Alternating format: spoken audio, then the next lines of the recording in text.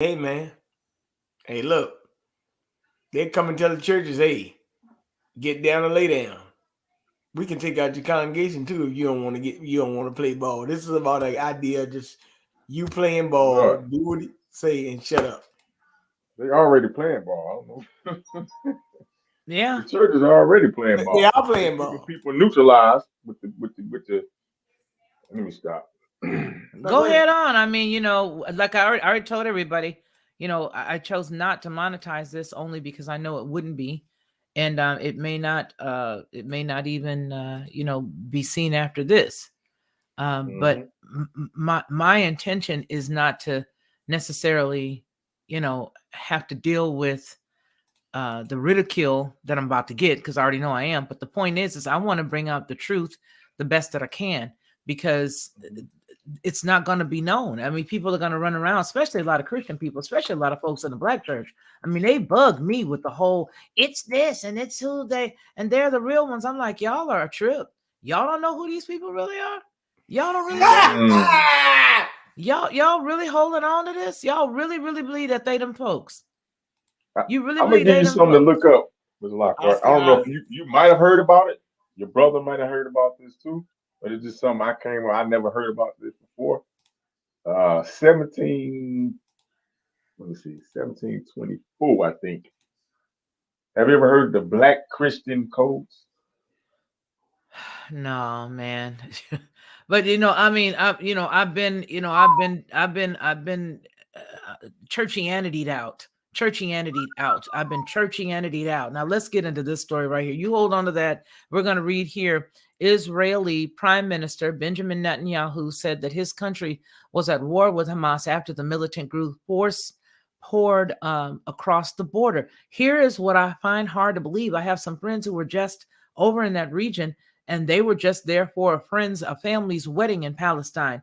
And they were literally videotaping the parts of the wedding or something, and all of a sudden, stuff just started coming across the gate where they were.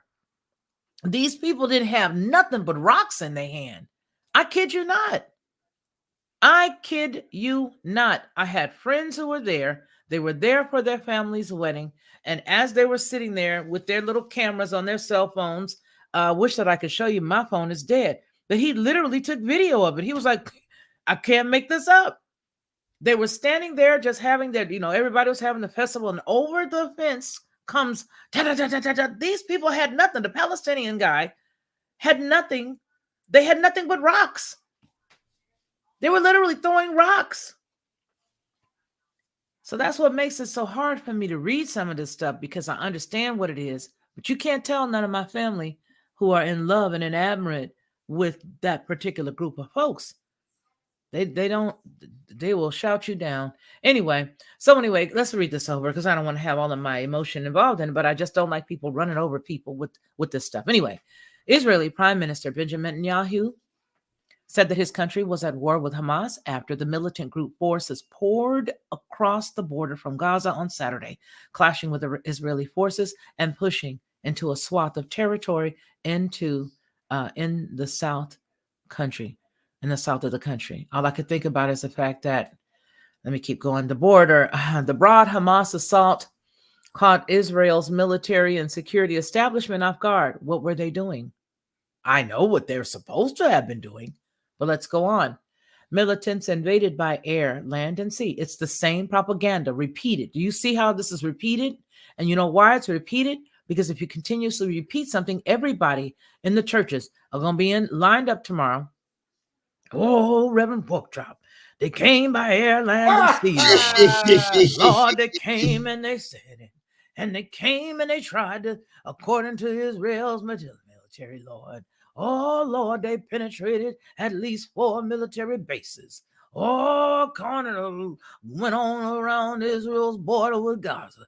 They're going to be going, and they're going to be, and these people are going to, yes, go to war. Yes, yes, do it, Biden. Help them. Oh God, you're supposed to help them. Whoever curses him is cursed. Whoever helps him is helped. This is a hot rump mess. Saturday evening, Israeli soldiers were fighting to regain the control and expel the militants from Israel's town and villages, with 4 army divisions moving to the country's south. The Israeli military estimated that 3,500 rockets had been fired from Gaza into Israel. According to the country, shaken Israelis sought refuge in safe rooms and bomb shelters. Explosions boomed across Tel Aviv as the country's Iron Dome air defense shot down a fuselage. Is that what that is? A fusillade of rockets from Gaza on Saturday night, although some fell on the city and injured civilians. Abu Obadiah, whatever, the spokesperson for Hamas armed wing, said the group had abducted dozens of people. They just went in, they shot them all up. They went in and they just abducted them. They just took some prisoners, including Israeli army officers. He didn't share the exact number of hostages, but oh my goodness, you should have seen it. They were terrible. It was absolutely terrible. They are all around the Gaza Strip, he said, adding a warning to Israel. It's better not to take any irrational decision. Don't take any. The Israeli military said soldiers and civilians have been captured and taken into Gaza, and that most of its casualties weren't due to rockets, but close contact fighting and cold-blooded killers by Hamas militants held hostage in at least 2 of Israel's towns. The authority said, okay, y'all, we need some commentary on this, what you got, what you think. Gentle ducks, old gentle ducks. Man, hey, man, look, check this out. This is a big psyop. This is so staged. And we wonder why, you know what I'm saying, with all the military equipment and some of that money. But no, you know what? We've been talking about this for months. We've been talking about that money that's going to Ukraine is for the Israelis. We've been saying this, man. It's crazy because we've been saying this. That's why all this stuff is coming to pass. You see what I'm saying? You really can't make this stuff up. And it's lining up so perfectly. It's like a lockstep. You know what I mean, and see, the thing is, and see, now we're gonna have, you know, they're gonna keep, you know, because you know, people want to be a part of the winning team psychologically, right? That's right. The thing is, you know, you keep drilling stuff like this in people's head, man, and repeating repetitiveness. You know what I'm saying? In their mind, they're gonna think it. You know what I'm saying? They're gonna believe it. Just like, you know, you listen to the radio all day. You see what I'm saying? You're gonna be rapping all these damn song lyrics from front to back. You see what I'm saying? Without you even knowing it, your subconscious mind is catching it, right? Yeah. See, these people are just too much. So you got the excuse. You say you got the problem reaction solution, but then you have the excuse to why they're going to war. And just like you said, the people have some rocks. You see what I'm saying? They could have. That's all they had. And I was sitting there. It's actually on Instagram, because he actually uploaded it, unless they took it down. But he had uploaded it to Instagram that while they were there at the family's wedding, that all the stuff started coming. It was guns, there was shots coming up. All these had is big rocks. They were trying to throw them back at the people, ducking and throwing. And it was absolutely unbelievable. There are other. So going ahead, I want you to finish. Sounds like the Palestinians are in on it too. The people that they're a part of, you know, it's a script, because you know, for them to have a little bit of weapons like that. That's all they've ever had is rocks. They do have some weapons.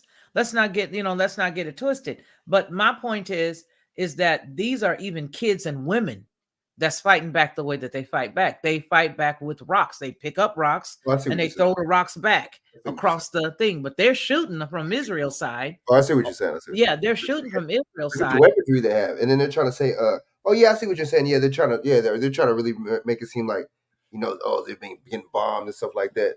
When you know, I'm pretty sure that people have some weapons and stuff like that, but I'm pretty sure they don't have the technology that Israel have. Look at the article you just read, saying that all the kind of military weapons and stuff like that and technology Israel has. Don't they have the dome that could reflect? That's exactly what the article was talking about, is how their dome had repelled some stuff that was coming over. No one's ever going to really know the real deal, but I do know that based on that first story that we read, how they claimed that they were the ones that were responsible for helping the NSA do what they were doing way back in 2013 and beyond.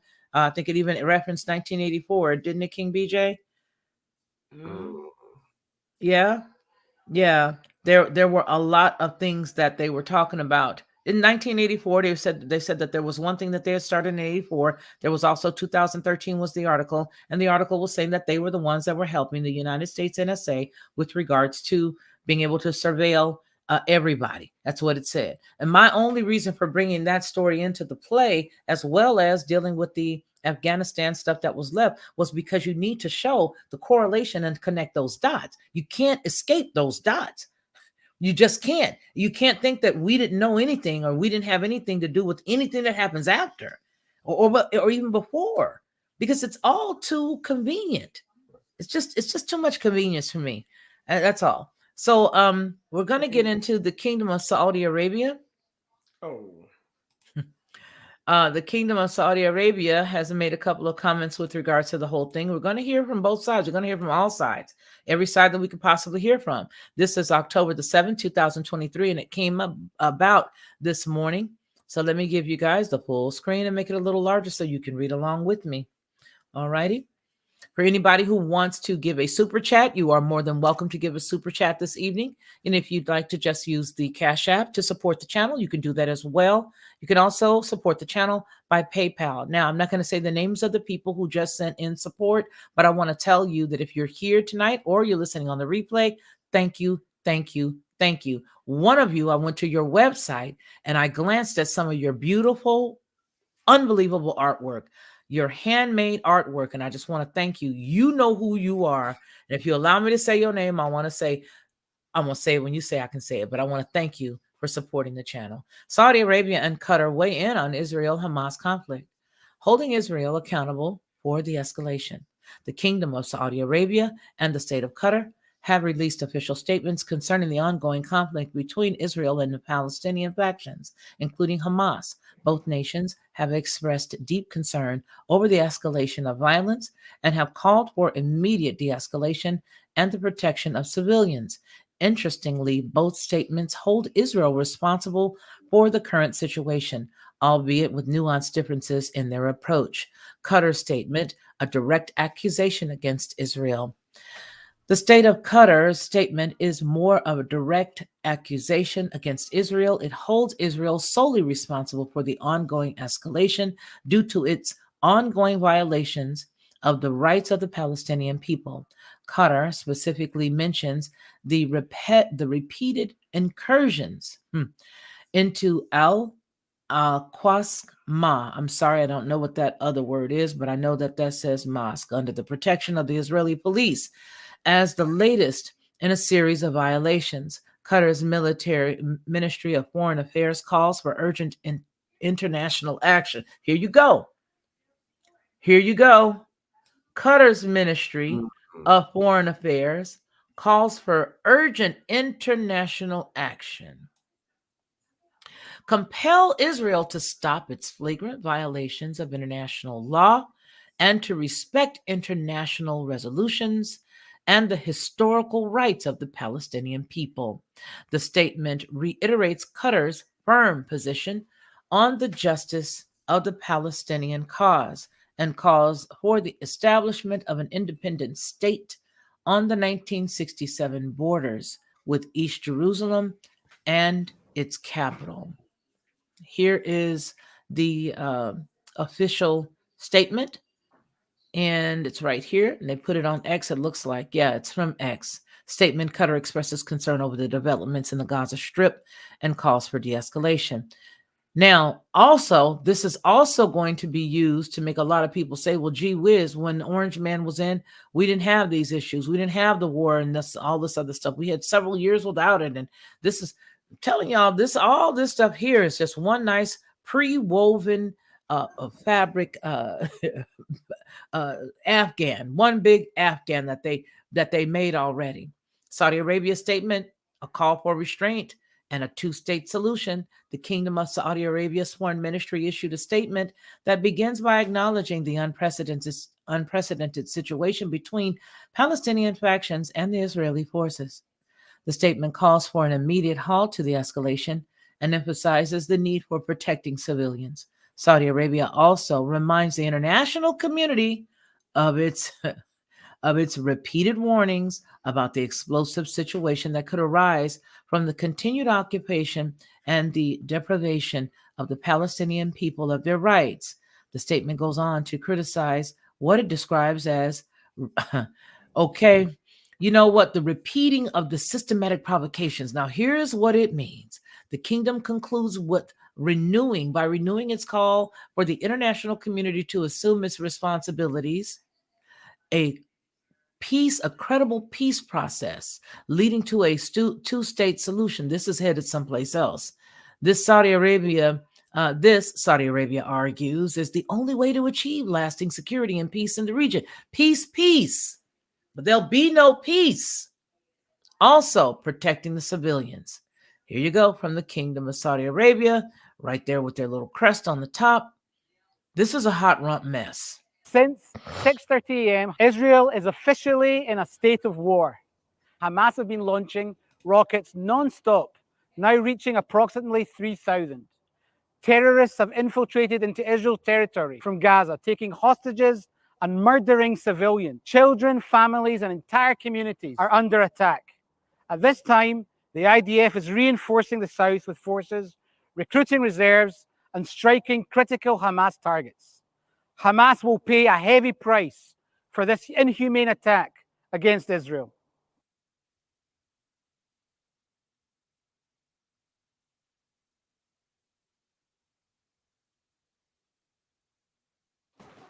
Yep. It's very interesting. So, we have a big problem with this. I like what you said. Hear me? Okay. Oh, she must be on. You're on mute.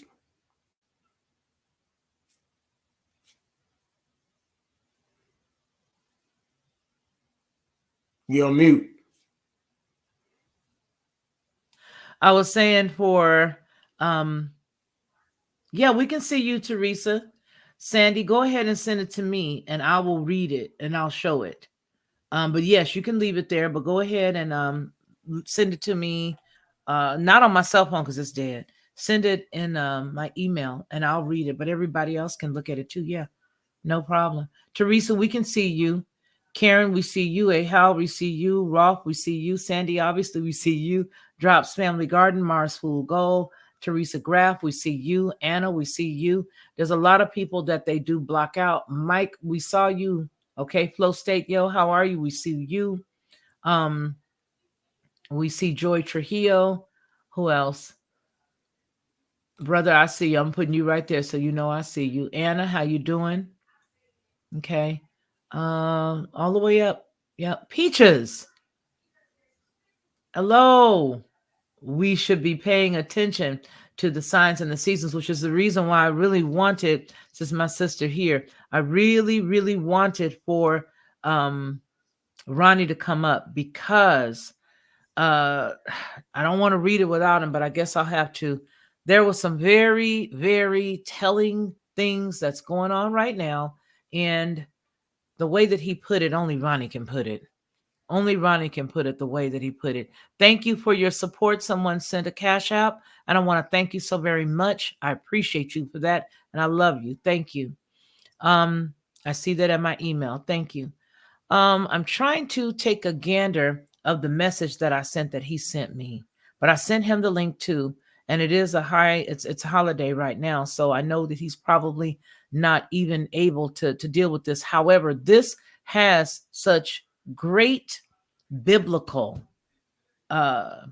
dots. This touches so many biblical pieces that I mean, he went all the way back to the book of Habakkuk. I think it was Habakkuk or Haggai. It was Haggai. And he said, man, I wish he was here. Anyway, anybody want to come on and talk about this? Because I don't want to say the wrong thing. Hey there. You're in the kitchen listening. Hi, Charlie. Love you, brother. Betty R. Hey, how you doing? Kimby. How you doing? Moment of Truth. Okay. Thank you so much for your support. Pretty Teresa. I love your picture. I got a question. Go ahead, sir. Do any of y'all think that maybe they're gonna use this possibly maybe they already got the war in Ukraine, so-called war.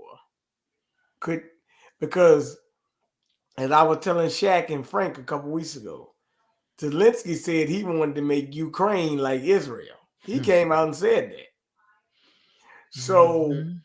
do you think that they, by saying that, they're gonna have to make more situations to do that? And then they try to get people. I mean, I saw people down the street from me had Ukraine flags. I ain't never seen people supporting Ukraine.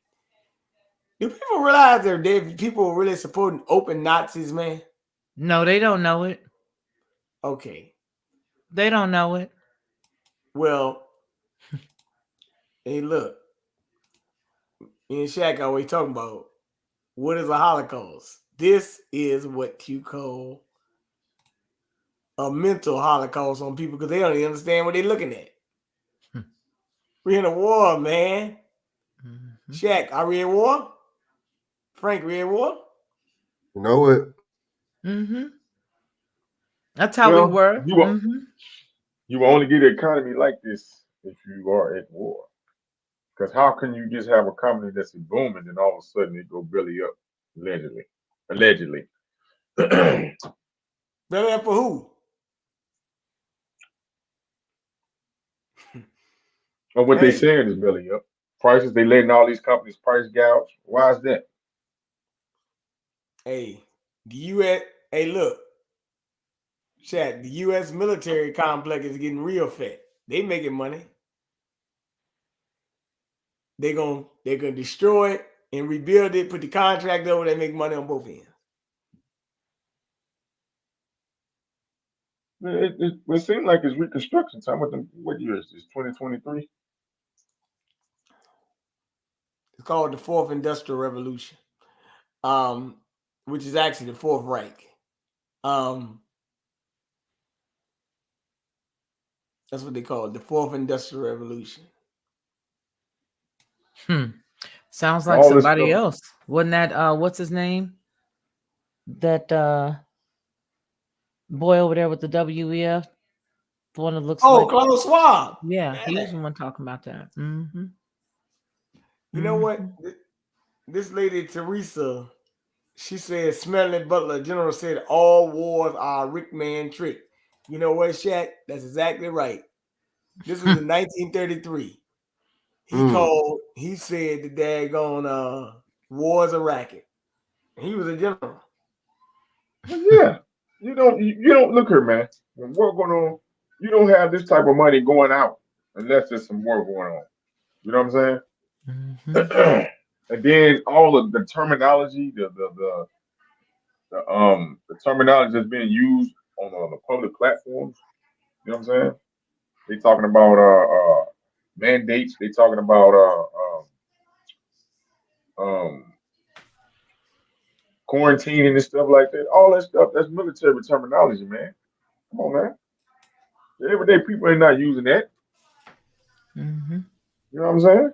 Mm-hmm. Come on, man. Mm-hmm. Insurrection. Come on, man. Come on. That's not something you use every day. That's not something unless something's going on. Mm-hmm. That Yep. gets Shaq, people something riled is up. going on.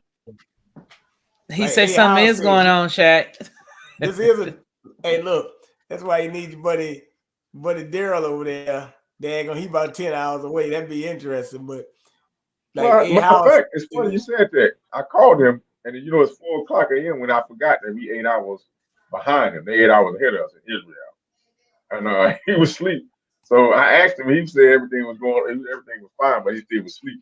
But I told him to call me whenever get up. So he's in Israel right now.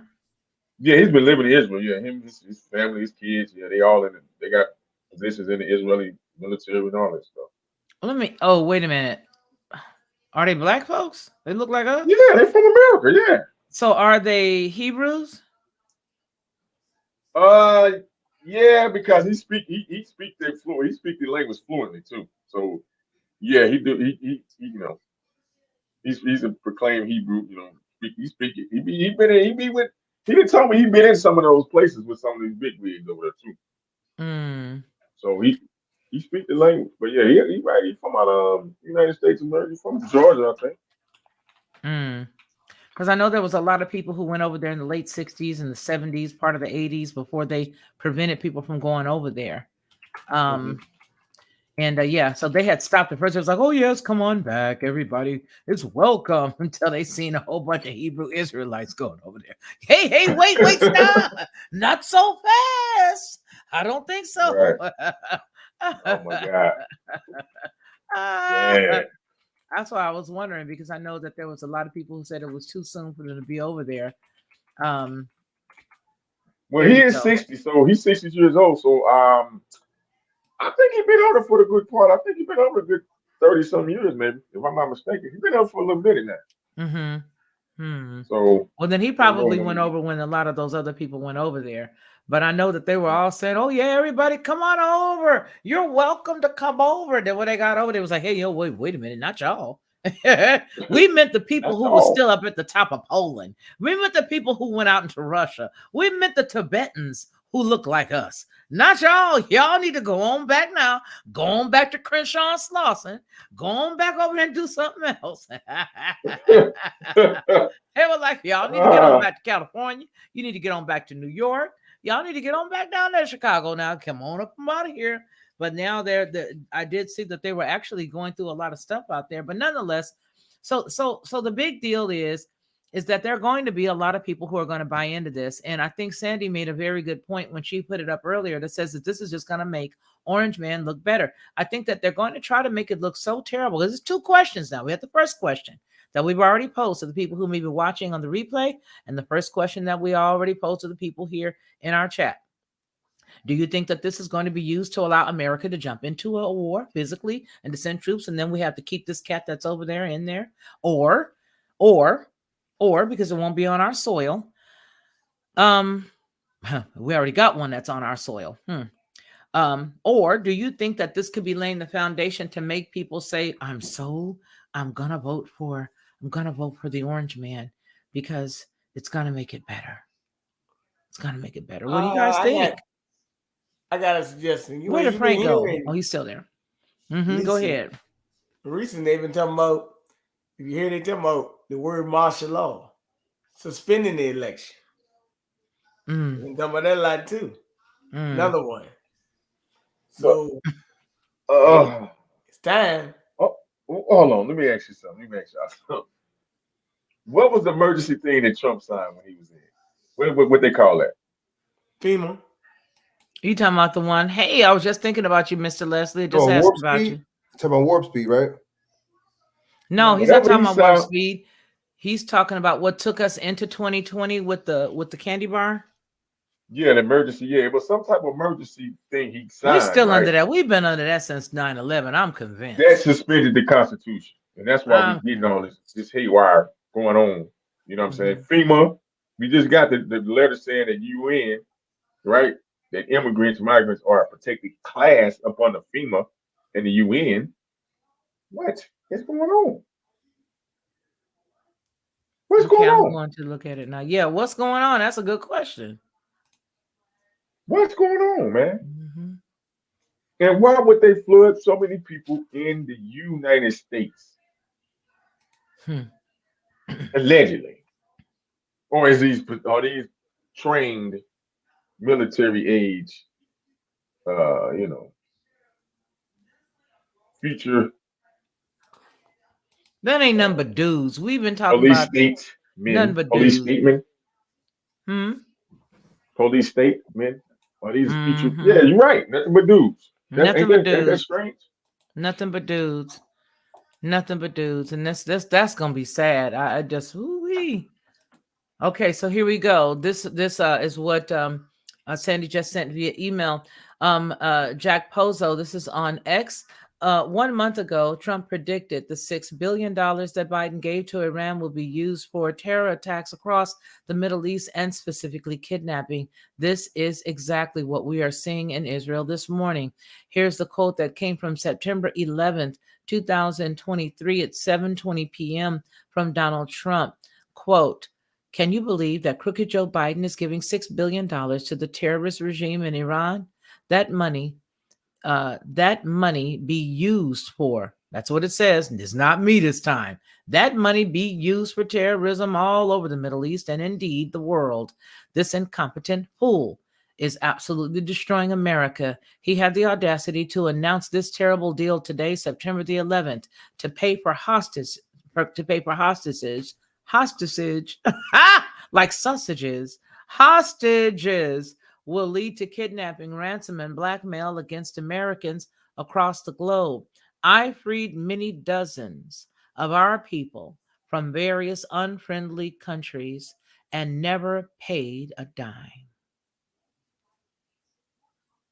That's what it says. Well, you know something? You said it was on 9/11. Now remember, this year was the first year a president did not show up in New York since 9/11. When 9/11 came this year, Biden was not there. Okay, he had been to, I think, one of them summits or something around that time, right? But he wasn't there. You know, their families were calling for to be heard for 9/11. They still want their cases to be heard for 9/11. They still got people, and I'll never let go of Hawaii. They still got people wanting their cases to be heard over there. They're never going to get no answers. Ain't nobody going to get no answers. I brought that up. They suing. They got the attorney general. As they should. Just for them to bring that for them to release that information, the full information transcripts on the 9/11 situation. They suing. They got the attorney general. I think over. I want to say Britain. Because we just played a video the other day, and some of the members from some of the family members that was involved in the 9/11, you know, they was asking, like you said, for questions, and they trying to take this. They trying to sue. You know what I'm saying? As they They're should. actually trying to sue. Yeah. Well, on the 22nd anniversary of 9/11 attacks in America, Joe Biden finalized the deal to send $6 billion to the Iranian government in exchange for as many as 5 detained U.S. dual citizens or dual nationals held by the brutal regime. Now, here's my question. They have 5 of them that are held, right? Allegedly there that was held. It goes on to say, I'm going to ask my question in a minute. Iran is one of the top state sponsors of terrorism and has been for several years. The Biden regime lackey, this is a quote from this article, the Biden regime lackey John Hudson reported the news at the Washington Post. The Biden administration has issued a waiver for banks to transfer, get this, $6 billion in frozen Iranian oil funds. Well, I mean, he did it with his old boss as well, which means this just might be his old boss doing this. But anyway, $6 billion in frozen Iranian oil funds without fear of U.S. sanctions, a key step in securing the release of 5 American citizens detained in Iran. People familiar with the matter said, as a part of the arrangement, the administration will release 5 Iranian citizens detained in the United States. I looked for the names of the Iranian citizens that were to have been held here in the United States and could not find their names, ranks, serial numbers. We don't know. I could not find. If you guys know who it is or who they are, please send it to me. I can't find their names. I don't know what they did. I don't know if they were dangerously, uber dangerous. I can't find them. I can't. And do any of you guys know who they are? Who are they? Exactly. Who are they? But I can find the names of the ones they're holding, and they're all from there that are here, that are dual. But I can't find the names of the ones that we were to allegedly were holding. Just a question. Congress was notified to the move on Monday and is likely to come as a relief to the U.S. prisoners' families and supporters, many of whom have waited several years for the return of the detainees. It also is expected to come under harsh criticism from the Republicans in Congress, opposed to any agreement that allows for the release of frozen Iranian funds. You know, I'm going to say this, and I don't really care who don't like it. Again, hit a thumbs up because this is not monetized. Thumb up, please, and share it, please. That's all I ask, because I'm going to say this.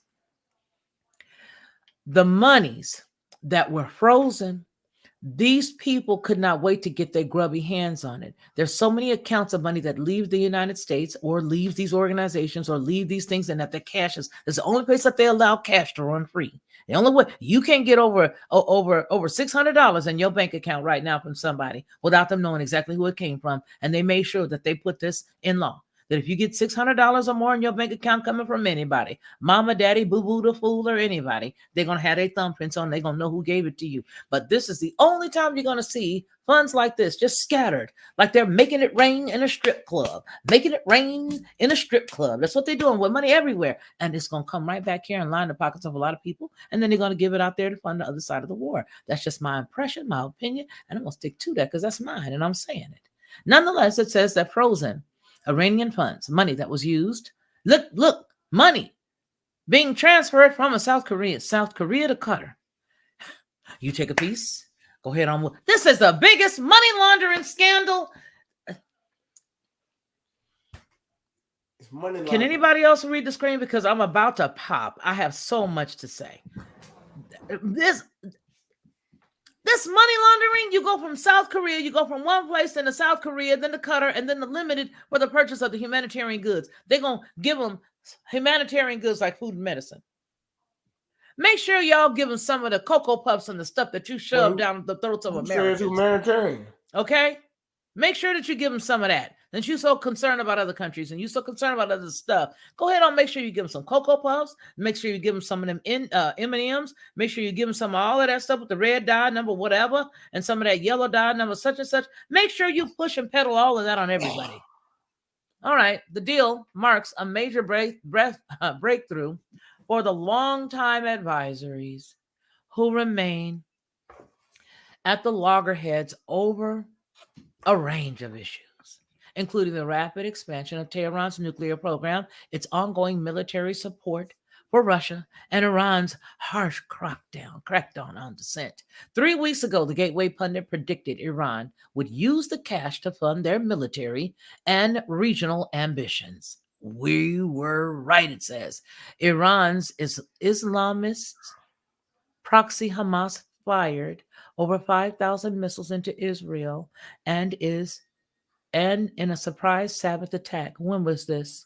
When did they say this? Let's watch it. That was today. Let's watch what they're saying.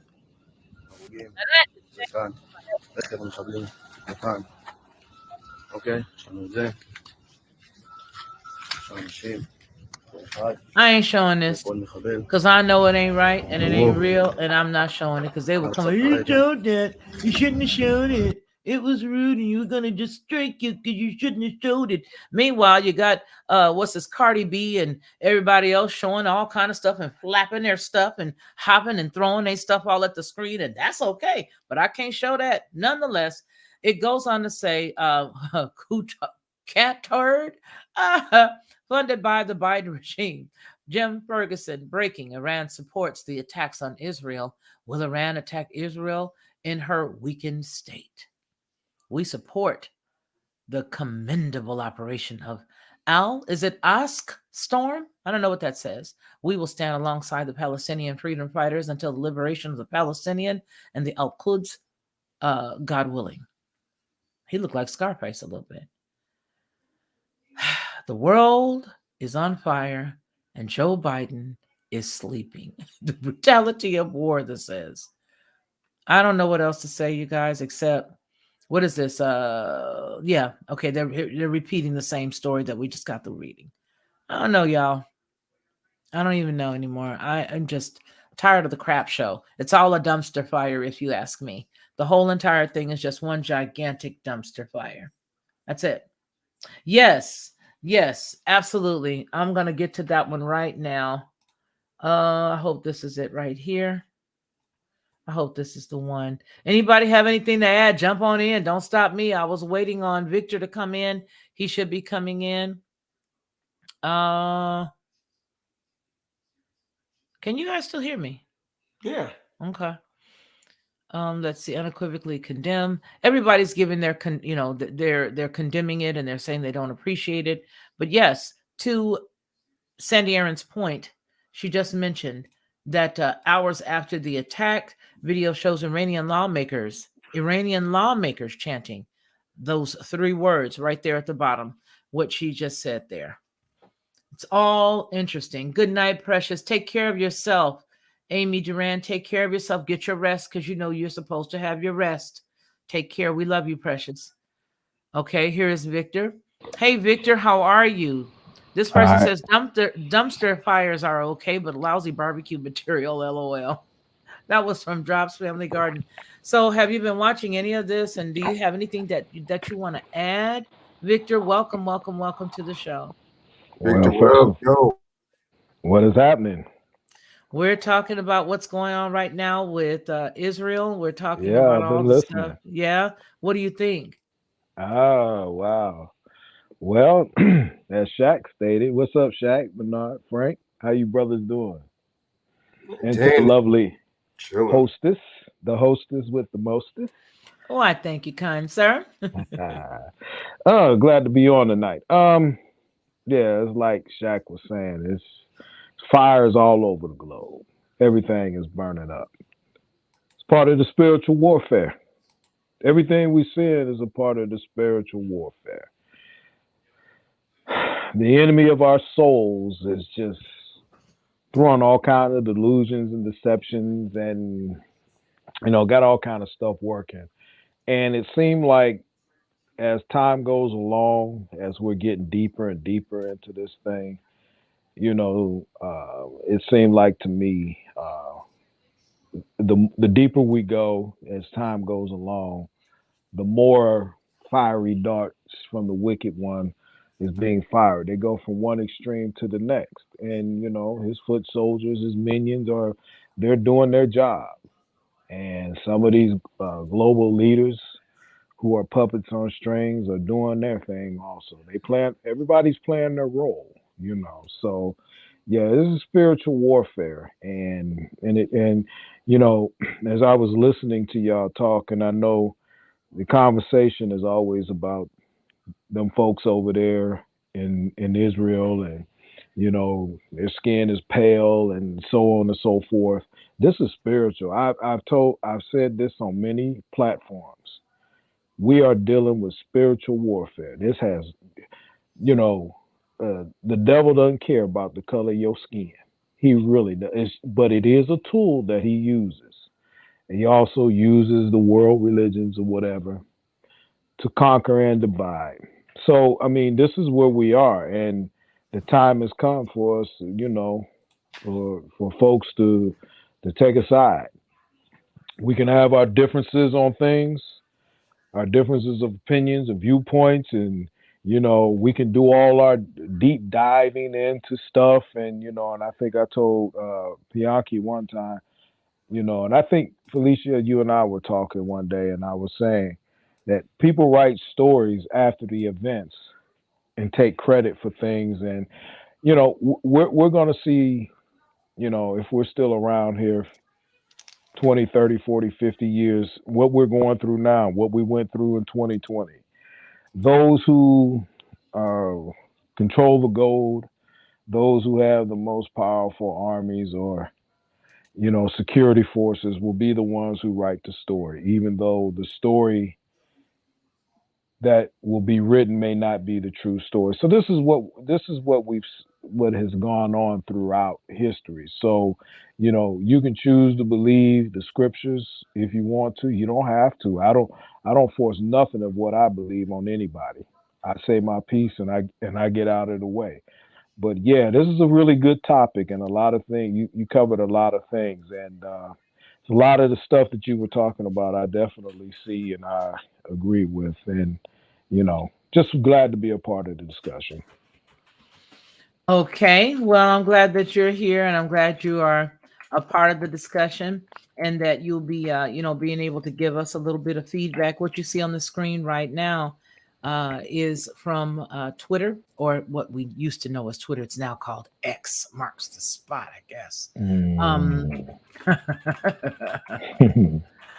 And so here, I want you guys to go ahead and take a look at this. All right. Joe Biden's ineptitude. This is from the former president, Donald Trump. He says, quote, Joe Biden's ineptitude. Make sure y'all can see it all. Let me give it all to you. and I'm not sure if it's possible for us to all come off of our avatars in a moment. And so that would be a good thing. If not, I understand. It says Joe Biden's ineptitude weakens and weakness and incompetence has led to this horrible attack on Israel, and it will only get worse. Just 4 years ago, we had the signing of the historic Abrahamic Accords, and today we have an attack on Israel. What a difference a president makes. Mark Levin calls President Trump the first Jewish president in the United States. That's this right here. These are the Abrahamic Accord signing, right? Right. Yeah. I'm gonna leave it alone. No,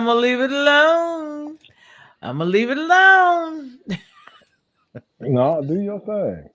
No, I'm gonna leave it alone because there's so much. If it doesn't affect your YouTube channel. No, I mean, it's not even about that. I'm leaving it alone only because of the fact that because like I said, this particular show is not monetized. And so, we've had a few people already send some things of support into the channel. And again, all I want is everybody to make sure you do hit that thumbs up. That's it. Hit the thumbs up so more people come in. But here's the deal. This is a setup. And listen, it's one of those setups that are, what do they call them? You know how I used to have the reversal jacket that you could wear? It was soft on this side. And then on the other side, it was, hey, there's your face.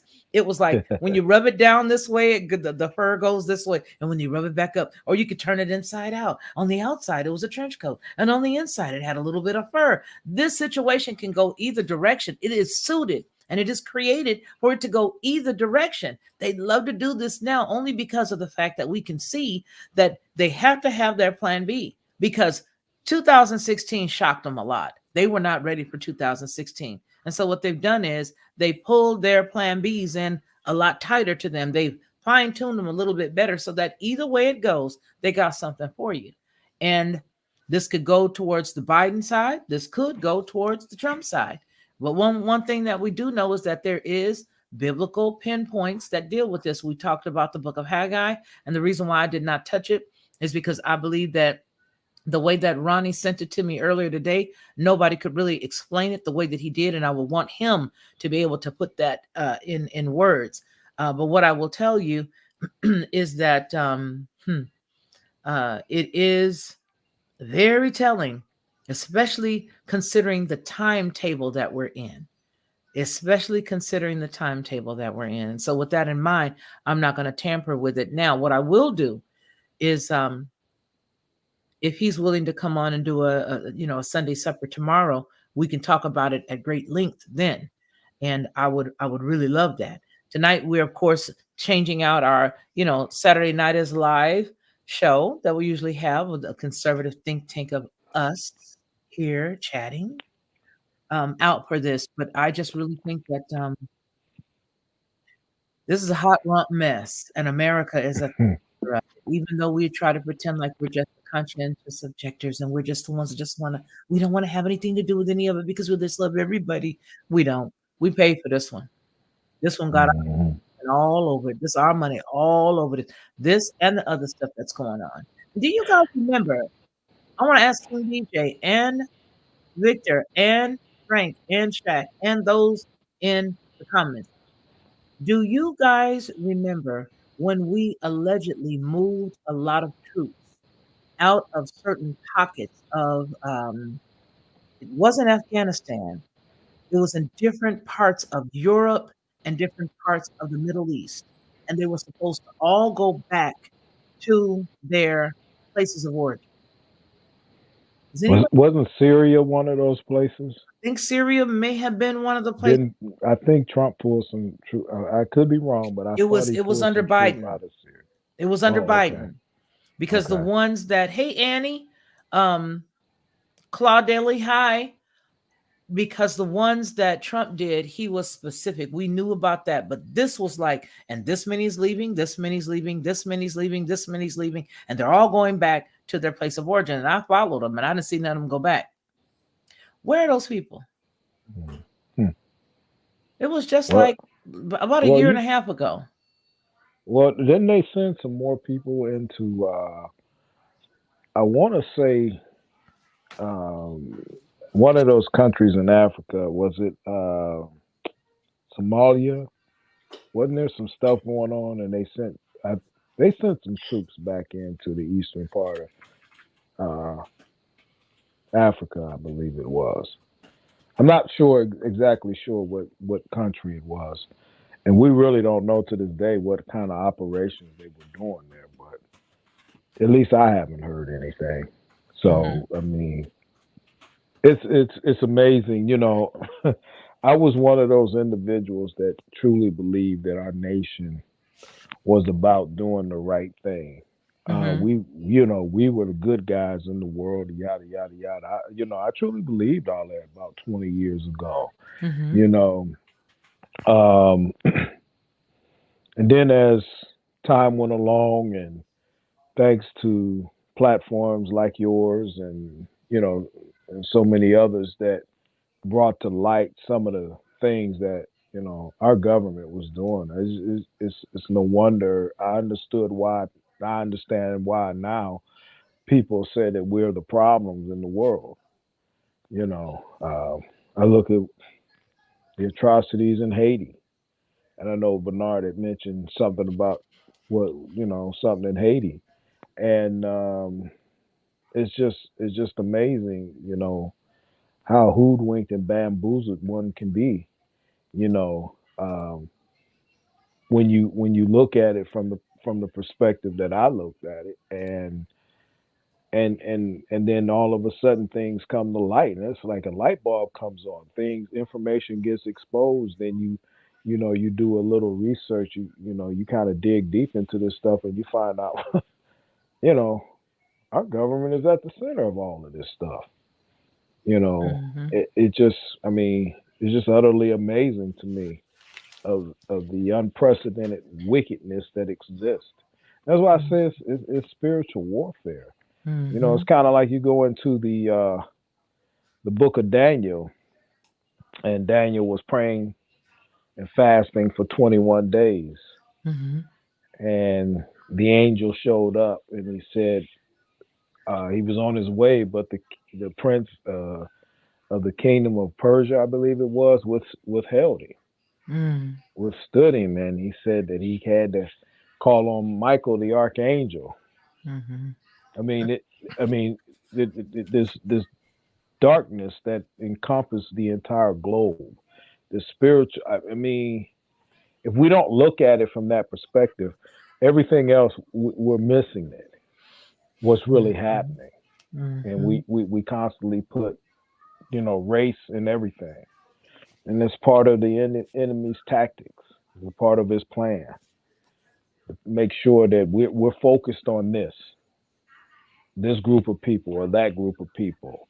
You know, the devil will use anybody that is willing to be used, Mm-hmm. and use those who don't understand or know that they are being used. So Mm-hmm. Mm-hmm. that's That's the that's the truth. way that's my perspective on it. Mm-hmm. Mm-hmm. Yeah. You bring up a good point. A very good point. The guys got silent. Where you guys at? Why y'all so silent? Sleep. You know how King BJ be and No, Shaq. They be Bernard, you need to wake That's up, why I man. need everybody on their Bernard is avatar, here. because I know. Come up off that avatar, big Bernard is baby. Come here. on up off your avatars. Everybody I release knew. the avatars. You see, Hey, Victor and I did. Hey, Bernard is listen. here. Thank you, Okay, Frank. when you throw a rock in a crowd of dogs, whoever gets, They gonna holler. Hit dog they gonna gonna holler. holler. Hit dog gonna holler. Yeah. Yeah, I need Just messing with everybody. you, I need Bernard. everybody to be the hit dog. I need everybody to holler. You know what? I There think is, Shaq got a date. there's there's two questions. The first question was posed by Teresa, and she said that's a question I wonder about sometimes. Should we as Christians bother to vote? She says this Ooh. is not our kingdom. Well, the people who are, and I'll leave that to you because I know that you are a Christian, Victor. I'll leave that to you, but I'm also going to put my 2 cents in at first. I believe that the kingdom that we are a part of is not of this world and that we shouldn't be attached to the kingdom. Now, there's another thing that I like to say. The things that go on here affect us in the fact that we are here. But I Yes. also believe that once we live in alignment with the Father and his word, and that's all we trust in, then it helps us to live a clearer and a more concise life, a laser focused life, because now we're only concerned about his stuff. The only reason why you even hear me dealing with these topics the way that I do, and I have to pull back and deal with them sporadically. I cannot deal with it every single day. There's a lot of stuff that I have to let pass. And the reason why I deal with them at all is because my background is this. My background, is political, dealing with commentary, dealing with news articles, dealing with all this stuff. And then even when I was doing Christian radio, when I was a Christian, doing Christian radio. And a lot of people say, oh my gosh, she's not a Christian. No, I believe in the Bible. I believe in the true and living God, the God of Abraham, Isaac, and Jacob. I believe in that. But I do not believe in none of this stuff that Rome got their hands on. Y'all know me. When I can see Rome's little Cheeto puff fingerprints, like they've been eating a bunch of Cheetos and they got them Cheeto fingerprints. When I can see their mitts, their paws, their fingers all over stuff, I back up out of it because I know who they are. And I always say on the Lockhart Perspective specifically that what we're dealing with, the same way that Victor just said, spiritually goes goes to the garden and beyond. It started far before the garden. There's been a rumbling and a fighting, and that's been going on since before the garden. All right, the garden that you and I know about, because there were people here when Adam and Eve were actually there in the garden of the place called Eden. Eden is the city, Eden is the place, and they had a garden that was in a portion or a place inside that area. So my point is, I don't get wrapped up into that, but I do believe that we need to come out of this, and that we do need to set aside all that stuff and be sanctified and be separated specifically for our Creator's use, the one who created us. All right. On the screen, there is the Pentagon announced deployments to replace the forces. I found that. I went to the U.S. Department of Defense, and it was from May 13th of 2022. On this particular publication, you'll see that there were several sets of folks that left. Okay. Is this a video, an actual video? So Kirby said that the Secretary of Defense, Lloyd Austin III, has ordered the deployments of around 10,500 personnel in the coming months to replace Army units ordered to the region in advance of and in the wake of the Russian invasion in Ukraine. Kirby stressed that these forces are not going to Ukraine. That's what he stressed. But are there to ensure the defense of NATO countries. That's what he claims, right? So, who is this? This is Shaq coming back in. Okay. Hey, Shaq. Hey, peace. Can y'all see me on the camera? No, we can't. But we're going to go ahead. Anyway, he says the deployments. I don't know, but can I finish my news article home, Skillet?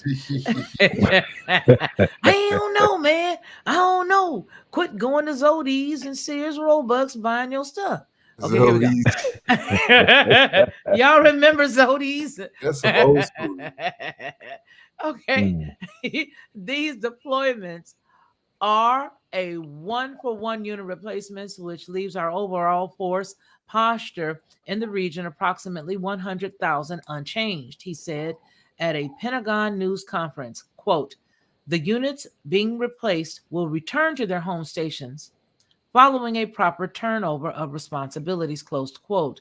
The 101st Airborne Division headquarters from Fort Campbell, Kentucky, will replace the 82nd Airborne Division headquarters in the European Command area of responsibility.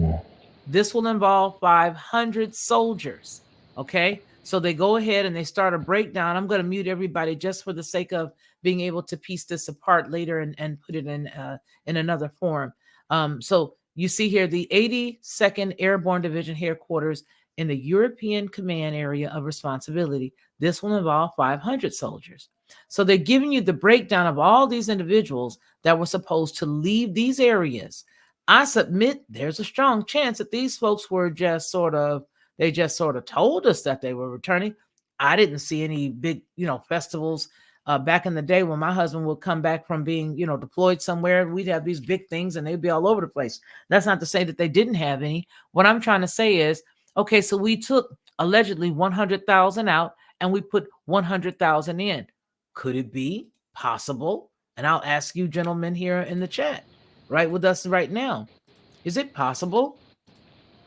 Just asking a question. Is it possible that we could have kept them there and added 100,000? Our military is quite depleted here in the States. I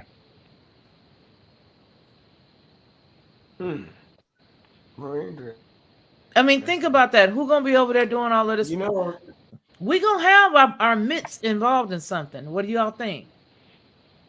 Well, you're exactly right about that. But can I answer the question the lady give your opinion? Sure. Yeah, we should be involved. I think the scripture does say that we're to be in the world. We are in the world, but we're not of the world. I get that. But everything that goes on, it impacts us. And when you go into the book of Psalms 106, it talks about how those who hate you will rule over you. And if you have the ability, if you live in a country that has the ability for the leaders to pick and choose your leaders, then because not everybody is perfect. We know not everybody's perfect. And we know money answereth all things, and people do a lot of crazy things for that almighty dollar. And as the scripture says, the love of money is the root of all evil. So this is why the scripture tells us that we are to pray for our leaders, because there's a lot of temptations that are that come before them. If you're a man and you like beautiful, curvaceous women, all of that stuff is available to you, which then if you're married, then you compromise and you fall to the temptation, then, you compromise your position. So now somebody's got, I got this little tape here, you don't want this to get out. So it's no different than our lives that we live. When you're in those positions, those attempts to bring you down are always there, and the attempts to use you in a manner in which you push forward an agenda that is an evil agenda. So, having said all of that, the idea of being involved in voting, I think we should. We don't know everybody, but we look at people, we listen to them, we follow what they've done in the past. We see their positions and see how their positions have changed, because they're always flip-flopping, and whatever direction the wind blows, that's the way they go. And these are the kind of people that you got to stay away from. And then you got to be certain that those who you're voting for hold some of the values that you hold. You're not going to hold all your values, but you got to find those who will hold some of your values. It's like, the issue of abortion. I couldn't vote for somebody who support abortion. I couldn't vote for somebody who supports same-sex marriage. I couldn't vote for somebody who would pass laws that would usurp parental authority.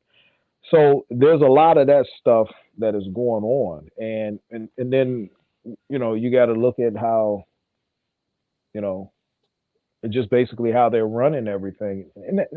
And usually is Christ said it. You'll know the tree. You'll know the tree by the fruit that it bears. And so you look at a man, and you can tell where a man, how good a decent a man is by the enemies that he have. If he's standing up for truth, if he's standing up for what's right, that he will be attacked. And so, yeah, I think it's important that we do, but we got to do our due diligence to understand and know who it is that we're supporting. Otherwise, we're just gonna get a bunch of people who are wishy-washy, and they flip-flop on every issue when there's money involved. I hope that answers her question. I think it may answer her question. She said that she was thankful to hear it. So I think that yes, a lot of us do disagree on a lot of this. I know for me, I don't have nothing else to do with it personally, and I said that back in 2000 and right before Trump was when he bombed Syria. That was like the straw for me that broke the camel's back. And it was the awakening from my eyes to say, wait a minute now. This wasn't it the Russian forces that he hit in Syria? Wasn't that a strike against Russia?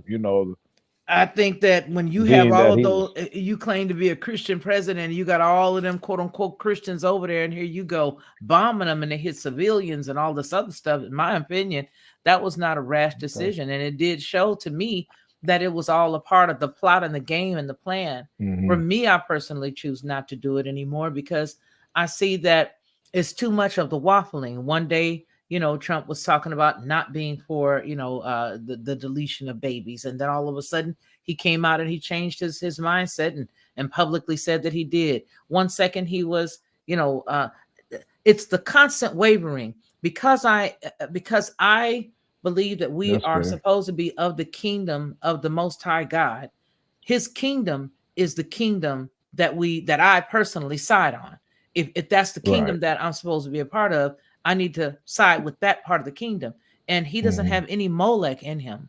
He doesn't have not only any Molech in him, he doesn't have any of the other stuff that this world has. He has no Babylon in him. He has none of those things. And so in order for me to disassociate myself with that, yes, I do cover these topics. I cover the topics. And if it comes down to us talking about it in a biblical fashion, I can do that as well. But I do not feel as if I need to support any of these human beings, because then that means that I support their ideas, their actions before they become the president and then after they become the president. Not only that, I don't want to put myself in an alignment with somebody who is fallible. I don't want to put myself in alignment. I want to be a part. I want to be a part of a kingdom that is not of this world. Yeah, but I'm in it. I'm in the world physically. But listen, let's do this. Let's look at Moses, and let's look at how Most High. We read this the other week. We talked about it, and it was specifically saying, "Hey, you guys need to be careful." When the covenant was cut, and he wrote the covenant, and then he had the 10 commandments, and he said, "Y'all need to be careful because where you go, you're going to easily get infiltrated and be pulled away by these other folks. You're going to think because you're living there and because you're in that place that it's okay to do what they do. So you need to be careful that you don't get yourself trapped up into their gods." The kingdom of the God of Israel, okay, the God of Abraham, Isaac, and Jacob, the people, the body of people that is Israel, he's not for all of this. Even though what's going on in the world is permitted, he is not the author of the confusion, and this stuff ain't his stuff.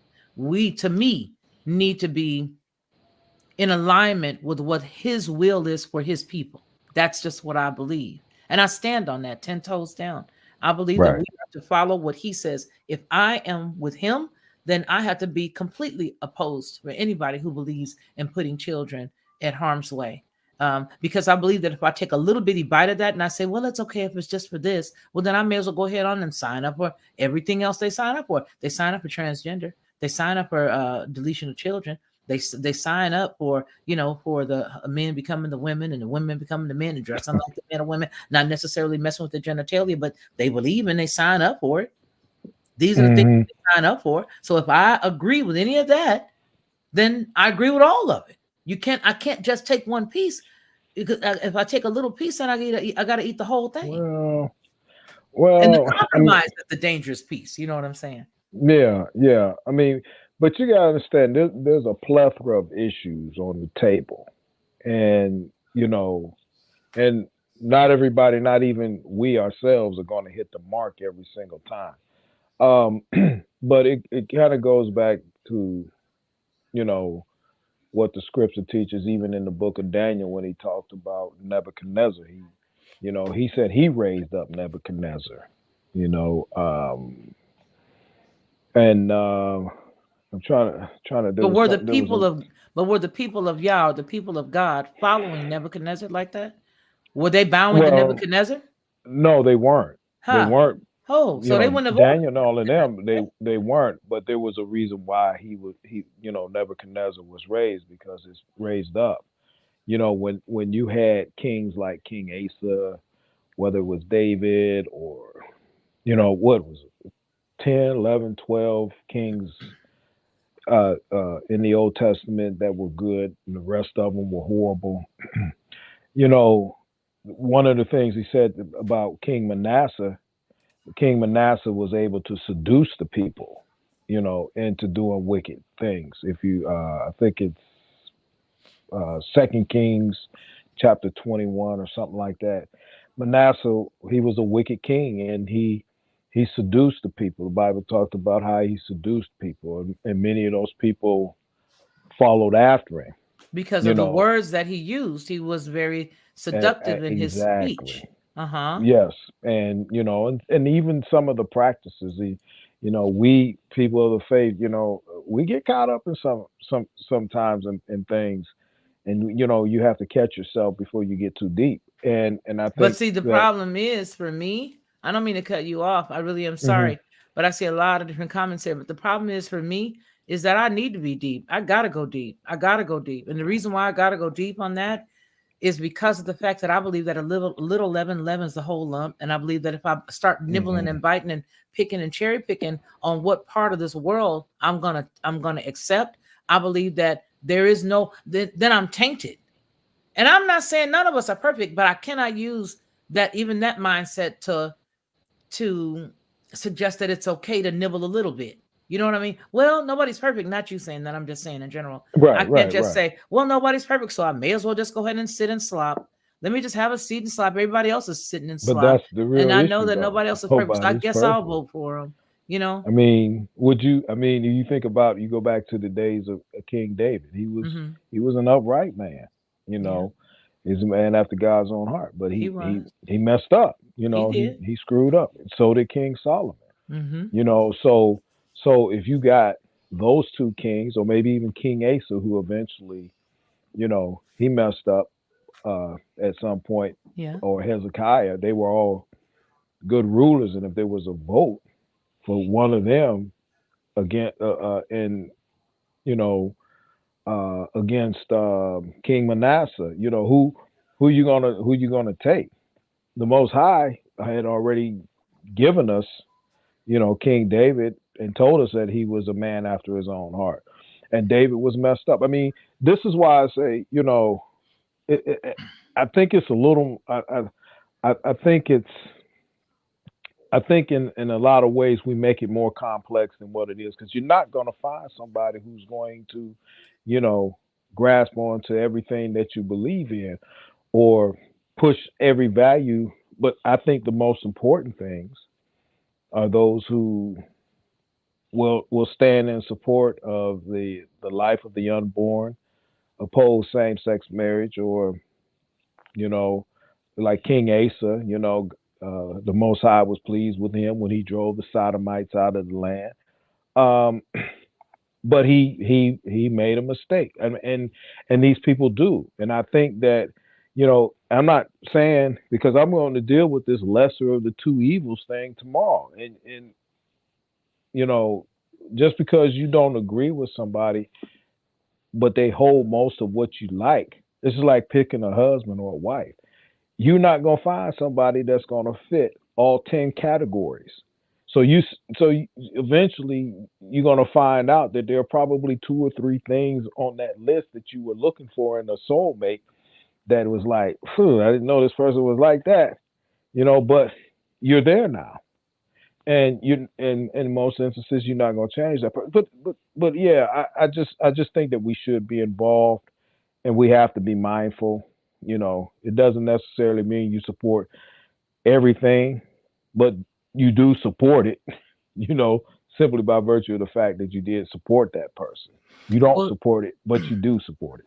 I respect that. So here we have 1 Samuel. Okay, we have 1 Samuel 8. And it's very important. And I'm going to go down to verse 6. But when they said, give us a king to lead us, right? This displeased Samuel. So he prayed to the Lord. And in verse 7, it says, and the Lord told him, listen to all that the people are saying to you. That's right. It is not you they have rejected. They rejected me. Have rejected me as their king. It is impossible for us to serve 2 masters. In the land that we are sojourning through, folks that are listening here, and this is again my opinion, and it's based on the scriptures that I have in front of us right now. It is impossible for us to serve 2 masters. It's impossible. We gotta choose a side. We are sojourners here. This is not our home. We are of this world, but we are not. We're in this world, but we're not of this world, meaning we're in this place, but this ain't our home. Right. And when you see here, Samuel is like, oh, come on now, man. So then the Lord said, that's okay. I want you to listen to everything that they're saying, because what you're going to understand is they're not rejecting you. They're rejecting me as their king. Yeah. As they have done from the day I brought them out of Egypt until this day, forsaking me and serving other gods. So they are doing to you. So this is where I'm coming from when I say I don't believe in it anymore. And I was a staunch, voter. You know what I mean? I was like, I'm all for it. I still do things with regards to like my local stuff, like, the school board stuff. And I still go sit in and do stuff like that, but I don't have nothing to do with this whole this Babylonian political kingdom. thing. Yeah. I mean, your point is very well taken, but I think that particularly in this country, and it's kind of getting away from us simply because we've sat on the sideline and we've seen the operation of some of our people that have been elected, and we've seen the wicked things that they've done. And they were never held. And this is our responsibility. We're to call out the wickedness.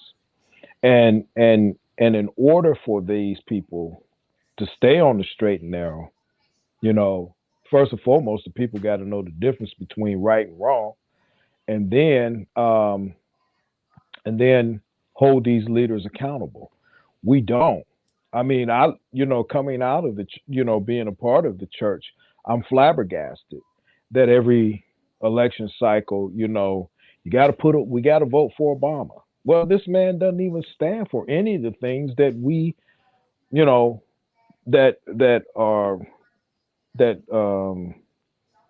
we hold true as far as the principles and values of God's word. So how do you vote for that person when everything that he called an abomination, he supported, he pushed? So now we're stuck with that. So, if the church is it has failed, it literally has failed. And too many of these pastors have sided with the wrong side, in my opinion, supporting these people who don't share our values. There are those that do share our values, and we should support them. because that's the only way they're going to get in position. You know, we just got to hold them accountable. Do you feel like once they get up there that they're not going to be that they'll be easily manipulated and that they'll be easily listen, the reason why I'm saying it is Yeah. because they are a part of a system that has its own ways, it has its own rules, it has its own beliefs. It's steeped in mysticism, it's steeped in, Mhm. it's not only steeped in mysticism, but it's also steeped in the Freemasonry. It's steeped in, I mean, the whole entire kingdom that is this place. That's who they are. And when you got cats that are 33 degree this, you got this, and this degree, you got all of these degrees above the other cat and all this other stuff. I just feel like the entire lot of them are all a part of the same thing. If you look at what's going on right now, the prior president helped set up all of the Abrahamic Accord and changed all of this and did all this other stuff. And there's a lot of people who are of the quote unquote faith that believe that that was a good thing. But it was all laying down the foundation and the infrastructure that we're looking at right now. Well, I don't know if it actually did that, lay down what we see happening now. I think what happened was that what we're seeing is this guy that's currently masquerading as the president, abandoned a lot of those things. One of the things, our capital, the capital at one time was Tel Aviv. And you notice that's what they focused on tonight. Did you notice that? Everything that came out, they did not say nothing about Jerusalem. Everything they talked about Tel Aviv coming out of Israel. Yeah, and that's because they, the world system did not want to recognize Jerusalem. The Most High said that he would trouble those who would trouble Jerusalem. And I think when Trump moved the American embassy from Tel Aviv to Jerusalem, I think it had a great deal of spiritual significance, and I think that's why a lot of people liked what he did. And I think it played in our favor from a spiritual perspective, because Jerusalem is where he said he would put his name. It's the city of David, and the world has to recognize that. Well, this is one of those types of conversations that could go on forever and have absolutely, no end, unless of course we use some, the biblical, unless we break it all down, which we have lots of stuff here on the Lockhart Perspective on this side that has a lot of information that actually does challenge some of the conversations that we've had tonight. And even some of the passages and some of the stuff that we talk about doesn't challenge it, but it solidifies it on one hand. And then on some of the other stuff, it does challenges it. It challenges it with the word. But the most important thing is for me to make sure that I keep in alignment with who I am and what this channel is and what any of the channels that I represent are. And that is that for me and this channel, the Lockhart Perspective, as well as Headlines with a Voice, I am a woman who does not agree with putting my hands anymore on having a side in this hunt. I ain't got a dog in the hunt. And the reason why I do not put my hand on either side is because I understand that all of these folks are a part of the same party. And there is no good in one piece. And, this cat got bad, this cat got bad. I'm not in alignment with taking any of the bad. I will just say, I'm going to pull myself out of it. Let them have they stuff. Let the Bidens do them. Let the Trumps do them. Let the Obamas do him. Let the Klaus Schwabs do them, because all of them are actors in the exact same piece of the show. Second act, second act, chapter 3 or whatever, however you want to look at it, they're all court jesters in the exact same show. It's all one big dumpster fire. What about blue? One president brings out blue alert, the other one brings out blue lives. You know what I'm saying? Like a lot of this stuff, I'm telling you, a lot of this stuff A lot of these people, man. You know what I'm saying? Like even when we talk about the immigration thing, even Reagan, you know what I'm saying, brought out the '86 amnesty bill. You know what I'm saying? That started bringing a lot of these people over here too. Let's just keep it 100. It ain't just the Democrats, it's the Republicans too. You see what I'm saying? Hey. You know, Well, the '86, the thing with Reagan. Remember, Ted Kennedy wrote that bill. We can see you, Shaq.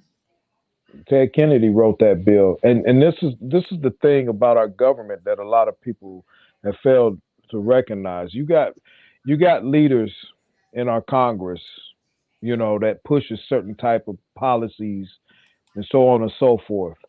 And so the president comes along and says, "Well, I really don't support that, but in order for me to get this, that, or the other, I got to go along." We just saw this happening, you know, with this fiasco that happened this past week.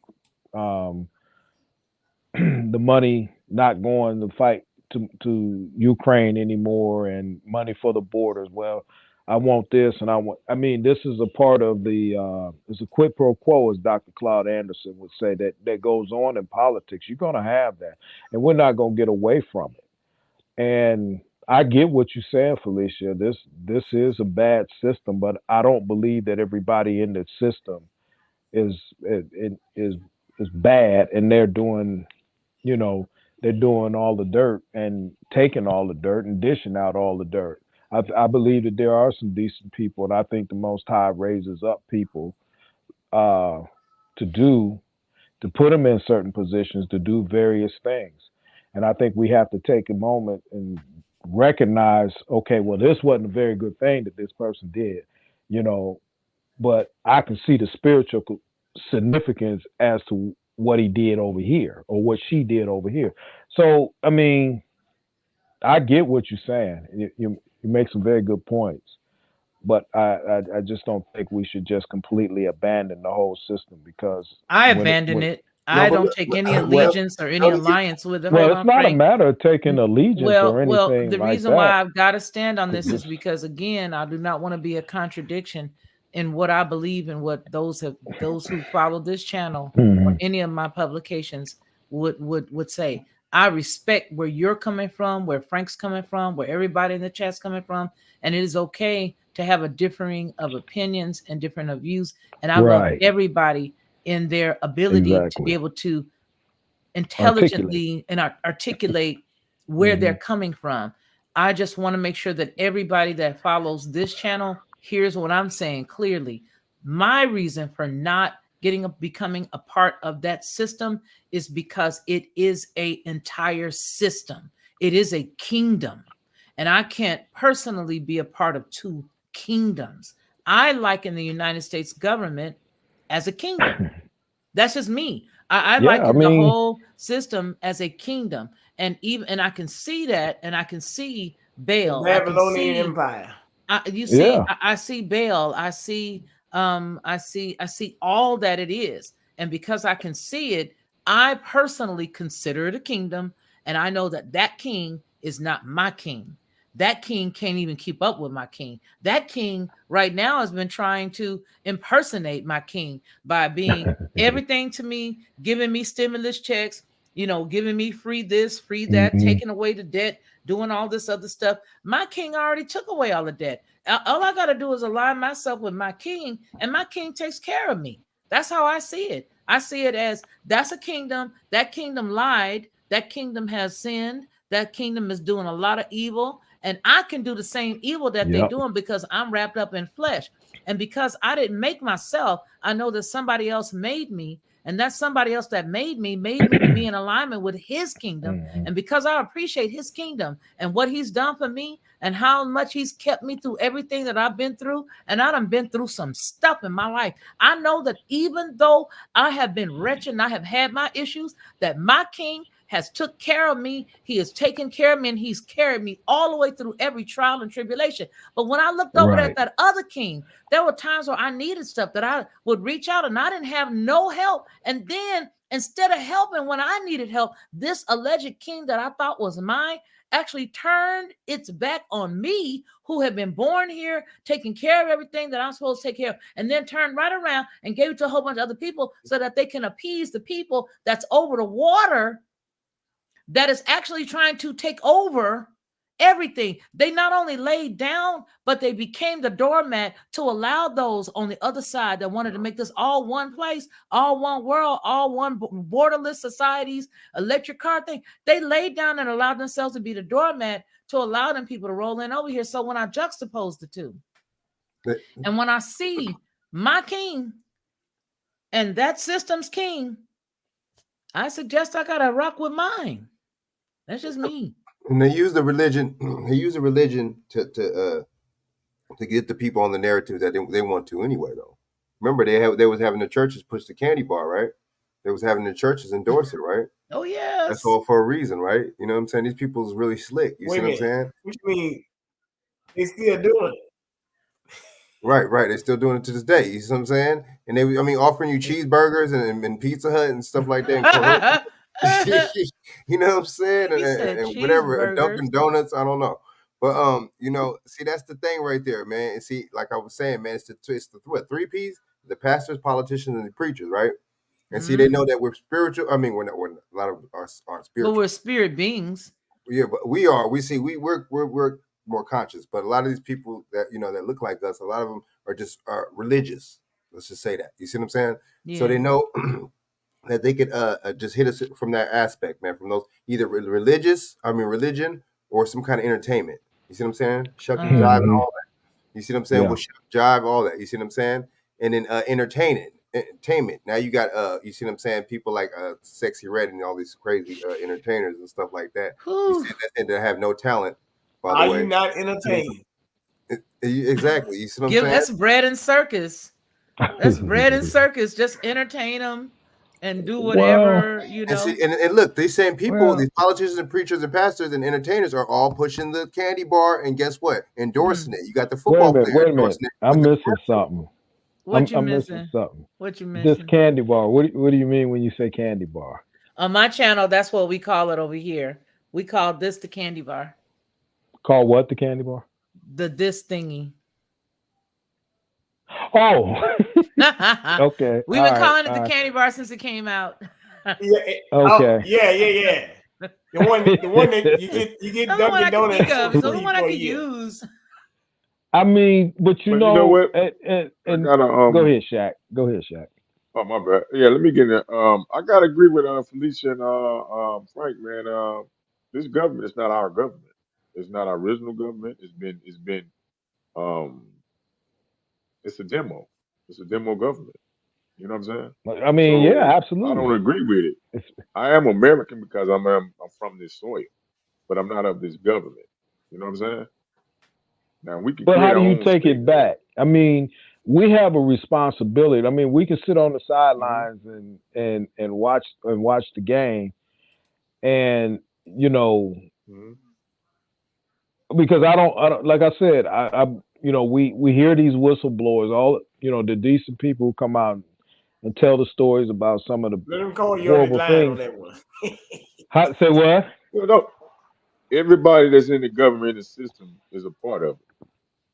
Well, but how do you get away from it? They're war criminals.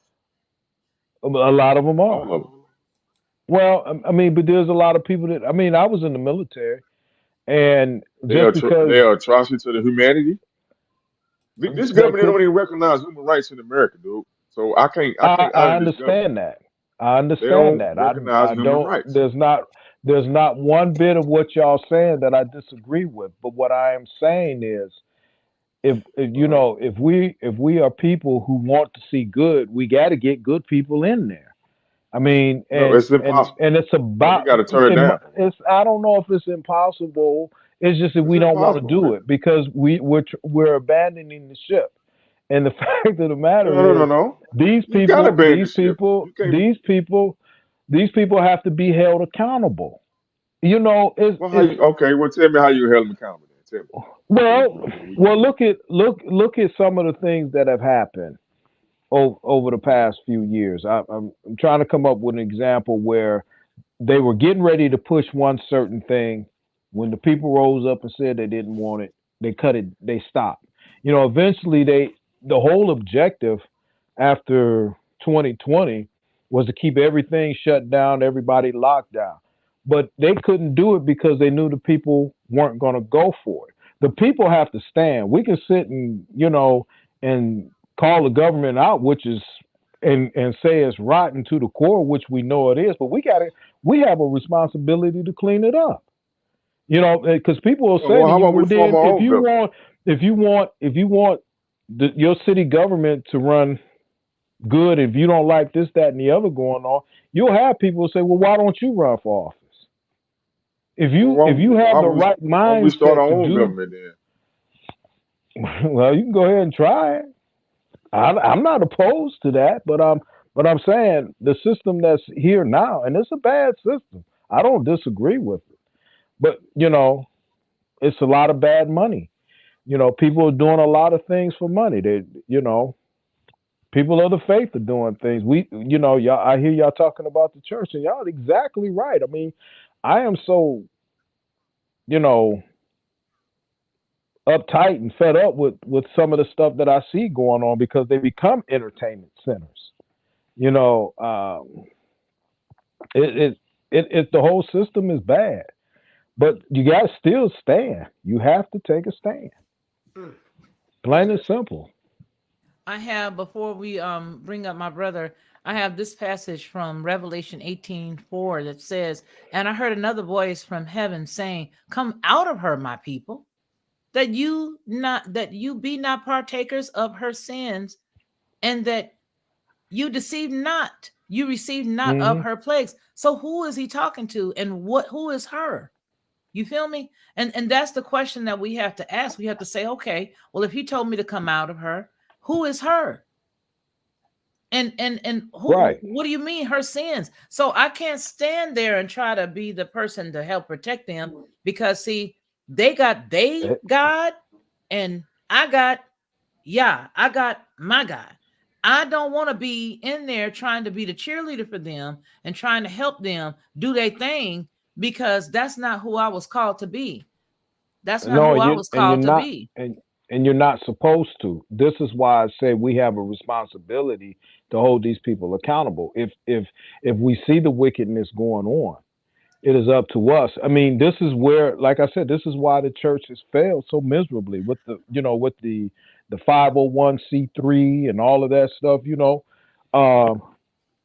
It's a go along to get along. They want to rub shoulders and elbows.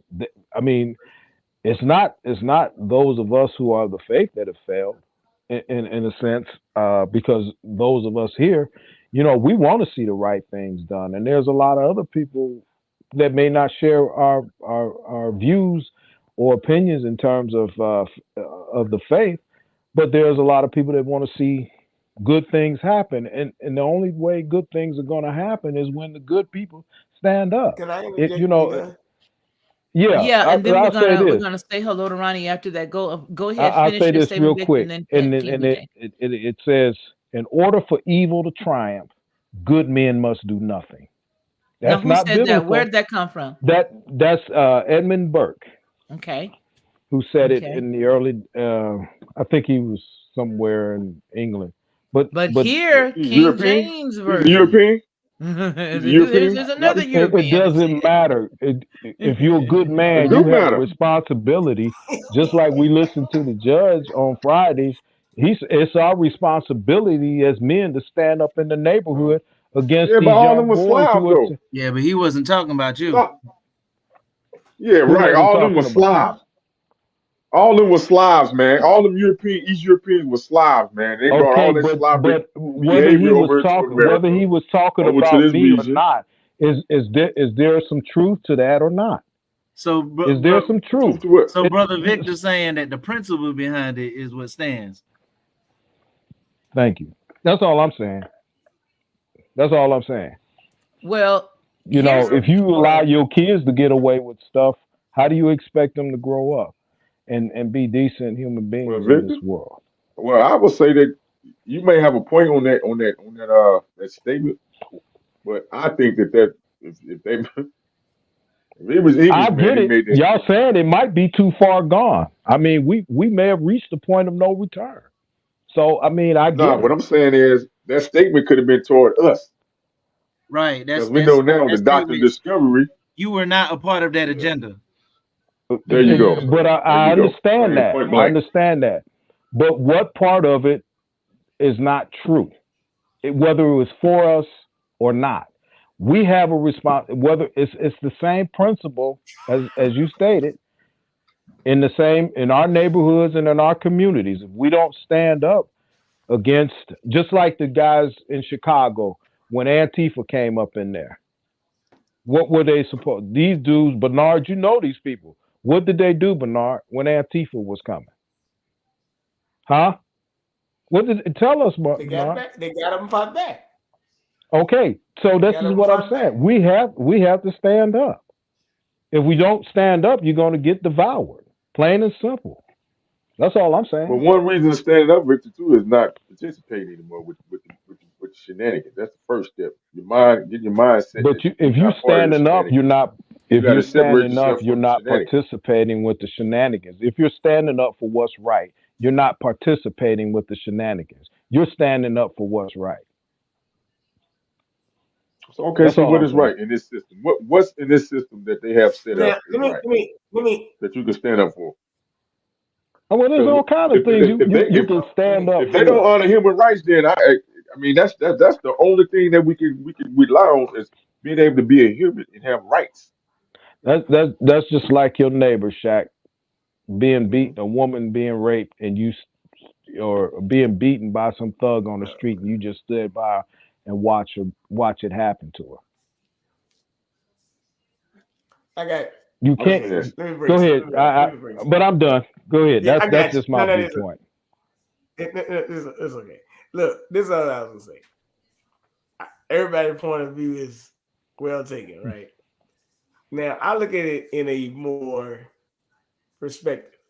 Because when you're talking about, he's talking about government. When Shaq is actually talking about more so in the sense also of like, okay, what's supposed to be Monday, Columbus Day or some crap. Mm-hmm. Well, like Shaq, I was just talking about, they recognize in what? Breast Cancer Month, right? So he said he extended Prostate Cancer Month to, like 10 days, whatever. What he's saying is he's not trying to be a part of the government, and that's what he's saying that people shouldn't be. You should that's form fine. your own sense of. I mean, like they say, you got I get Xmas coming up, right? So and you've also got Festivus for the rest of us. Got what? Yeah. What'd you say? Got what? They have. I could not help it. Festivus for the rest of us. Okay, I'm sorry. Go ahead. But Xmas, Festivus for the rest of us. You got, well, hold on. We do change the algorithm, right? Because huh? no, I'm saying we do change the algorithm. We do make them change their steps when we do. That's another form of standing up and speaking for ourselves as Columbus Day. But see, I think now they're trying to make it Indigenous Day. But see, here's the thing. Right? I think Indigenous the most People Day. Here I think will solve the question. What kingdom are you a part of? Whatever house it is that you're supposed to be a part of, then rock that. I'm just saying that for me and my house, we gonna serve the Most High. And what the Most High stand for is the kingdom that I'm a part of. And that's the reason why I put this passage up here. Why callest thou me good? Why are you calling me good? There is none good but one. That is, according to this God, what we know it means, yeah, there's only one good. It ain't no man, good. Right. And ain't no man good. And that was just Jesus. Like in the book of Proverbs, when they talk about the virtuous woman? What did they say about her husband? Who can find a virtuous woman? For her price is far above rubies. Exactly. Her husband is known at the gate because of her virtue. He's known at the gate because she considers a vineyard. But where was the gate? Was he or was he not an upright man? Well, it didn't mean that he wasn't good. When we take terms like good, look, Kingdom is a relative term. System is Mhm. relative. What is good? Everybody All good. of that stuff. Everybody All good, of not that always stuff. righteous. Well, I mean, there are a whole lot of people who thought they was good burning in hell right now. I'm a good dude. You That's good. true. There's a lot of That's good true. people. You know what I'm saying? Hey, You good, but let me I let me get let me come on I now. use get There's only this. one everything that's y'all Let me perfect. use this. I get everything y'all Everybody saying. good And I'm not is coming at you, not Victor. I'm righteous. just Oh, I making know it. you're Everybody not. good I know. is not correct. It's not That, correct and that's because there yeah. were good people I knew that, maybe I thought I knew, they took the candy bar because they thought they were doing the right thing. So hey, it is what it is. Word up. Yep. Ronnie Man, hello, kind sir. Yeah, How thank you for are having you? me. I'm Welcome, well, thank you. welcome.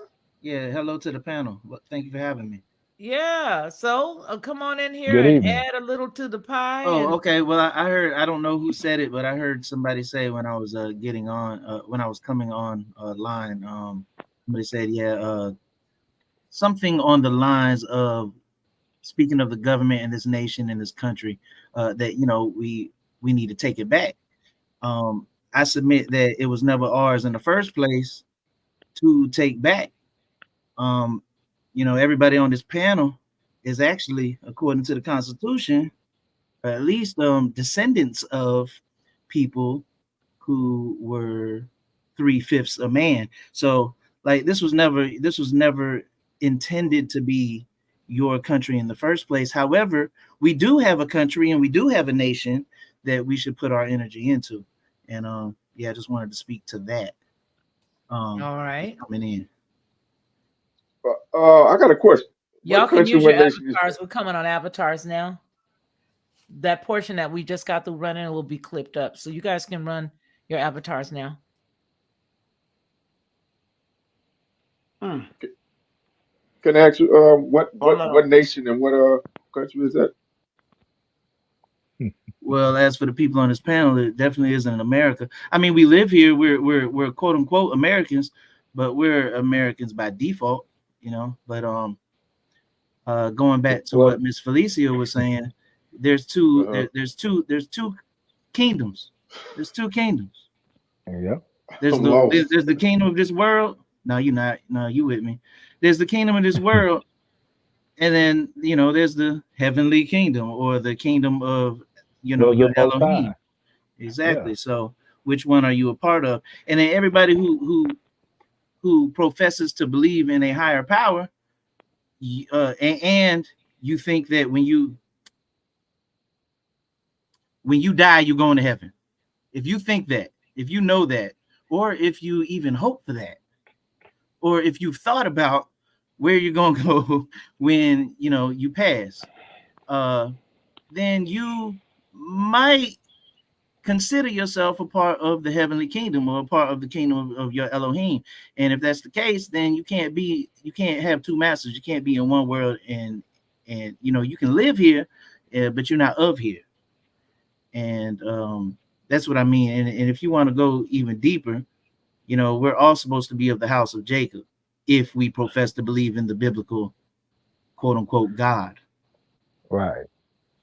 But we still but Oh, go ahead, hold on. because I was just The gonna house say, of but Jacob. I just think Let's we hear have Hold Victor on, first Charlie. and then Shaq. Victor, come on. Yeah, And then Hold Shaq. on, Shat was Charlie. saying something. Shat was saying something. Oh, okay. yeah. Go Go ahead. Yeah, ahead, the house Shaq. of Jacob. Yeah, Let him yeah. go. Let Shaq Now, go. He saying something. Yeah, he's saying something. yeah. Now, when was this house of Jacob erected? When was this house of Jacob erected? I need some dates on that. The house. Oh, are we going back to Abraham? We're going back to Abraham. Yeah. When was that? We're going back to Abraham. I Is don't we know. going outside the Bible, or we going some other texts that's outside the Bible that describe this, or You can we go going to to the texts in other the texts Bible? out. You can go to other texts outside the Bible, but yeah, that's definitely scriptural. That's definitely scriptural in the Hebrew Bible. Mhm. In the Hebrew Bible. That's right. Of course.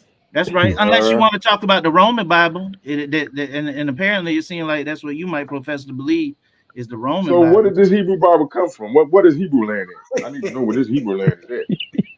Where's Hebrew land? I'm serious. Where is Hebrew land at? Well, Hebrew land is in your heart, really. If you really want to go there, Okay, it's how you act, how that's you a great move, answer. how you go about it. No, because I see what Yeah, you're that's a trying to great do, answer. Shaq. I see what you're trying to do. So I'm No, catering because to I thought you. Hebrew just meant that, No, because those I'm that crossed catering to over, right? you. I'm catering to you. I'm giving you the food that you need, Shaq. But did not Hebrew mean It's in those your that heart. crossed over? Is that all it means? Absolutely, Those that crossed over, right? absolutely. A Okay, bar. well, A bar. It means that's you all I crossed wanted. over. So listen, we got to cross over up out of this Roman construct that we in and go back to our original Okay. roots. And it's a mindset. It's a circumcision of the heart, if you will. And you know it. You know it. You just want to nitpick, but that's all right. I'm with you, Shaq. I'm with you. No, because we pull all these names and stuff, and all these names, we always know all these names. We But think see, about these are the the connotations. interpretations of. These are the connotations that you've constructed based on your biases and your pros and cons, depending on how people spoke to you and how you interacted with people who brought you certain types of knowledge. But if you just want to get to the root of it, it's a hard matter. Bust it down It's a for us. hard matter. You broke it up. Hey, you got to see it broken, but you got to break it down now. You got to bust Yeah, it I out, man. did. I'm telling you, it's a Come hard with matter, it. brother. It's a hard matter. It's a mindset. Where your mind at? Where your mind at? Come on, bust it down, man. You talking in code, man. I don't speak code. I keep it out in open. We've been going through code and all these seals and all this masonry stuff That's right. for That's too right. damn long. That's right. Let's That's bust it right. open, baby. Let's But get look, it. Let's but get it down is to a the heart of code thick though. things. It is a Prince code. Hall, But it is a code. Mason. Let's talk about the Christian black codes. Come on, let's bust it all over. I'm not speaking about Christian. No, We're not talking about I'm not nothing speaking about Christian. Christianity at all, Shaq. But Mm-mm. listen. It is a code, and the people who hear the set apart spirit understand that code. They can decipher that code, and you need no man to answer it for you. You might need somebody to bring it to your attention, but you know the answer in your heart. You know the answer in your brain, unless the set apart spirit ain't speaking to you. And if the set apart spirit isn't speaking to you, it's not for you. There you go. That's There valid. you go. That's There you valid. go. There you go. You know what I'm saying? I mean, if you think about it, seriously, that's valid. That goes, listen, you can even use that analogy in everyday life. You could, I mean, if you go someplace and they're trying to get you to take one of those, trying to get you to purchase a car. If it's not for you, you're not going to leave with that car. That was not for you. If they try to lock you in a room and say, okay, we want you to take this timeshare and you get out the room, hey, that wasn't for you. But if this is some truth that means something to you, then it was time for those ears to perk, to listen and to come into that. I think that a lot of times what we do is, because we may have had an experience with something, or we may have heard something, or we may not necessarily jive with a certain type of conversation, we sort of back up away from it, and that's cool. But if we mix up that stuff with what is truth and we just hold on to that bad experience, we're gonna miss it. And that's what I'm saying when I keep pressing in, saying the reason why I have nothing to do with this system is because even though I use, and me and Ronnie talk about this all the time, me and Ronnie have long conversations because he's like on me about certain things. I use the Bible, but I don't rock with those who put it all together. Now, I do understand that there is truth in there, but I'm not going to turn my back on the Bible because the Romans made sure, that they had King James and he went and put it all together and did all. I know all about his lifestyle. I know all about who he is, but I also see glimpse of what Yah left for me there, because he ain't no fool. That's the reason why that passage says, you know what? And I'm gonna paraphrase: do not be deceived. Yah is not mocked. Everything that's going on, he ain't mocked. He know the truth. He know what's really good, and he know the lies that those individuals have used to shroud truth. Because in every lie you get, whether it's your husband cheating, whether it's your wife cheating, whether it's the president cheating, they got to use a little bit of truth in there. So I realize, but it's that there are some lies hidden in that book. However, it's my job to study, to show thyself approved. I got to study and I got to rightly divide the word of truth and piece out what ain't him, what he did say, and what he said the last time, and that ain't him. And then finally, I get it up And I go, there's that one piece. That's him right there. X marks the spot. All Yeah. this other stuff, that wasn't Well, him. I don't buy That into that wasn't him. concept of chewing the meat and spitting out the bones. No, but here's what I'm And saying. you know, and that I don't, So, and so, you know, so, and it's so let written me that finish my you statement can't just get a second sweet here. water. Okay. I understand, but here's where I'm coming from. Where I'm coming from is I'm not about to sit here and act like I don't know who King James was. I'm not about to sit here and act like I don't see Rome running rampant all over the children of Yah.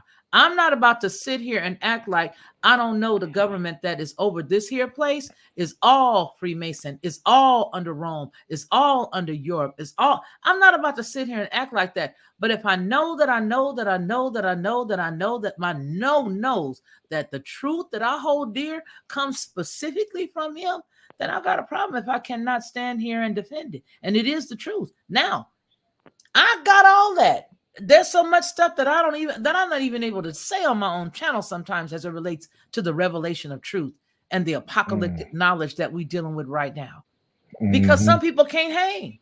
People want to hold on to their sacred cows. And as long as you holding on, be ready to be run through a whole bunch of pastures, and you're going to come up smelling like some stuff. For those who's watching in the replay and those who may not agree, I understand. But you need to understand that if you're going to hold on to that stuff, you better be willing to go down with the ship. Because he said, come out of her, my people. Who's his people? If you're not his people, then continue to rock with her. But if you are his people, come out of Babylon, because Babylon has fallen. Babylon is fallen. But if you cannot delineate between who Babylon is and the God we say we serve, then we, I submit, have a bigger problem than we thought. And when you say come out from among her, and because you quoted it from I think it was Revelation chapter 18, you know, the thing we got to remember, this is going to be a one world system that will be set up. I mean, I think this is why when we look at our country, we see the idea of open borders concept goes against biblical principles. You know, in the book of Genesis, he talked about how he, you know, divided the nations. And now you've got man coming along and said, well, we're going to eliminate the borders. So so what we're going to have during the time of the tribulation, the great tribulation period, is nations without borders. This whole system is getting ready to collapse. And so we're going to have a one world economic system. It's going to be a one world religious system. In the book of Deuteronomy. In the book of Deuteronomy, it does say that you will be invaded by a land of foreigners, and you will buy from them, but they will not buy from you. Yeah.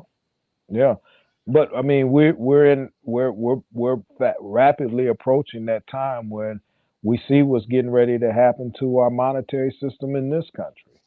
You know, and this is why I think our leaders are important, whether you like Trump or not. The fact of the matter is, he was a nationalist. He felt he believed that every nation should handle their own business. We should have nations with borders. We should have our own monetary system. You know, there's nothing that is absolutely no part of the satanic system. In fact, it goes against it, because these are the things that are going to fall apart. I'm calling malarkey on that. Well, you can call it whatever you want to call it. I mean, but this is where we're headed. If that's true, they're saying, okay, now they came here. Come on, man. Well, why don't they go back to their homeland then? They Slav homeland then. Huh? That would be fair. That would be fair. It would be fair, but we're not living in the perfect world. We're living in a world of you know, men being lovers of their own selves and you know, covetous, proud, boasters, blasphemers of the Most High. You know, I mean, we're living in that time. It has always been that way. Man has always thought that they wanted to control and dominate the world. There's all kind of leaders throughout human history. At one point in time, they wanted to rule the world. We still got these folks today, you know, and that goes against our biblical principles. And so that's why I say when it's voting time, and you got somebody that said we need to join this world order, and we But need to hold on. I thought push all of this, that, religion and the people ain't other. supposed to be voting though. But y'all still vote. Who's The system that y'all know that's but corrupt, we're demonic. it's not written that we They call it should. Democrats. Okay, Keep mine. okay. Democrats. I mean, damn.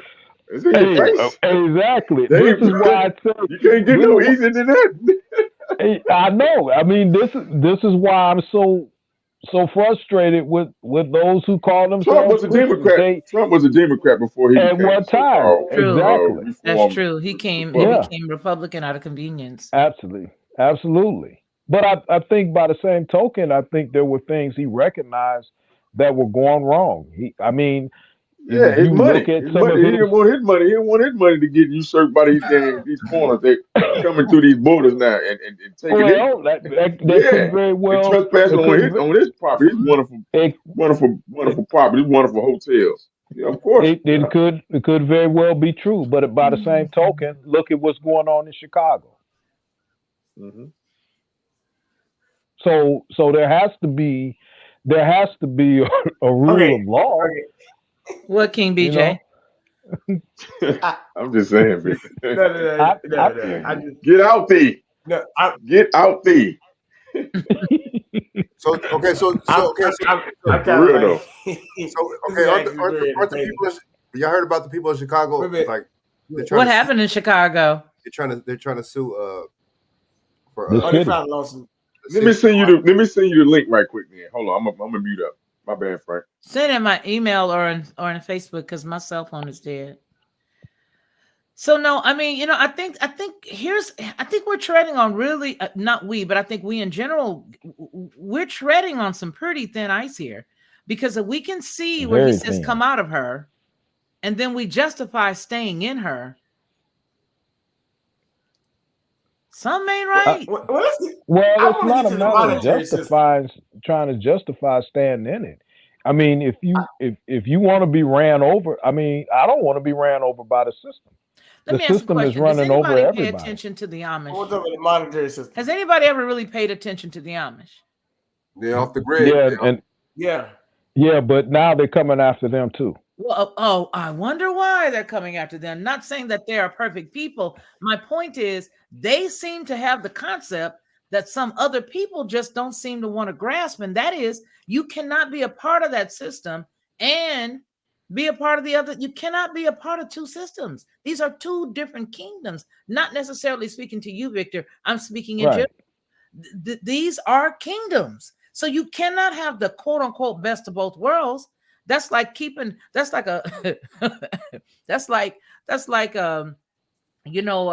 you say it?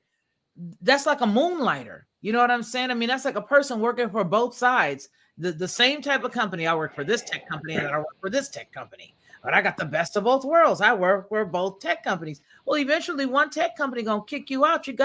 You cannot straddle both sides of the fence. Now we got to be serious about this. And I listen here.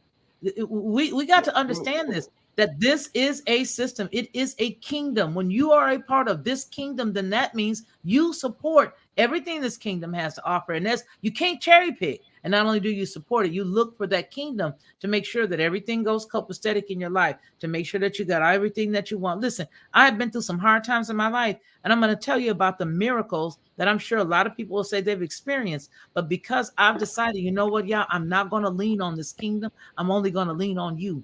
Every single day, he makes a way because I choose not to go to the kingdom, that's this here system, and get out of it what I need. He feeds me day by day.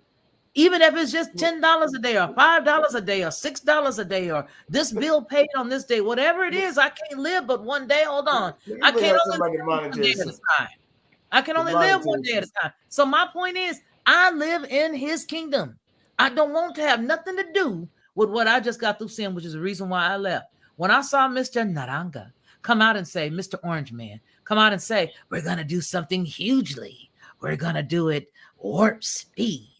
Have you ever seen anybody come up with this quicker than that? You got 17 million people gone, no longer here, out of there. They're done, finished, cooked, kaput.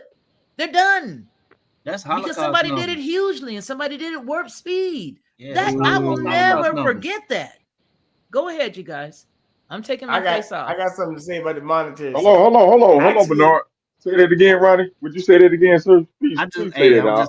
I'm just saying. Please say that loud, sir. That's A lot of Holocaust people numbers. scared to You say said that. 17 Thank mil. That's Holocaust numbers. Thank you. That's all I'm throwing out Thank there. But yeah, the Thank you. monetary system. Yeah. Chew on that real Gone. quick. But Not coming back. uh, Kaput. And he did it hugely in warp speed time. yeah, huge. I'm just saying. 17 million. That's pretty huge. That's pretty huge. So It was probably more. It was probably more than that. that's But terrible. That it is. was. You got to understand also. Whatever. The little elf that came on television, you still got people believing everything he said. So we were in a fierce battle. It wasn't until the guy that's currently masquerading said, we're going to make it mandatory for everybody.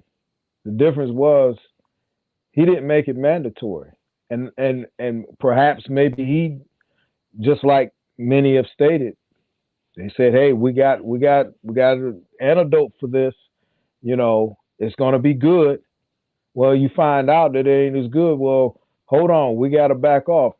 I realized, and that was one of the things that he did that really frustrated me. The fact that, he continued to say that it was good, but I don't think he's singing that same tune anymore. But, yeah, that was a big blunder. That definitely was a big blunder. Hey, Brother Bernard, what you were saying about the monetary system or monetary in general? Well, I was saying about this thing called the dollar. We got to get back to really with this. See, the dollar was inflated through the Federal Reserve, but me and Shaq talking about earlier day, they put interest on this, but they overinflate things. Like I asked Shaq earlier today, when you go to the store and you got a wallet, but how much your wallet costs? When you have people wearing, let's just say, $400 to $1,000 purses, and you can inflate values and stuff, this tell you this monetary system is not real. It's a facade. Because how can you inflate something that's the same thing I got, but you can inflate it to a triple dozen more? Even think about even Beyonce. They say Beyonce made $22 million on one show, I think, in Dubai or something like that. So when you're doing this, it proves that your whole monetary system is a facade because it's not backed by anything. So we don't really need, we kind of like the money thing. We just need to get back to being people, and daggone the money need to be backed by something. Because they say, I'm getting my paper. That's all it is. It is backed by something, Bernard. The problem is, you didn't get the memo, Bernard? It is backed by something. I said it is What backed. you guys see on the screen right here is when it's backed by you, backed by us, the physical labor that we purchased this. We are the currency. We purchased this right here. We purchased this. The Trump administration purchased an additional 100 million doses of this vaccine. It was an investigation. That's what it says there. And this comes from 2020, and it comes from the U.S. Department of Defense. The U.S. Department of Defense released, immediate release. Marinate on that for a moment. Okay. It's the Department of Defense, not the Health and Human Services. This comes from the U.S. Department of Defense. Mm-hmm. Trump administration purchases an additional 100 million doses of this investigational thing from Pfizer. Now, we purchased, the taxpayers. You go to work, they take out taxes, you a taxpayer. You bought some stuff, 100 million pieces of it, in tandem with the others. But I'm just highlighting this. The administration, through the Department of Health and Human Services and the Department of Defense, will purchase an additional 100 million doses. Now, could have been that it was for just military. Could have been for it was for the military to pass it out, hugely. But on December 11th, the U.S. Food and Drug Administration authorized the vaccine for emergency use, and the doses began shipping immediately. The vaccine is being provided at no cost to Americans. Vaccine administration costs for private sector administration partners are covered by healthcare payers, private insurance, Medicare or Medicaid, and HHS programs to cover the cost for the uninsured, which is reimbursing the provider at Medicare rates from the Provider Relief Fund. We're spending it. We paid for it. We sent it out, and then we billed it back. Wow, we build it back. There was a build, not build back better, build back, because that means burn it down and then build it back the way they wanted to. I'm talking about we build them. We paid for it. It was a circle, but they got the money from us, and then they turn right around and they build. Do you guys get this? Anyway, the vaccine administration costs for private sector administration partners are covered by their healthcare payers. This was his administration that purchased 100 million doses. My point is, this man cannot be a 3D chess player and dumb enough to do this at the same time. How are you conveniently stupid and you uber intelligent at the same time? That's all I'm asking. Yeah, that was bad. That was really bad. It was really bad. And no doubt about it. My king and my kingdom wouldn't have done that. That's what I'm saying. But see, the thing is, look, there's a shadow government, though. You know what I'm saying? And I think all of us on here, know that. There's a shadow government. There's people that we don't even know about. The people that have the true power behind the scenes, right? You know what I'm saying? We don't know. We probably can't even fathom who these people are. You see what I'm saying? Or, you know what I mean? But the crazy thing about this money thing and this everything, they use something that has no value and stuff. You know what I'm saying? That's just printed out of thin air. And then we exchange that for your time. Like when you go to work, or you know what I'm saying. You exchange that, you know what I'm saying, for clout on social media channels, right. Or, you exchange that for, you see what I'm saying? It's all this stuff. Snakes and Doggies is picking on you, Frank. I'm going to call Snakes and Doggies out. Because you say, you know what I'm saying? You know what I'm saying? This is my home. Right, Look, okay. Frank is a 100% homeboy. Snakes and Doggies are my, I don't have to say that. I could articulate what I'm saying, but honestly, it's just not a good look, man. You can't trust the system anyway. They're really, but they're funding all sides. You see, they're funding all sides of these wars. But Frank, let me ask y'all this. Ahead, Victor. Let me ask y'all this: Do you honestly believe that he knew that millions of people were going to die as a result of this shot? He had stock in a lot of this stuff. Yeah, sure he did. So his deal. That's interesting. We can't say two things, and that is, we can't sit here and say, oh, the presidents are appointed or they're selected. And then we can't say, oh, he didn't know. He was selected for such a time as this to do what he's doing. Well, but understand this, and it wasn't I selected him. This cat had, the Simpsons even selected him. He's a part of the program. Homeboy's a part of the program. And I've always stated that that's a very good possibility. But by the same token, I don't believe 98% of the people that was in his cabinet he could trust. Well, he put them all there. He talked about draining the swamp and then putting nothing but swamp gators in there. The dude went. This dude got the most smart people on the planet.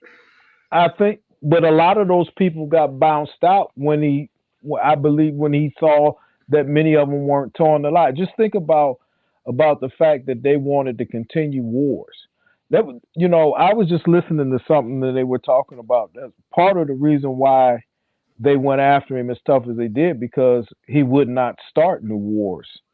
You know why I think they went a lot of the reason why they went after him the way that they did, because they needed to let him have a quote unquote Jesus complex. He needed to be the guy who was trying to help humanity, who came in to help the people. And do you see? They persecuted him. They treated him terrible. And now he's going to come back. And you have to cast your vote. Because aren't you tired of gas prices going through the roof?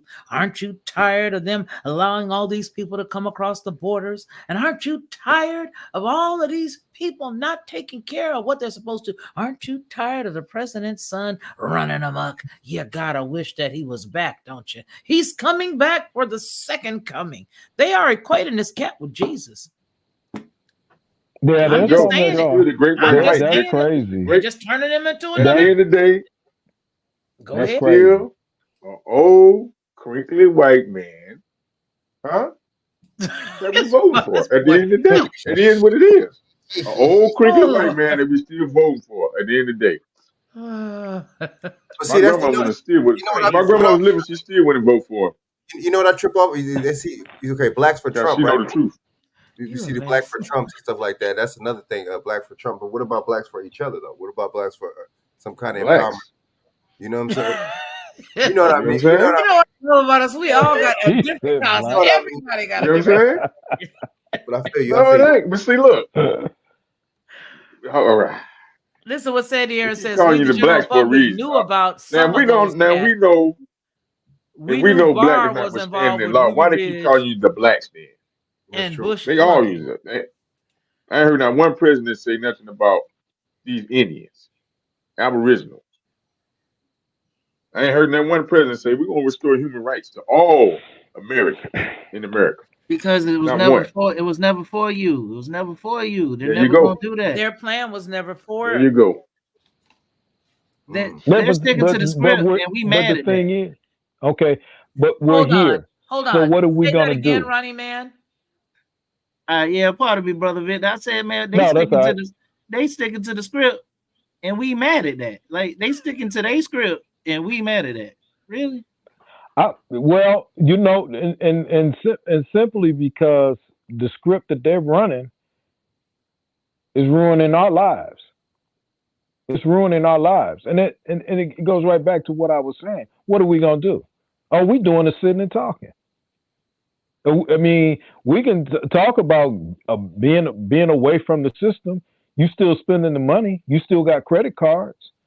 How you gonna get out of the system? You're a part of the system. Well, actually, it's your wealth that they came and Actually, stole. what? It's your Actually, wealth. what? It's your wealth that they came and stole. All the What all wealth? the Wait a resources minute. on When this you land, came in, all the what fruits wealth and did you vegetables, have? the resource, the What copper. wealth? What wealth did you have? Land, What wealth did you have? I land, just gold, hold on, the oil, hold the on, but no, resources. slow down, Land is the slow only down. land is I really just the only told you wealth. that's the wealth. The water that's on the land, the soil, that's the wealth. Okay. The The copper herbs. that we had here, there's still So here.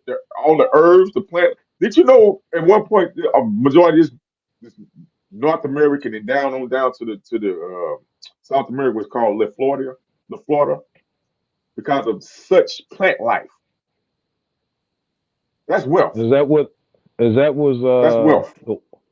That's the wealth. water that you talking about the water, I'm talking about the land, La Florida. the land? Okay. That's the land. That's flour. That's flour. And you Land have of to flour.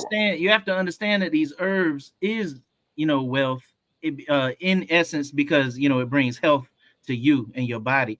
But these herbs are clearly wealth because the pharmaceutical industry is making Yeah, hundreds of absolutely. billions of dollars on end trying to imitate nature. So I mean, Yeah. it's Well, obvious that that's but wealth. it's just like it's just like you at home. You got a pretty Corvette sitting in your driveway, Biden and had a Corvette. okay. He made a Well, mention of it almost getting burned when he I know. correlated his issue with Line. And go ahead.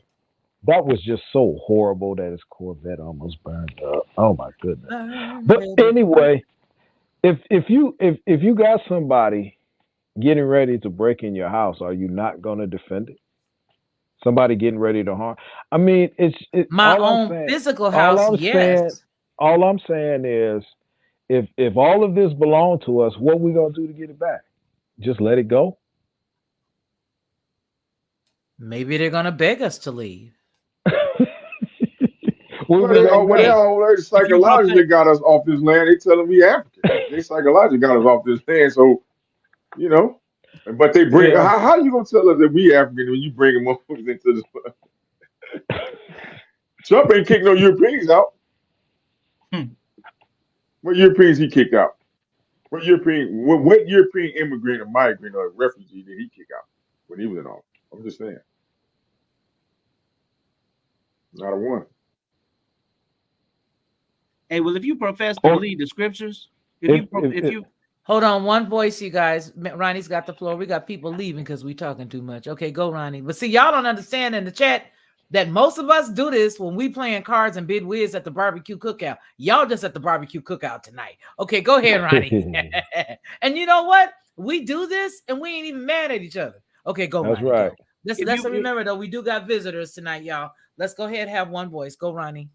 If you profess to have yes ma'am. If you profess to believe the scriptures and what it states, in actuality, we can sit back and enjoy the show and let y'all work it out, because all this gonna be worked out. And actually the scriptures say that they will give it to us. They will give it all back to us. Like, here, please have this and be on your way. Yeah. So but I mean, how do we get out of it? How do we get out of it? And you're saying all we're doing is just talking. And well, I'm not saying that you said that all we're doing is just talking, but what we're doing is we're talking. But in actuality, this is one of the tactics that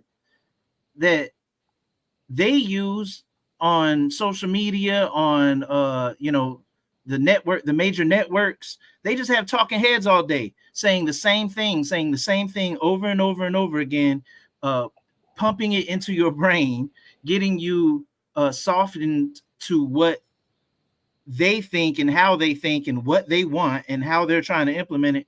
If people tuned in to shows like this more often, then this will be the rhetoric in their brain, and things will begin to be steamrolled, and momentum can begin for better change, right? Right, absolutely. But we have to get out of her. Like, we all have to come out of debt. All of us, we got credit card. We're indebted to these people. We need to get ourselves out of debt first and foremost. Mm-hmm. Well, first and foremost, we need to repent and come back to Yah, come back to our first love. But as far as how the roots that we've been that we've sown ourselves into into this soil, which is technically our soil, but into their system, we're strangling ourselves with this debt. We got to come out of it. We got to come out of it. This American dream was never for you. Now we can definitely put energy into it and play our part and prop it up. But why would you prop something up that's destined to fail in the first place? Well, it ain't it's not necessarily a propping up. I believe what it is really making getting involved in the system and making it better. Or changing the system. I mean, I just, like I say, I don't disagree with what any of you are saying. All I'm saying is, we have to stand on our square, right, Shaq? I mean, we're being steamrolled. Absolutely. And we're being steamrolled, and it's like there's no fight. But the conversation. No, there is a fight. Hold. What you mean ain't a fight? Hold on. The first fight is the mind. That's the first fight. The mind. You got to get the mind right. But I'm saying is, one of the things that's taking place is these kind of conversations are being had, and once the people are enlightened and they understand and know what's going on, then like you said, Ronnie, then good things can start happening. The change in the system can take place where to work better. But we know intuitively that the system is eventually going to collapse, and it is going to consume us all at some point in time. Persecution is coming. Right. It's So, coming. so with that being said, Victor, we can't keep participating. Like I said, if we know the system is always falling, we can't keep going around telling people to go vote for a system that's falling. That's kind of you know kind Well, of I mean, backwards. we got to have leaders. I mean, unless we're gonna stand up and take. They already I got the mean, leaders highlighted who they gonna. yeah, that's well. Right. And well, they I already wanted know who's Kanye. gonna Hey, be Come well, here on. in hey, well, 2024. we could throw a I monkey wanted wrench. I Kanye. mean, where's your Why they couldn't faith put at? my boy Where's your Kanye faith? on there? One Where's voice, your one faith voice. at? We got to change. Where's your faith? We can change the system. My faith is not in that kingdom, so my faith is It not ain't going to it be ain't supposed to utilized be. It's not to supposed change to it. be. It's not supposed to be. So this is, but by the same token, since we are a part of the system, whether we want to acknowledge or not, We're actually not part of the system. it's well, technically we are. Everything that is making this Um, system run, we got to make it change. I Frank, mean, And we clearly I'm not saying, participate in the economy. I mean, even if you got to pay, even if you're paying the electric bill, you're participating in the economy in some form or mhm, fashion. We are slave to this. yeah, no doubt.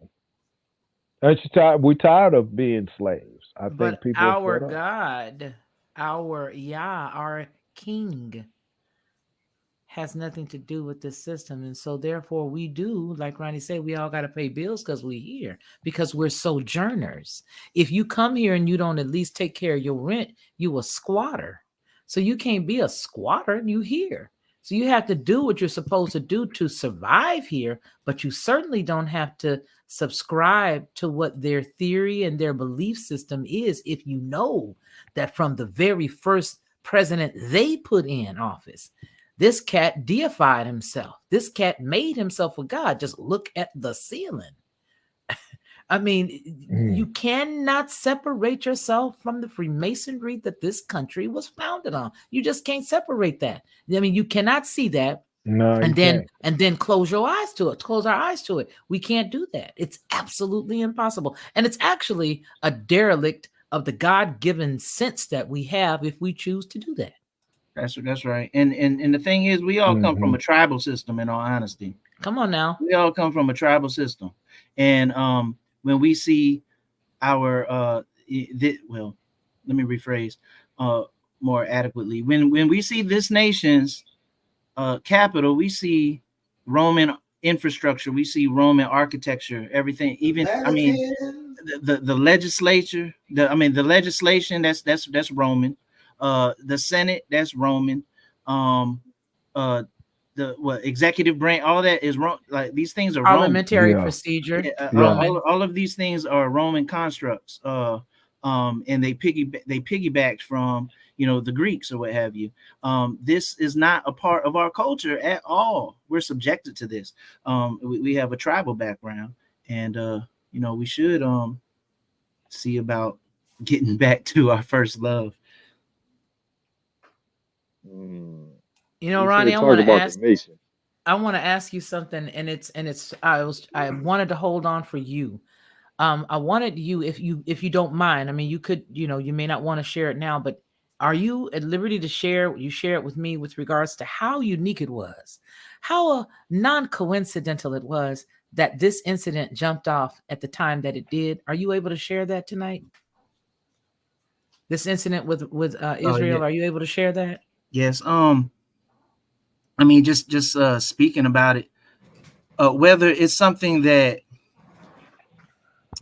is truly taking place, like manifesting, just on its own accord, or if it's, I don't even know if I can say these things. If it's staged, are we allowed to say these things? I don't know if it's I said that way, same way you're headed right now. I said okay. earlier. Yeah, go ahead. If it's something that has been organized behind closed doors or what have you, but really everything is, you got to write stuff off. You got to sign off on things for the public stage.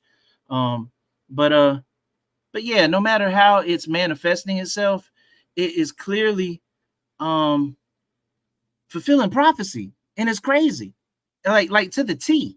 This stuff is literally fulfilling end time prophecy. Did you want me to just please go in? Please go in. So we know what happened this morning. We woke up and over there. Can we say these things? I don't know. Say it. And I didn't monetize this on purpose. So we have this these, is just by the thumbs up. The Israelis and the Palestinians going at it, and Netanyahu has declared war.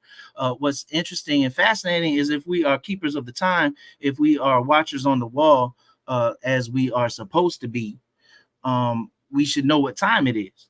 So I'm gonna ask you, do you know what time it is? In actuality, today was the 21st day of the 7th month. Regardless of what Rome told us, what October, whatever, 8th or whatever, I don't even know what it is anymore. But it's not. It's not. Now. Yeah. That's made up. That's all arbitrary. It is actually the we are in the 7th moon. It is the 21st day of the 7th month, on the biblical timeline, as far as looking at the sun and the moon and the stars. And this week has been the Feast of Tabernacles since the 15th day of the 7th month up until the 21st day of the 7th month. Today is the last day of the 7th month. Pardon me. Today is the last day of the Feast of Tabernacles in the 7th month. It is the 21st day. Mm-hmm. And what's interesting is it's called the last day. It's called the last day. And these are last time prophecies, that's last day prophecies that are being fulfilled. In Haggai chapter 20, in Haggai chapter 2, it talks about the end times, and it's a specific prophecy in Haggai 2 of concerning the 21st day of the 7th month. Haggai just happens to mean feast day, or my feast, and the feasts of Yah are called appointed times. He does everything on the appointed times. So it's really interesting how this thing that jumped off could start a global fiasco, a global train wreck. Yeah, scroll down. Okay, you pulled that up. Yep. Okay. But yeah, this whole thing can potentially start a global train wreck. And what it says, basically, I'm just paraphrasing. It says that that in the last day, and then look, in the 7th month, on the 1 and 20th day of the month, that was today. That was today. It says, speak to Zerubbabel. Zerubbabel, that's the sons of Babel. That's the sons of Babylon. That's us. We're the ones who's born in Babylon.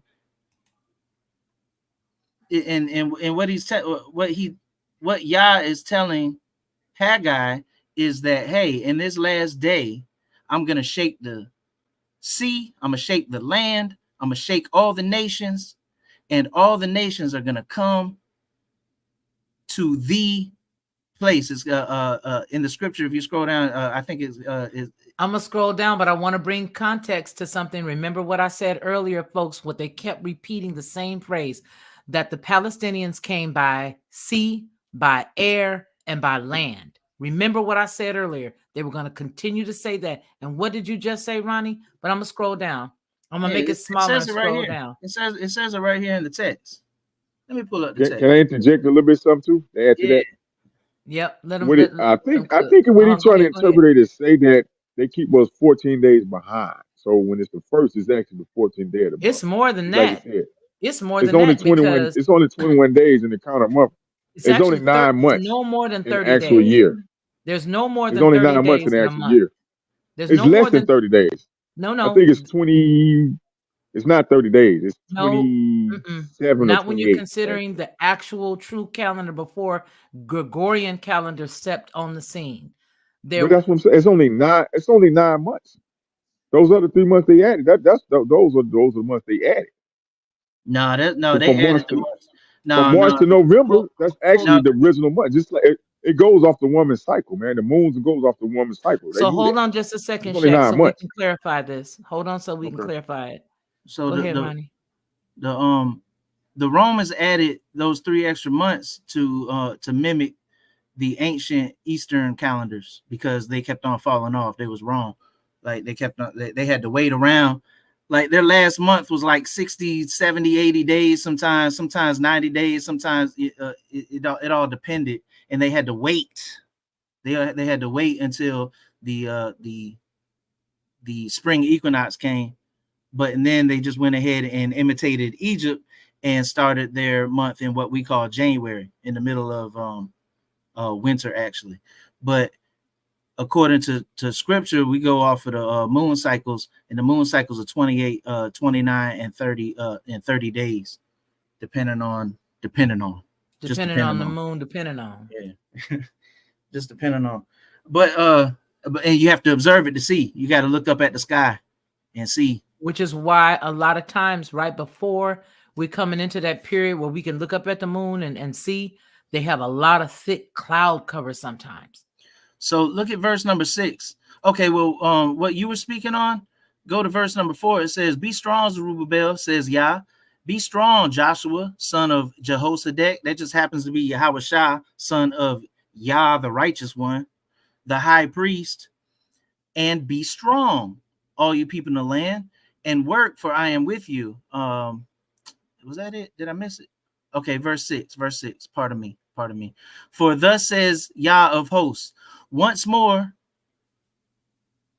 it is a little while, I will shake heaven and earth and sea and dry land, and I will shake all nations, and they shall come to the desire of all nations, and I will fill this temple with glory."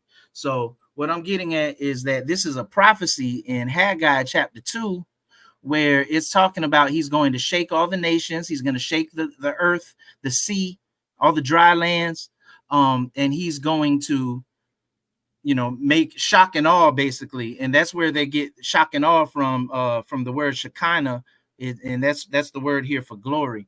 Well, the word here for glory is actually kabod, but how they say Shekinah, it's a play. Shock and awe is a play on Shekinah. But nonetheless, what I'm saying is Haggai chapter 2 is letting us know that this thing right here is going to happen in the last day. And I'm just waiting to see, because in verse 7 it says, "I will shake all the nations, and the desire of all nations shall come, and I will fill this house with glory," or with Yah's kabod. So I'm waiting to see if there's a coalition that's about to be formed, and they all gonna head over to this land. Because if that's the case, that's a fulfillment of this prophecy right here. This is an end time prophecy, and that makes me think that we're closer than ever. That was my point in a nutshell. And I think that's when we'll see, like Russia. They're already in Syria, and what we're going to see is the Russian troops descend in Syria and then march into Israel. That, and you talk about the coalition, that's right, getting ready to happen. Yeah, so I'm just waiting to see. I'm not trying to jump the gun, even though I don't believe in coincidences, and we are close to the end times. I mean, we're getting closer to it every single day. Right. And things will have to play out. So this looks like a hint towards what Haggai 2 was talking about. I'm not saying it's a fulfillment, but it clearly is a hint towards what Haggai 2 is speaking on. And I'm just waiting to see how it progresses. Like, this is a red flag for me. I think that's heavy. I really do, because, and I'm glad that you were able to come up and share it. If you want to, elaborate a little more on anything else that you feel has some, some prophetic wisdom to what's going on right now, you are welcome to share it, because I really feel like, there's two sides to this thing to me. And you said it at the top, and I said it at the very top of the show, and that is that, what they, and by they I mean them. Listen, we're not in an ignorant place. These people are not, these entities are not ignorant. Never be. Hey, baby, didn't know you was here. Night, Precious. I feel like a lot of these individuals that are running what's up, they truly and honestly do follow a lot of the stuff, and sometimes they do it to stoke fear. You know what I mean? Like, there are wars and rumors of wars and all that other stuff, and then they back up, and then they pull back, and then they back up. It's because they can play the role. These are actors. They can play the role, and because it's, I'm gonna tell you something. I've always been of the mindset, if you let me know the game, if you let me know the rules of engagement, I'll roll with you.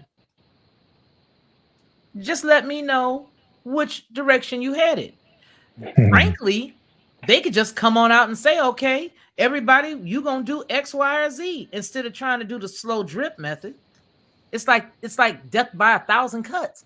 You know, they give you this and then they say this and then they pull it back and then you relax. And then they give you more fear, and then they pull it back and then you relax. I mean, it's like living in a constant state of adrenaline if you decide to roll with them. You feel what I'm saying? If you decide to roll with them, you're living in a constant state of adrenaline. I suggest that it was never meant for you to live in such an endocrine driven way that particular gland would be, exercised the way that it is. I think that we as human beings here in this plane, on this plane, we live in more fear than anything based on if you decide to rock with it or not. You know what I mean? And that's the reason why I tell everybody, both on headlines as well as the Lockhart Perspective. Sometimes you may not see me for a minute because I can't keep just dragging it out. I mean, look, there's no way that I could keep reading it and not just come out and say, hey, y'all, this is a lie, which I do. And then I see the little yellow, dollar sign where they say non-monetizable. It's not, we can't get. And then, but I'm like, you know what? Big deal. I ain't getting but $125 every month anyway. So let me just come out and tell you the truth. A lot of this stuff is to stoke fear in you because these cats know the script. You cannot remove King James from the situation. But just like Teresa said, fear not. Read it, listen to it, line it up with what the word says. Look at it. Keep your head up in the sky. You must look at the sky. If you are called by him in his name, you cannot ever not look up and see what the moon says and see what's going on in the sky. You can't be a watcher if you do. Yeah. And that's a valid point that you they know the script. They know the script actually better than we do. It's terrible because this is our script. Like we're the what? The main character. We're the we're the protagonist. We're the antagonists of ourselves, actually. We're the protagonist. We're the protagonist. We're the main character. We're the hero at the end. This is our story. And the thing is, they know it better than we do. So you are spot on. So what I was saying is that whether this is orchestrated or whether this has been drawn out and played out through natural occurrences, it's neither here nor there. This is Yah's doing. If this is, something that is a prophetic, something prophetic. Well, this is clearly something prophetic. But if this is the specific thing that fulfills this portion of Haggai chapter 2's prophecy, and what I'm getting at is that I've been looking at the signs of the times in depth, very, very strategically, on purpose, deliberately focused, laser beam focused as of late. And we are winding down. And what's interesting is it is 2023. We're approaching 2024, and 2030 is 7 years from now. That's a major number, biblically or whatever. 7 years, 2030, and that's when the sustainable development is supposed to be, right, from the made manifest. Yeah. So 7 years from now, this is going to be a bumpy ride for the next 7 years, starting. And I'm starting that timeline now. I can't believe I said that publicly. Internally, within my own mind, I'm starting to count things as of 2023. If you see what I see, you might want to take a look at it, because by 2030, man, these smart cities supposed to be in effect. I mean, it's all kinds of things supposed to be in effect and mandated. Yeah. These are exciting times, folks. These are exciting times if you're on the right side of right. You know what I'm saying? It's no the doubt right, about it. Yeah. And I agree. I agree. The most powerful tool that the enemy has is deception and fear. The two most powerful weapons: deception and fear. And I thought about with the thing with the cell phones and the alerts and all of that was supposed to happen on the 4th, and now we saw what much of anything went down on the 4th. And no, I don't think so. This is what I'm saying about that. Well, this was the precursor to what's going on in Germany. That was the precursor to what's going on in Israel, and we don't It know if already it happened. fell from the sky or not. well, It what already I'm happened. saying, yeah, but what It has I'm already saying happened. is right, and I'm not disagreeing, but what I'm saying is that a lot of people were fearful of that time, just like in 2020, how fearful people were. And I felt, I went through the whole shutting down I never did get a signal. It never did come through my phone. I shut my phone off for about 10 minutes because I thought to myself, I said, well, if I'm telling people during 2020, we shouldn't fear this. You pastors, why are you shutting down your churches? And then you only open them up for people to come in to get injected. I mean, he said, fear not. Man, when But I tell you, overcome the my world. old church, I Victor, just it's shut just their it, whole church down and allowed their parking lot to be used as a place for people to drive through to get the candy bar. In California, Crenshaw oh Christian man. Center Mm. shut down, did not reopen, but allowed their parking lot, and that is a huge facility. That's where I went to Bible college. That is where I used to minister and song. 10,200 seat edifice, not including the overflow room. They shut it down and let people Shut it down. drive through the parking lot to receive that mess. I hope that that was your get out moment. No, I left there a long time ago. I left there back in 1999, and I went to my Sunday school teacher's church at that time when I was still in Christendom, and that was Bam Crawford's Purpose, and I was able to flow there prophetically. To that actually strengthened my prophetic gifts because we were not able to use our prophetic gifts where I came from. I was raised in that other place from 1976 all the way until I left in the late 90s.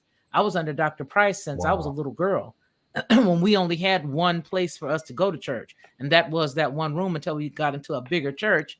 And then we were able to break off into our classes. But and it wasn't that woke my eyes up because I had left there long ago. But my point is that church that I grew up in literally did not open up during that whole entire period. They are considered now that the pastor is gone, especially in full swing, they're considered one of those places that are a part of the government 501c3, tapping in with the Yeah. pastor and running with all that other stuff, which is another flag. If you're looking for here's the thing. Anytime we're dealing Yeah. with relationships of any time, we have to look for flags, red signs, red flags that go opposite of truth. Once those Mhm. things start to show themselves and show that they are opposite of the truth of the way, we got to get out of the way. And you mentioned that the 501c3. I learned this 20 some odd years ago that the churches are not supposed to be 501c3. And any and every time, as part of the leadership, we would have those meetings, and I would tell them we had no business being a part of a 501c3. And I got looked at like I was a three-headed monster. The church I'm currently attending is not a 501c3 church. So that's a part of coming out of that system. Well, do they let you know that your donations that you give to the church are tax deductible at the church you're going to now?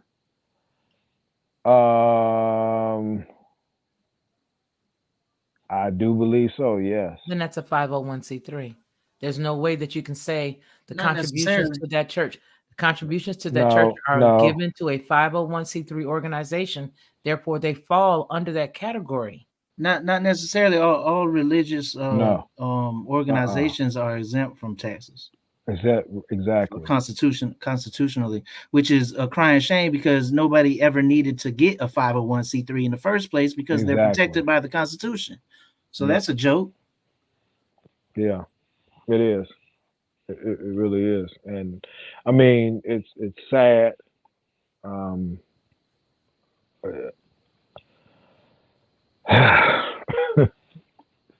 It's just a bad time that we're in, y'all. I mean, it's a great time because we see prophecy being fulfilled. We're seeing things come to light, you know. And I am ecstatic that I'm amongst people who talk about these things. You know, we might not always agree on everything, but by the same token, these conversations, as Shaq would say, we got to have these conversations. People got to know. And the only way, you know, people wake up and realize, you know, like the folks in Chicago, they saw how the city government had duped them. Let You me know, pause for just a second, you guys. The churches, synagogues, mosques, donations are tax deductible as long as your church meets the 501c3 regulations set by the Internal Revenue Services. Yeah, that's what Revenue they want you Service. to know. That's what they So- want you to know. So whether or not they actually benefit from a deduction depends on your record keeping and if your itemized deduction, that is for the taxpayer. But in order for an organization to be waived of receiving funds from their parishioners, in order for you to have it waived, and in order for it to be a tax deductible donation, they must meet the 501c3 regulations. If they do not, then your donation is not tax exempt.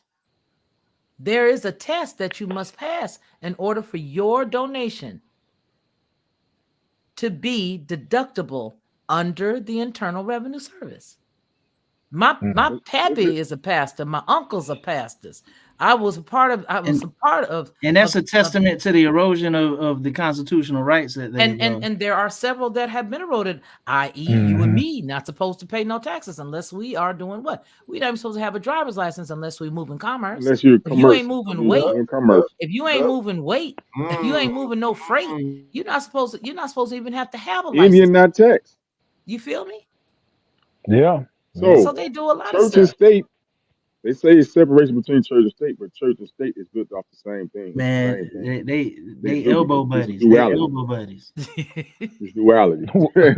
They what? Elbow buddies. Facts. Real stuff. I mean, seriously. Paid for a long ago. Who you think old Poopy Poo works for, eh? but earnestly, how can you have a religious organization pushing a Snickers bar for a government entity? Like, they have to be elbow buddies. Yeah, that's right. That's the last church that I was a member of. That's part of what they did. And I used to always tell the pastor, you can't keep, he's a good man, and all of that. I love him dearly. But I told him you can't keep it closed down. Doggies. Yes, just like weight. I just, you can't keep it closed. You got to open up. Missions, they go all over the world in war-torn nations where disease and famines are. And these people go on these missionary journeys. Now, I mean, I understand. I know some of y'all saying, well, all of them ain't over there for all the right reasons. And that is and that's true. But there are some organizations that are. And, it was just really a sad time to see how so many confessing evangelical Christians were behaving during that time. I was astonished. Just really astonished. And some people haven't even returned. Hold on, Shaq. Some people haven't even returned back to church. Some churches actually closed. Some pastors are still mandating mask wearing in some of these churches in this area. I'm like, my goodness gracious. I see why they get a bad rap. Man, oh man. Well, they acting where they're supposed to act. They didn't act outside of themselves. Yeah. They act the way they're supposed to act. They just according to where she. It's just It's just a lot of the fruit got shaken out the tree. So the mask was really taken off. They would tell you to put the mask on, but the mask was really being taken off. All the fakers and Yeah. shakers I just got don't like shaken out the seeing tree. so many ignorant black folks running around with them things on their face. The only people that I see with them are us. I mean, and I don't get it. But every time I turn around, they're the main ones with their fist up in the air talking about black power. You're not gonna take advantage of me. You're not gonna take advantage of me. And they running around with all of those doggone me, just snot huggers And running around with riding, them things on their face riding down the street in the vehicle by by themselves. Wow. That's not stupidity. I don't know what is. And the main Now, ones that you got a day in every bunch. Hey, can I go back to what Brother Victor was talking about when he was saying these people have they have outreaches. I forgot the word that you used, but they go out Missions. Yeah, they have those missions. Yeah. Yeah. The Just thing like is that. though, in actuality, I just want to keep it 100. Like, listen, Go ahead. You cannot get good fruit from a bad tree. Well, You cannot get bad fruit. Like if it's a good tree, it's going to bear good fruit. If it's a bad tree, it cannot bear good fruit. And all these churches came from the Romanized structure. It all came from the Romanized version of the Hebrew scriptures. They didn't come from the Hebrew scriptures. It came from the mandated, the state regulated, mandated Roman version of what they implemented as the state religion, and what they deemed non-heretical versus heretical. And as we progress moving forward, that is, I mean, even all throughout scripture lets you know that Rome is that last beast, that super major beast. And the woman riding the beast, that's the Church of Rome. And every single church that is in, at least in America, but we can say, I wouldn't say let's every just say single America. church. No, hold on. Every single church in America has stemmed from the Roman Catholic Church. The only one because that was I the don't know if I mother. agree That was the wholeheartedly with mother. that. She's the mother harlot. Catholicism. She's the mother harlot. Yeah. She's the mother of all whores. Well, yeah, I'm gonna tell you like I tell Felicia, because she said it. The Catholics, they confess to be the largest Christian organization. You can confess to be anything that you want to be. Doesn't mean that you are. We got men running around here thinking that they're women. Yeah, Ooh, but I'm sorry, Felicia. I hope I don't get you. It's okay, but let me ask this question just to sort of break that piece up, and just in case we have some issues. What do you think that the Catholic Church would gain by saying that they are the largest Christian organization in the world? The first thing I want to say is this: when it was first formed, the Catholic Church Christianity was first formed by whom? Where did it come from? Where did it come from? Or where was it standardized? Where was it standardized? The Catholic Church, also known as the Roman Catholic Church, is the largest Christian church with 1.3 billion baptized Catholics worldwide as of 2019.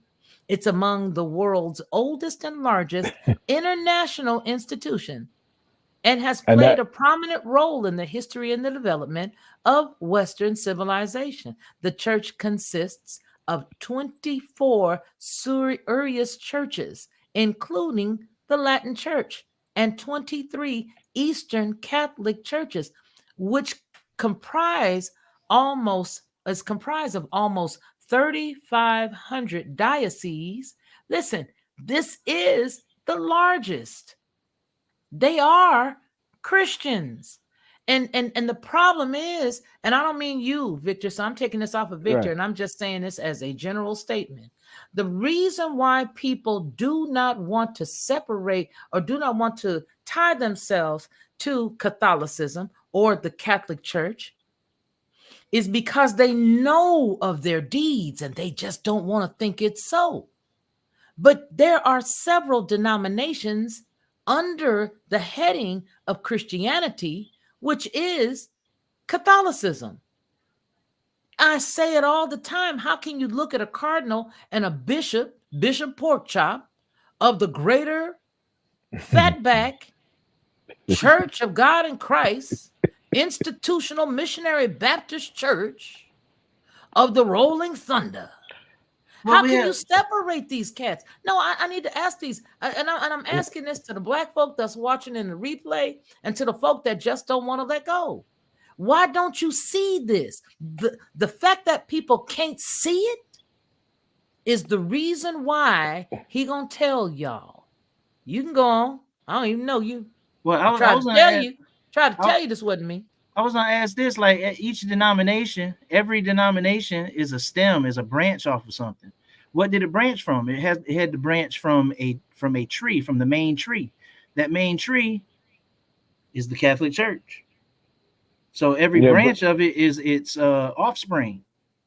Well, the Catholic Church didn't come into being until 325 AD. Okay, so that's when we're talking the about. The idea of the Christian church was there before. I didn't say I'm not Church. talking about the Catholic. I'm not talking about the Christian church, even though they're one and the same. But let's play semantics and let's not talk about the Christian church. I'm specifically speaking on the Roman Church, the Roman Catholic Church.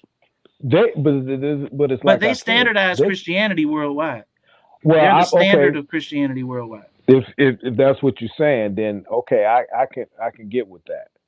But just because they say they're one thing doesn't mean that that's what they are. Or it could be the flip. That's exactly what they are, but we've been duped. That could very well be true, but I believe that they're the imposters. Okay, so this is what I'm getting at. No bad tree can produce good fruit. So if they're the imposters and every denomination is a branch off of them, then they are bad fruit. They're offspring of an imposter. They're not even supposed to be on the royal platform. Let's go keep it. They just blame it on the Moors, man. They just say the Moors. Is it the Moors? Was it the Moors? I'm gonna put myself on mute. I gotta get something to eat. But brother Victor, I'm not coming at you. No, that's absolutely not. No, I get it. You know, this is I can handle the discussion and the conversation.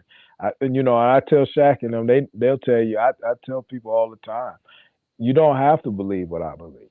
And I don't have to believe what you believe or anybody. I'm just speaking in general.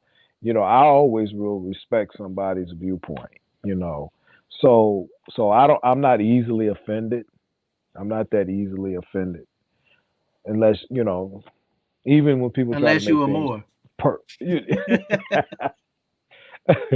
Yeah, well, that too.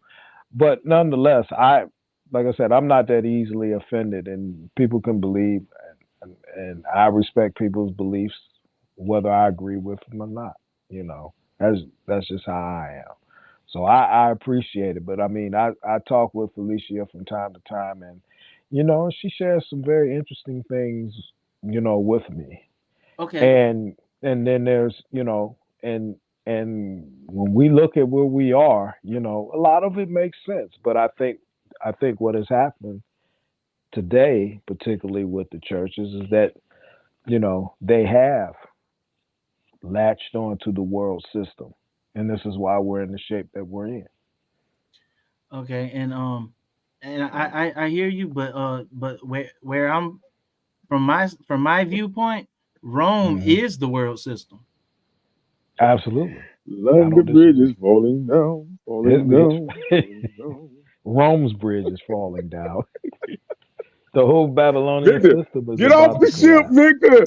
It's falling down. It's crashing. It's burning. There's a difference between the false church and the true church.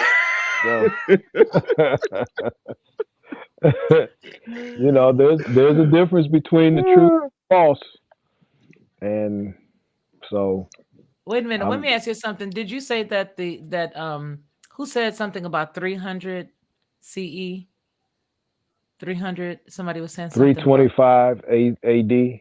is when the Catholic Church was formed. So like between 306 and 337, Something like that. somewhere in there, sometime where I had Constantine a Flavius.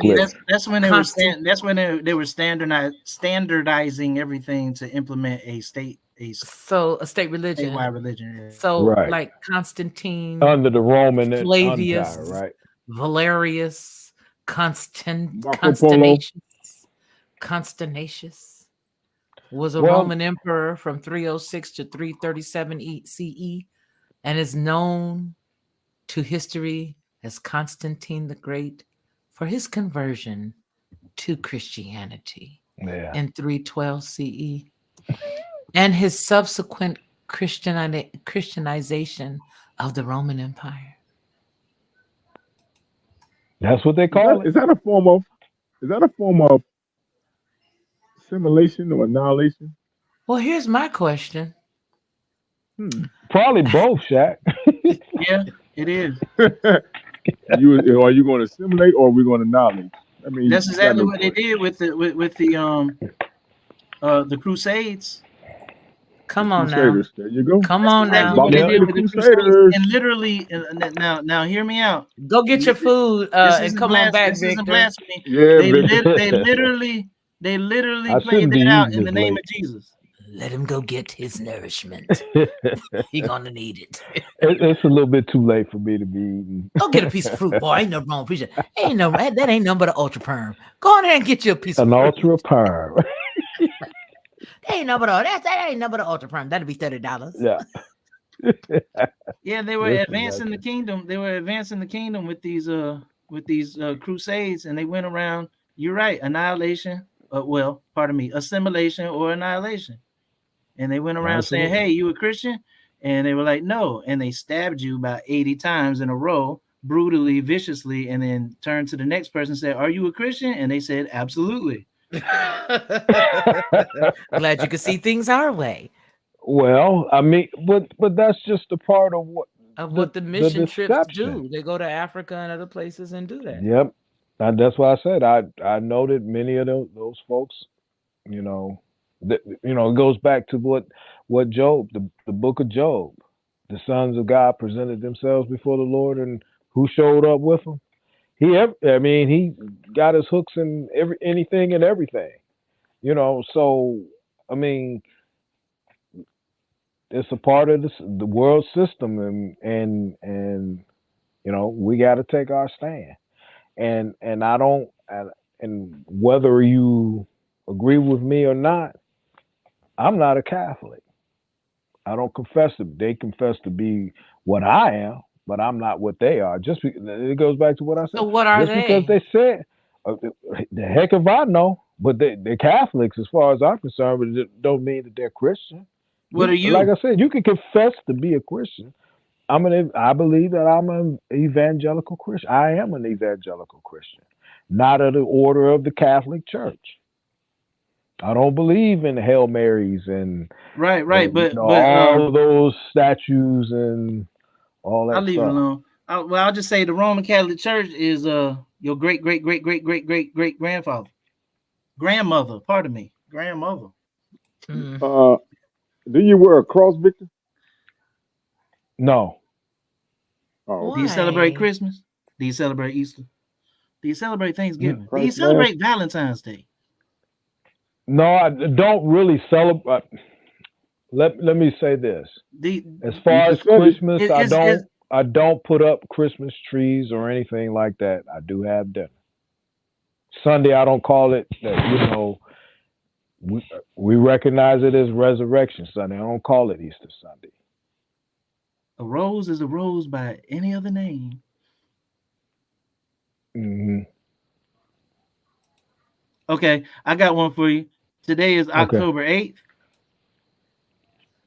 Yeah. We've been indoctrinated. That's Roman. And who implemented that? The Pope. The Pope told us it's October 8th. Pope Gregory told us it's October 8th. Facts. Mm. The Dom Diversus, the doctrine of discovery. Pope Gregory said it's October 8th, and we We document it. We put it on our.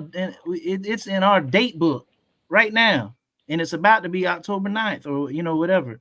But No, it's now actually it just it's the turned 8. 22nd day of the 7th moon. That's what it the is. 7th moon, right? The 7th month. That's exactly what it is according to Yah, because he said that signs, seasons, days, and years are presented to us by the sun, moon, and stars. Right. So we have some form or fashion, some residual residue. Am I saying the same thing twice? Residual residue. We have some residue. We have some residue. We have residue of Rome on us, no matter what. Oh, for example, like depending on is it 12:30? Is it 1:30? That prime meridian that came from Rome. That came from. Matter of fact, the science that we use. What's weird is because what Brother Shat was saying earlier, that they go hand in hand, church and state. Because what's interesting is the science that we use today was actually implemented and it was approved of by the Roman Catholic Church. Like Newton, all these great scientists of the philosophers, all these people were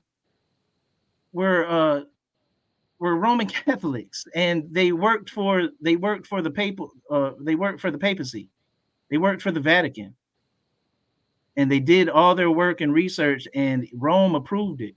And all of today's modern science is wrapped around that. I mean, they're all called theories. Where do you think it came from? Where do you think that came from? Scientific theories, yeah. Right, but the root of that word theory comes from theos, comes from the Greek word that means quote unquote God today.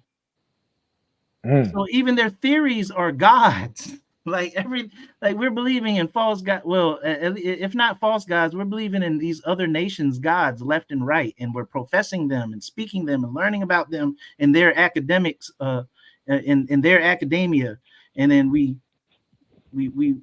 proliferate it, extend it to the next generation. We got to let it go. We have to. Well, I'll say this: we have to really see the ties that actually bind.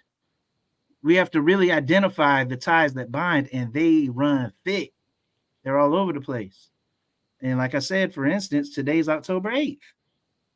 But that's because a Roman Pope told us that. Everything that we believe actually goes back to because of a Roman Pope told us. I promise you, if you really go down to the root of it. Oh no, I don't disagree with you. I don't disagree with you. But like I said, some of this, they can confess to be whatever they want to confess to be. It doesn't mean that they're right. They're not right, and I know they're not right. And the origin of some of this, Victor, and people that listen, when I'm getting downloads on it didn't necessarily have color on it or any shade to it. That came in play later. Because if you look at some of the real faces behind it, yeah. Yeah.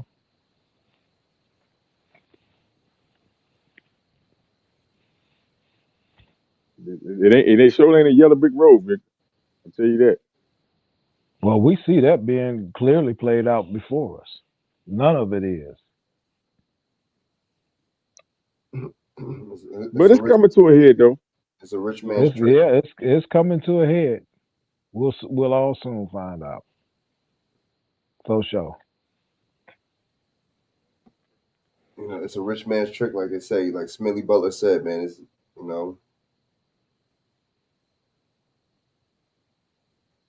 yeah. This cat. I mean, this religion ain't no joke, man. Ain't no joke. But you know what? I was looking at, and a lot of these, Catholicism stuff and Christianity stuff deal a lot of symbolic and symbolism. So I was looking at and I'm thinking about the Colosseum, I'm thinking about Rome. And when you look at Chrome, right? The Chrome app or Chrome. Mm-hmm. If It looks like if you're looking down on it, it looks like you're looking down into a coliseum. Mm. Is that deep? That's too deep. Yeah. That's too Mm. deep. Okay. The only reason And why they giving us our Go bread ahead, and go ahead. circus. And they giving us our bread and circus. Bread and circus. And you know that. Bread and circus. Bread and circus. Bread These and cats are the circus. same cats. The reason why you got all of these Christian churches, especially with a lot of these black folks, like the Reverend Poetry Shop and all of them, doing the stuff that they doing, is because they get it from their predecessors, those who were there before them. And that's the reason why every time something happens now, the people who not supposed to still be stuck in this stuff gets shocked and awe is because they thought that it was something else and they're still searching and they don't ever want to admit that they're still searching. That's the reason why it shocks people and it gives them awe and it takes them aback when they see the bishop pastor and then the Christian and the non-denominational pastor talking about, well, I slipped and I was with a man. Nah, brother, you didn't slip. You went head first into that. Pun intended. So you did not slip. You went head first into that. You did that by choice because that's Yeah. what these cats do. You can go all the way back to Caligula. You can go all the way back to any of the other Roman leaders. This is what these cats do. That's who they Yeah. are. That's who they are. And And- so when it shocks people who are still in it, the reason why is because there's something that's letting you know you're not supposed to be there no more. That's not what you were supposed to be. You're not supposed to be involved in it.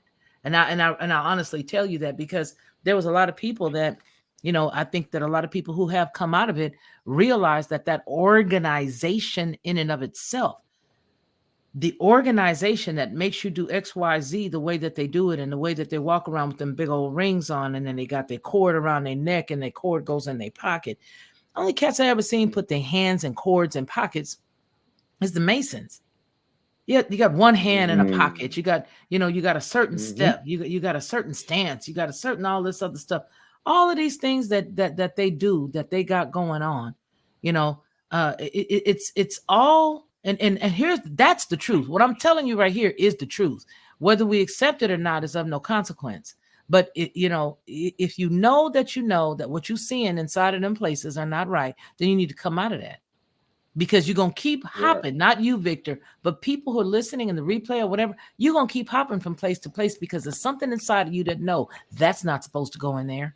That's not right. I'm not supposed to be knowing that they doing this, and I'm not even supposed to be talking about what they're doing in secret in the public. I don't want to talk about none of that. And see, this is when the room gets real thinned out because the real true road is very small.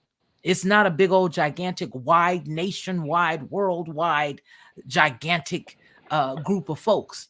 It's a very narrow road that when you start to talk about the truth that people inside they own know, the room gets thin because the accountability there is now there.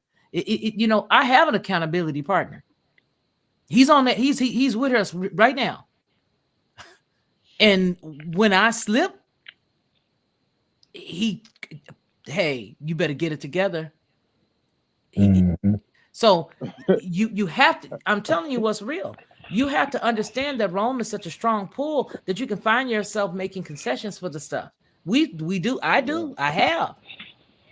But my point is tonight is that if you cannot see the close correlation between the largest Christian organization in the world, the Catholic Church, and the place that you go to every single Sunday, those in the replay, those that's watching in the chat, if you cannot see the correlation, then you need to go to your closet and you need to do whatever you do when you go in your closet and you pray and you ask the truth. You ask for the truth.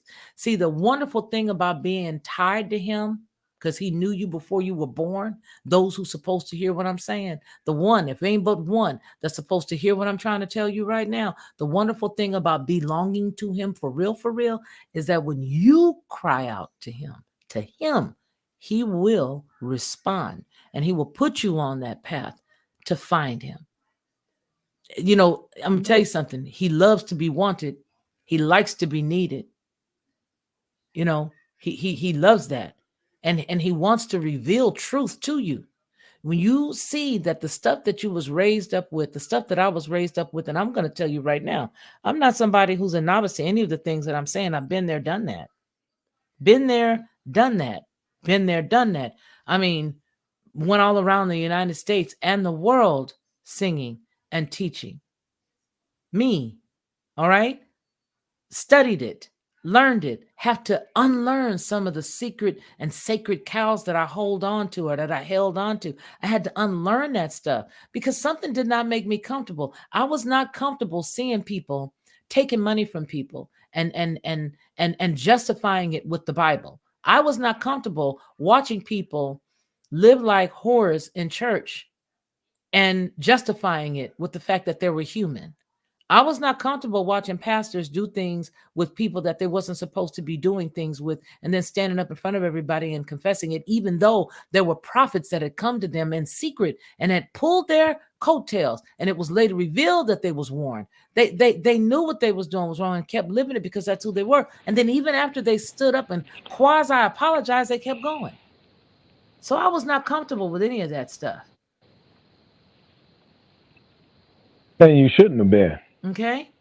So And, the and one you're not thing, supposed to be. so the one thing that I'm saying is you will keep looking and searching and going from pillar to post because you're not going to be comfortable because there's something in you, whoever you might be, there's something in you that refuses to compromise. And when you get to the point where you're tired of the compromise, where you don't want to be named among that no more, you will begin to seek out truth. And when you begin to seek out the way will definitely make itself known to you. That part. True. I agree. And I agree. I want to tell you, I got the download on Chrome, right? Is because I'm looking at it. I say I want to mention why I got the download on Chrome, right? Because we talking about Rome, what do you call it when you put two words together? What, a Is that not called a conjunction? conjunction? Yeah. There you go. Chrome, the Church of Rome. C8, the Church of Rome. Well, you doing a lot. That's funny though. All right. But Chrome Right. is Yeah, concerned. But now the whole internet and Chrome, when you go into Chrome, Chrome takes you to the CERN. All you got to do is let me figure out. No, that there is a key that you can hit, and as soon as you hit that key, it's gonna reveal to you everything. The page, it'll give you the code and everything, but there's CERN's emblem there. You guys have never made a hard press on a key on your keyboard, and then it takes you to this big white page with a blue box on the right. If you look at that blue box on the right, that's the CERN emblem. They're the ones who created the internet.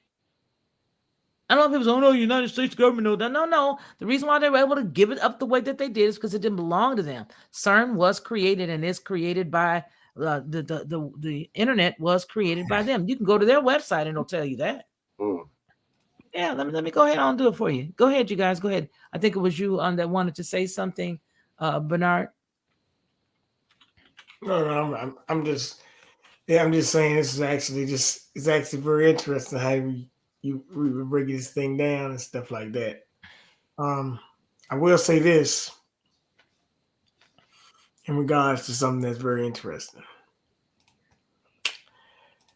Hey, just buckle up, hold your horses, and get ready for the wild ride ahead. Yeah, I know you talking about earlier, and I didn't really get to mention it. You were saying things are falling. Remember that? When I said Babylon is falling, falling. Mm-hmm. Babylon is falling, right? Hey, it's like a game of dominoes, except this one will be way worse. No doubt about that. So, but I just wanted to also look at the screen, folks. The birth of the web. The World Wide Web was invented by British scientist Tim Berners-Lee in 1989 while working at CERN. Tim Berners-Lee, a British scientist, invented the World Wide Web in 1989 while working at CERN. The web was originally conceived and developed to meet the demand for automated information sharing between scientists in universities and institutes around the world. This, if you guys remember, when it all, I used to do You see, you know, DOS. that's DOS. Okay. And if there's anybody in here who went to school or who was working like this back then, this is what we used to use. But this was prior to it becoming what we now know. Okay. All right.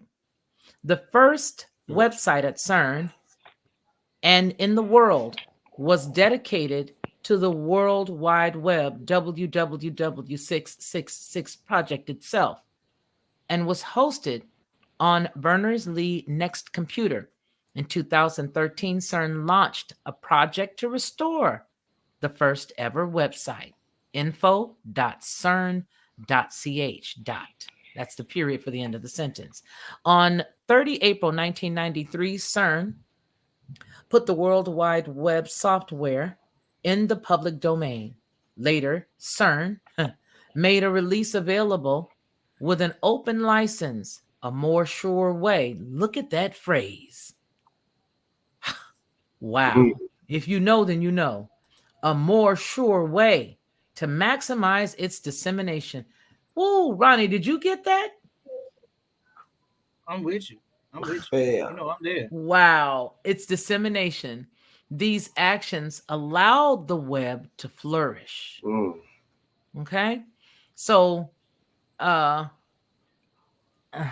it. That's all I'm gonna say. I mean, if I say something, I better be able to give you the truth about it. I'm not just gonna say something if I don't know, and if I don't know, I'm gonna say, hey, I don't know. But and you know the funny thing about it, there will still be people that even though I shared this with them, they'll say, well, she don't know, but she talking about that ain't right because it was DARPA. And that ain't right because it was the United States government.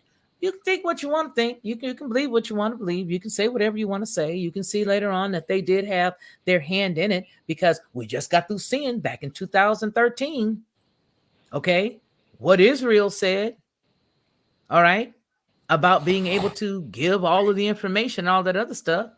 So about being able to follow people and about listen to your phone conversations and how they use it in the United States, and NSA was right along with them.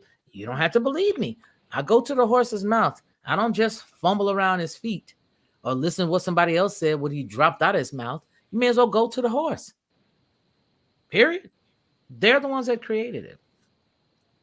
Oh, for sure. So I agree with Shaq. Church of Rome. Oh, yeah. I mean, Chrome. Yeah. Ain't it? Crime. Because No, people go hey. there for truth. People go there for truth, right? We all do it. I just did it. I mean, everything is a double, triple entendre with these. Come on you now. know, and everything's like Shaq was saying earlier. Everything's in code. Everything's in code. So hey, I'm not saying that it is, but I'm not saying that it isn't either. That's quite interesting. I just wanted to be funny talking about you're doing too much. Hey, I was just saying, man. Hey, man. Hey. Hey, Now, and if you want to get deep, when you look into it, you really look at. Come on now. Hey, he might have Oh, said no. something prolific. He might have said something profound. When you're really looking into it, if you're really looking into what those deep blue eyes, huh? When you're looking at it, is that not blue? What's in the middle of that chrome? Is that not blue? Why is it centered around blue? So what's the green, red, and yellow represent? That's a Isn't great that question. isn't the green, blue? Well, you said green, blue, and yellow, No, or the blue is the circle, is the dot in the middle.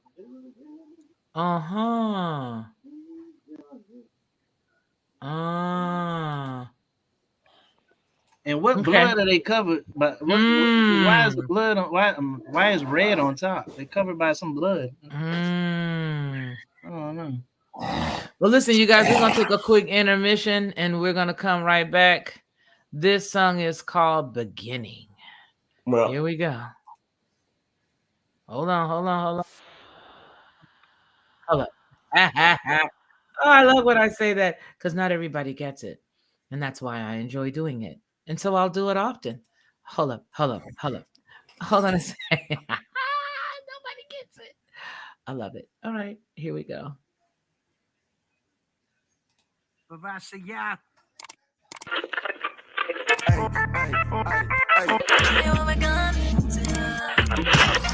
beginning, Yah created the heavens and the earth. His spirit moved upon the waters. It's all in his word. He said, let there be light. And he called the light day. In the darkness he called night. He saw that it was. He made heaven and called forth the dry land. Gathered the waters, called it the seed. And he made seed for man. Brought forth the grass and every herb and every fruit yielding tree on this earth. He saw that it was. He made lights to divide day and night, times for seasons, days and years, to let them be for signs. And so the earth could have light. He made the greater one to rule the day and the lesser one to rule the night. Let's not forget he made the stars also. Then he told the waters to bring forth life, and it was so. He created all the birds of the sky, all the cattle and every creeping thing after his own kind. He saw that it was. Then Yah created man in his own image. He created them, male and female. He created them. He blessed them to be fruitful and to multiply and to replenish the earth and subdue everything within. Behold, it was very good when it saw what he had made. Even in the morning were the sixth day. And on the seventh day he rested. That's why he sanctified and blessed it. It's uncontested. My God is, and to make it understood, I'm bumping truth music when I'm rolling through my hood. I'm putting God first, no hood fame. You read it on a nameplate. Dwell in the house of Yahweh forever for his name's sake. And though I walk through the valley of the shadow of death, I'm stomping through like it don't even exist. His goodness and mercy follow me all the days of my life. His yoke is easy and his burden is light. My God is.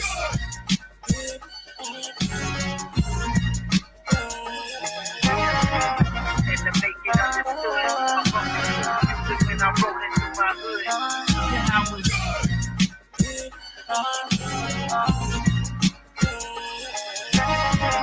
And to make it understood, I'm bumping music when I'm rolling through my hood.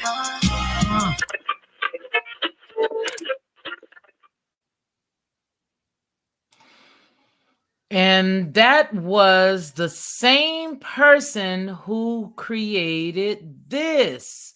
Don't go nowhere. To receive instant notification each time I upload, please hit the Hold subscribe up. button and the bell Listen. notification. Whose voice is that?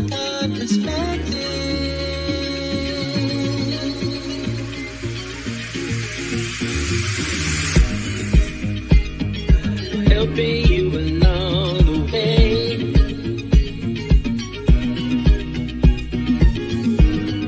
Helping you to make it through another day. Yeah, yeah. Everything you need to know that you never knew, that you need to know. Like our perspective.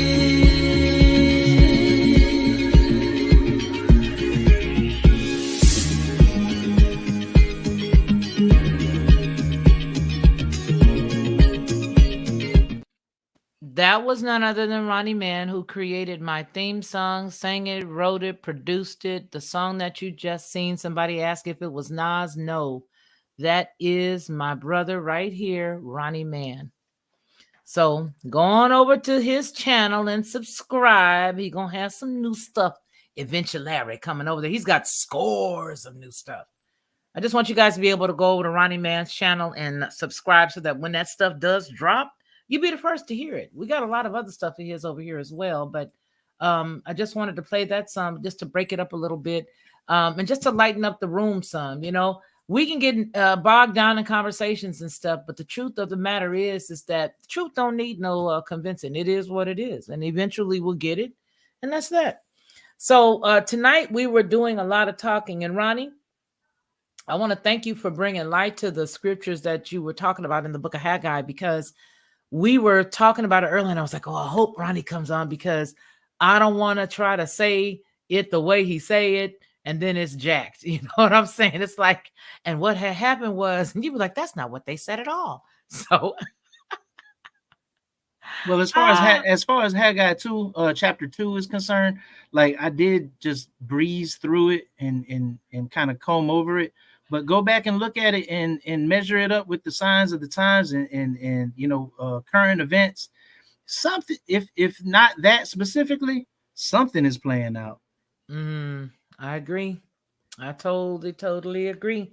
King BJ, what you got to add before we go? And Frank Nitty, wake up. And I see Shaq Weiler Yo, in yo. the he out yonder. What you got to add, Frank? And somebody said, "Can good work? Can you Yo. get Mariah Carey on the show?" Go ahead, Frank.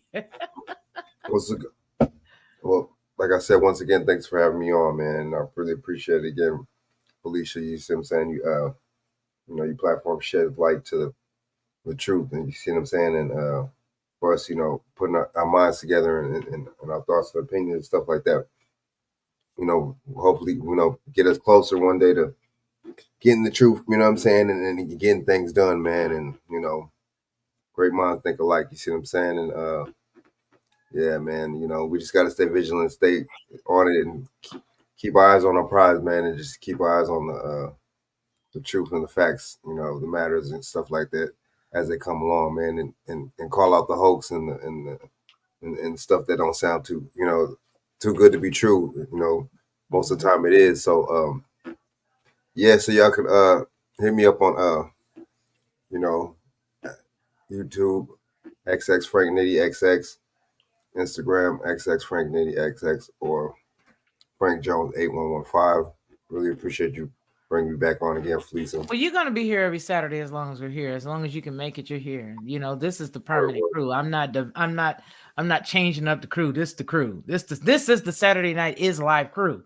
Now, tonight we were supposed to be doing the trivia because we were going to do. I actually had switched it up. We were going to do trivia, but I wanted to do presidents. I wanted to, read out what significant things they did so people could tell us what the presidents were. So, just a little cheat code to next weekend. We're definitely going to do something on that order, whether it be Friday or Saturday, but I prefer for it to be while we're all together. But with that said, Frank, you have been having some pretty good content on YouTube. I've been watching your topics. I've been watching King BJ's topics, and the two of you gentlemen have been hitting the ball out of the park on some of the things that you guys have been dealing with. I mean, heavy stuff, really good content. And so I want to suggest that everybody who is here, because I know that you're sharing your link now, Frank, but for everybody who's here that don't know about Frank or King BJ, who's going to sleep on us or don't think we see him because his avatar ain't up, you guys, make sure that you go over there and support King BJ's channel as well as Frank Nitty's channel. And then Shaq, I caught you the other morning on Instagram. That's where you really rock out, right? Dang. Shaq. But that's really where Shaq rocks out. But now, where can we find you, King BJ, while Shaq is either making a beverage break or something like that? Go on ahead. Tell us where we can find you. Bernard 1121 on Instagram. We got King BJ Johnson YouTube, 1987 BJ1 on Twitter, and Bernard Johnson Facebook. KingBJMedia.com as well. Yeah, like I said, very interesting show. Hey, like I said, hey, look, it's getting time to the time. It's called Sink or Swim. Get the life raft ready. I just want to say this is a good show, and like I said, I'll be back as many times as I can. Yep. Well, like I said, you're it. Shaq, you back? Oh yeah, I'm stuffing my face. Would you go get some bananas? Would you go get kiwi or celery? So we wrapping this thing up. That's what we doing. Well, we could wrap it up unless you want to go head on and go into the midnight oil. I had questions, man. Come on, let's midnight oil it. Come on, Ronnie, let's go. Wait a minute. I don't want to step on. I want to step on Brother Shaq's plug. Let's get Shaq's plug, and then we're gonna midnight oil it. This gonna be good. I love it when we do midnight oil. Yeah, man. I so appreciate it. Y'all can catch me on Instagram, man. Shaq_Edwards. That's CHAQ_Edwards. And yeah, I've been doing my walking and talking, my talking to the universe talk, in the morning time, So I take the people on the walk with me, so and we just vibe, I give information. I've been doing the series on prostate. I told Bernard earlier that September was National Prostate Cancer Awareness Month, and it wasn't getting no notoriety. you know, and we was going into October, which is breast cancer. So I said I'm going to extend it, you know what I'm saying, through the month of October. So I'll be talking about prostate, you know, giving some tips, tidbits on prostate, and just giving people some awareness of Because there are a lot of men who are suffering from prostate issues without even really knowing it. Is that right, Shaq? it. That is absolutely correct. Yeah. And I think that there's a lot of fellas that don't want to really talk about it. You know what I mean? You know, there's a lot. They don't really know the signs. I don't think, especially a lot of men these days, know the signs, and so it is important. And I'm glad you're shedding light on that, and I'm glad that you are. You said who said they were carrying it over into this month for the breast cancer awareness month? Was that you? Yes, that's me. Yeah. You know what I noticed about men and prostate issues is that you're right. A lot of people don't speak on it. The people that I have heard speak on it are people that's gone through something themselves pertaining to the prostate. So it seems like hey, we might need to have that conversation because the only people that's talking about it is the ones who suffered through it. I got a friend of mine who speaks on it like all right, man, but go ahead, go get your prostate checked. And you know, and we might like laugh and chuckle it off or what have you. But yeah, I'm like, There's wow. other ways. Now I haven't got mine checked, but there's other ways that you can get it checked. You know, they want to stick their finger. I think these people are just perverted the way they treat the human body, man. Well, let me ask you this then. I know that you do a lot of health talks. I know you do a lot of health conversations because of the way that you eat. You believe in doing a lot of herbs and you believe in a lot of fruit, a lot of water, clean, pure water. Are you sharing the fact that you don't have to have these issues if you eat clean? Is that what your angle is? And it's a multiple thing because I'm coming on new information too. So I'm walking and talking. That's pretty much. Oh, walking and talking. So you're walking to stay fit. Okay. Well, it's a double entendre. I'm walking and talking. So as I'm learning, I'm getting the information and I'm giving it to the people, and I'm asking people to just come on and have information with me. Oh, and share some type of story or their some story or just any updates, deep information that they have that that I might not have. You know what I'm saying? Because they don't even tell you the way we sit on the commode is absolutely incorrect. That's not even talk. That's right. That could be a big part of you getting because of the fecal matter coming back up. It's deep. They don't even teach us that you should have V8 angle. Right. We actually need to be a full squat, right? Yeah, squat. Yeah, but if you can't do that, get you a stool and just put a stool up on your foot and put your feet up on the stool to where you kind of have. You're in a squat position. Okay. Yeah. Right. Yeah. Mm-hmm. Wow, that's interesting. I never heard that one before. Oh yeah. Yeah. Drinking water, like I said, drinking water and walking, like I said, it's going to help the bowel, help you move, help you. But they've contaminated so much. It's just amazing that those of us who don't have these kinds of health issues. It's amazing that we don't. We don't have more health issues than we do because everything is being contaminated. And they say one thing that can help the prostate. Well, it's a couple of things. Beets, it says pretty good, but they definitely said pumpkin seeds, which is the zinc and the magnesium. Zinc and magnesium is good. Selenium too. Selenium. Selenium. Important. Yeah. Yeah. I mean, working out because that's what I do. I got my little makeshift workout in my garage. I get up and I lift weights and and doing it ain't gotta squats. be strenuous. Like there you go. And if you can't do squats, guess what you do? You get your little chair, like your regular little sitting down chair, like a table chair or just a little lounge chair, whatever, and just stand up and sit down in that chair. Because that's gonna give you the perfect posture for a squat. But you might not be able to have the strength to go out with, So just do it that way, man. Go down and get around it and still, Yeah, well, I tell people, if you can't, do squats all the way down, go as, do it as many times and as low as you can go. Eventually, you'll work yourself up to that. It's about working your legs and your core, the core your, your midsection there. Or you can grab a rail or grab the back of a chair and help you out, and Absolutely. help you out and go all the way down. So I I mean, you Yeah, because I actually saw a lady, and I sent it to my wife and some family, some women in the family. This one lady was like at her kitchen sink, and she was showing them how she do, how she does her squats. And she goes down and she hangs on to the edge of the sink, and she pull herself right back up. that's right. That's So right.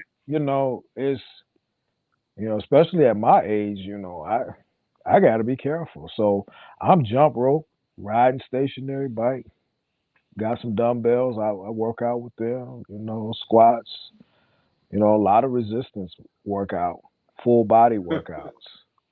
I just shoot. I just seen this thing on my it had to be on my Facebook. Y'all go check my Facebook. I think it's on either Shaq or Chikara's Edwards Facebook. I posted it. It's a 65-year-old black man. This dude is ripped, man. And Is he he's is he doing his doing calisthenics? calisthenics, yeah, push ups, Yo, my man calisthenics, and is he's a doing the beast. bar. Yeah, he is ridiculous. Man, You Yeah, have to send that to me, man. Shaq. hey, he put us all to shame. And that's sad because he's like 65, 66 years old.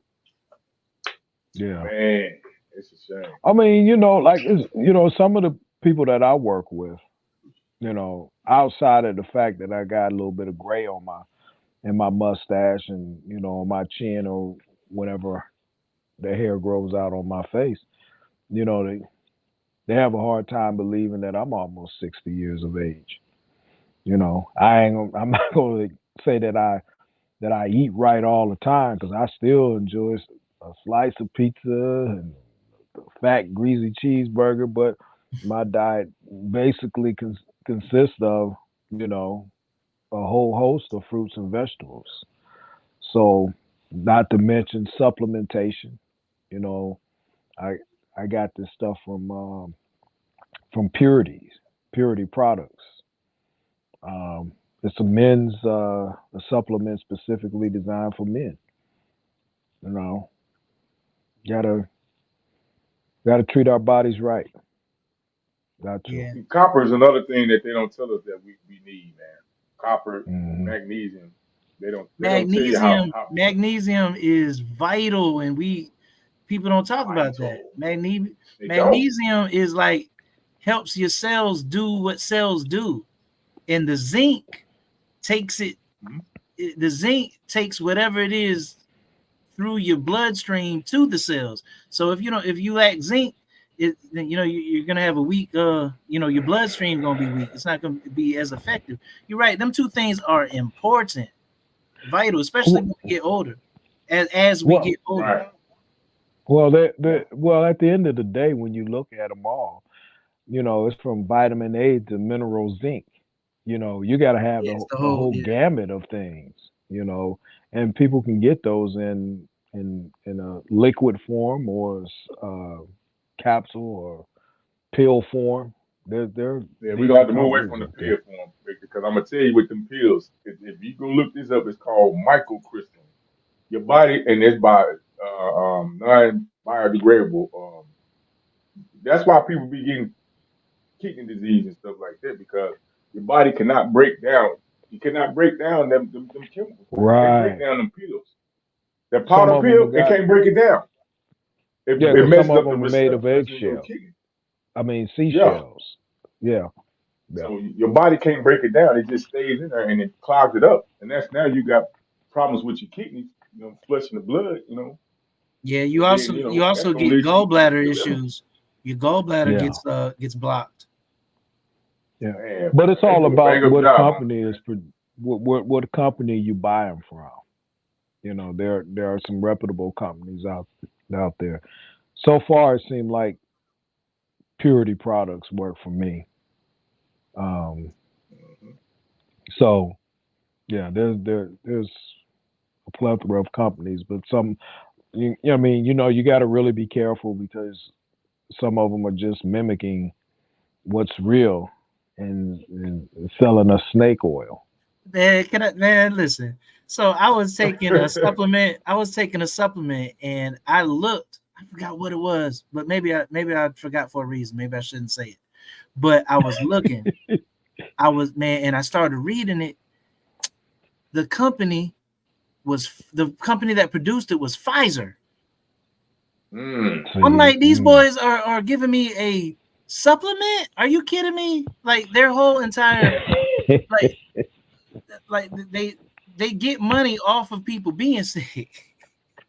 Right. There you go. And so if their name is So on what it, are they then you really know it's not giving me? pure. It just made me think. I don't know. I'm not gonna say, I'm not gonna say that something was wrong with the ingredients, but it made me second guess it, and I don't take it anymore. Absolutely. I want to say it's like a one a day, like daily vitamin or something like that. It's Pfizer. I had to put that stuff down. Yeah. It's a powder. It's that white powder pill, man. I'm telling you right now, man. It ain't gonna get out your man, and it tears up the lining of your stomach.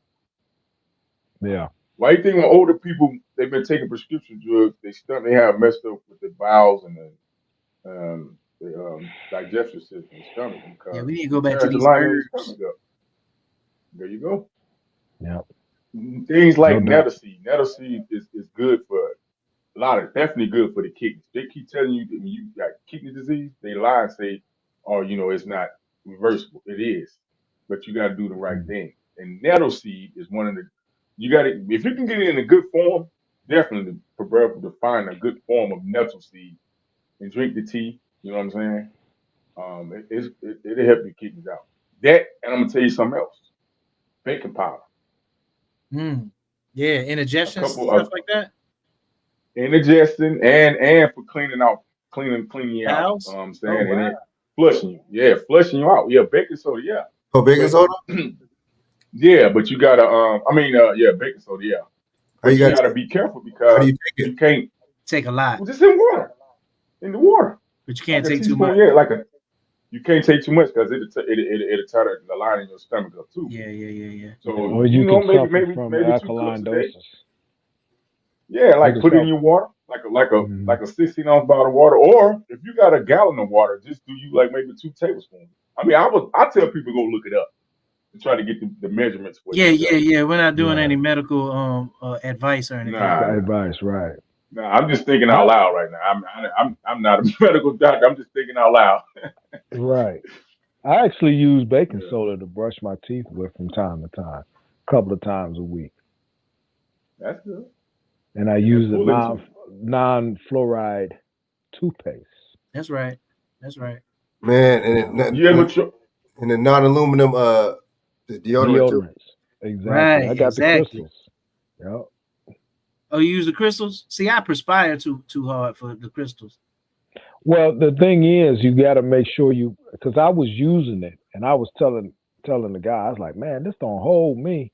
I said, at work, I get dirty, I'm sweaty, and I said, on top of that, you can smell your underarms and all that. And he says, well, man, you got to take a moment and rub it in. He said, do it at least 20 times, around in a circle underneath your arms. And then once I get enough, I feel like I got enough on, I hold my arm to my rib cage, and I go back and forth with my arm, make sure I get it everywhere, and then all up under my armpit, and then I fan dry it, make sure it's dry before I put on the shirt.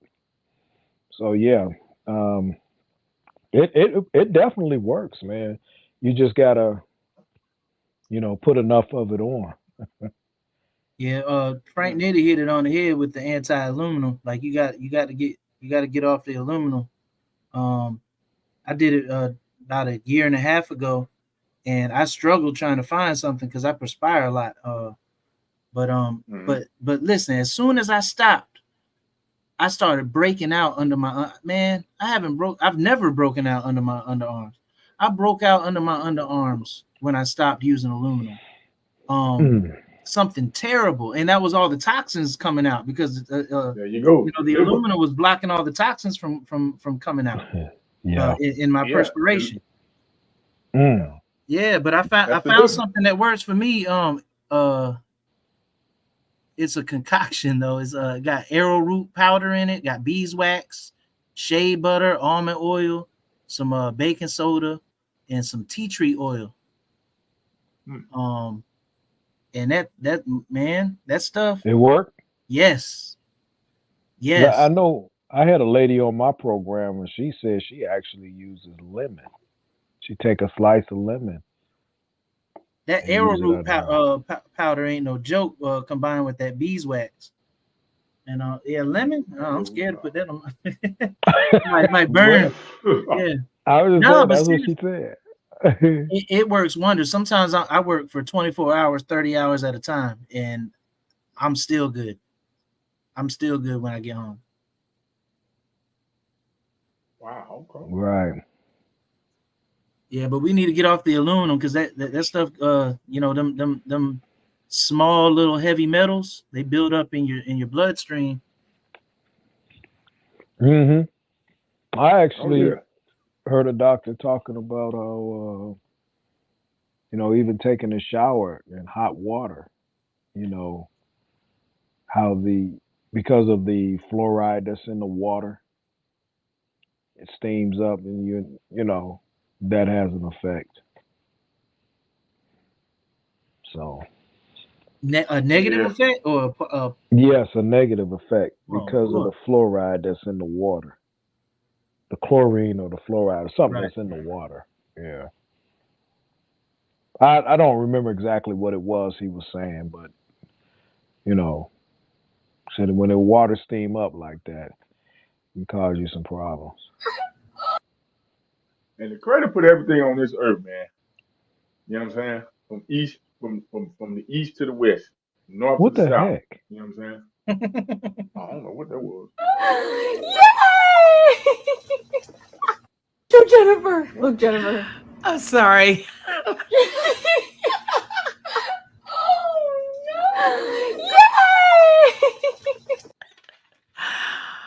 Whoo, I love dog tricks, and I just wanted to show you guys this one. Oh, those are dogs. They're two little dogs that they dressed up in panda suits. Panda, Right. panda. Okay, go ahead, finish, you guys. I'm sorry. No, Shaq was saying y'all put the Creator put stuff on this earth from the east to the west. Yeah, in the north and south, yeah. And I was gonna bring up the pulling, you know what I'm saying, like with the 100% coconut oil. You know what I'm saying? I think I'm cold with pressed it. coconut oil. You can That do is pulling with your mouth. antibacterial. There you go. There you go. So it's here.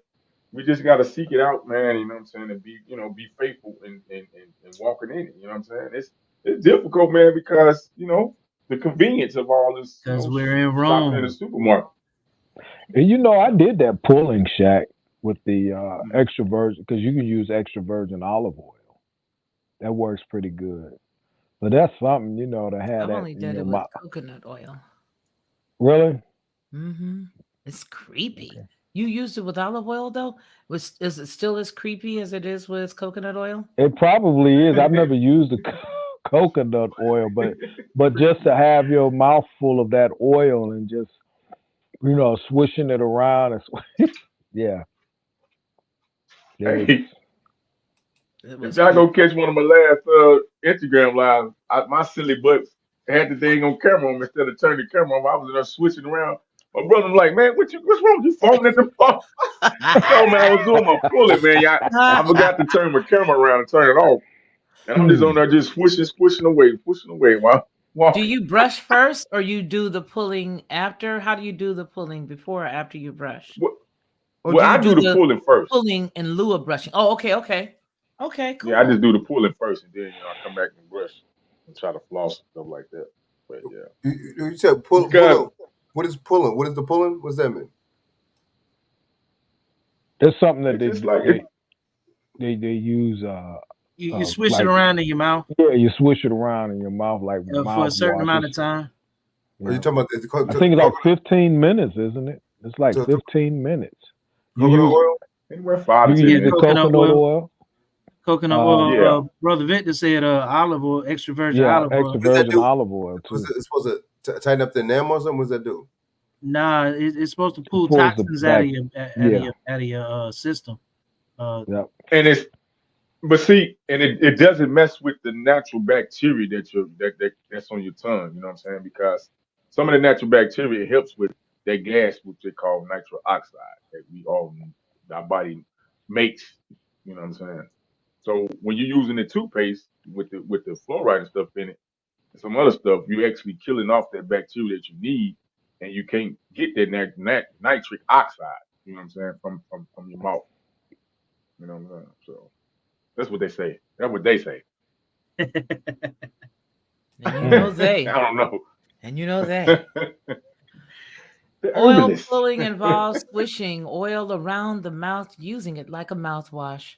It has been used for thousands of years as an Indian folk remedy. Funny thing is you know what I always wonder, and because you know they always talk about the fluoride, you know, use it.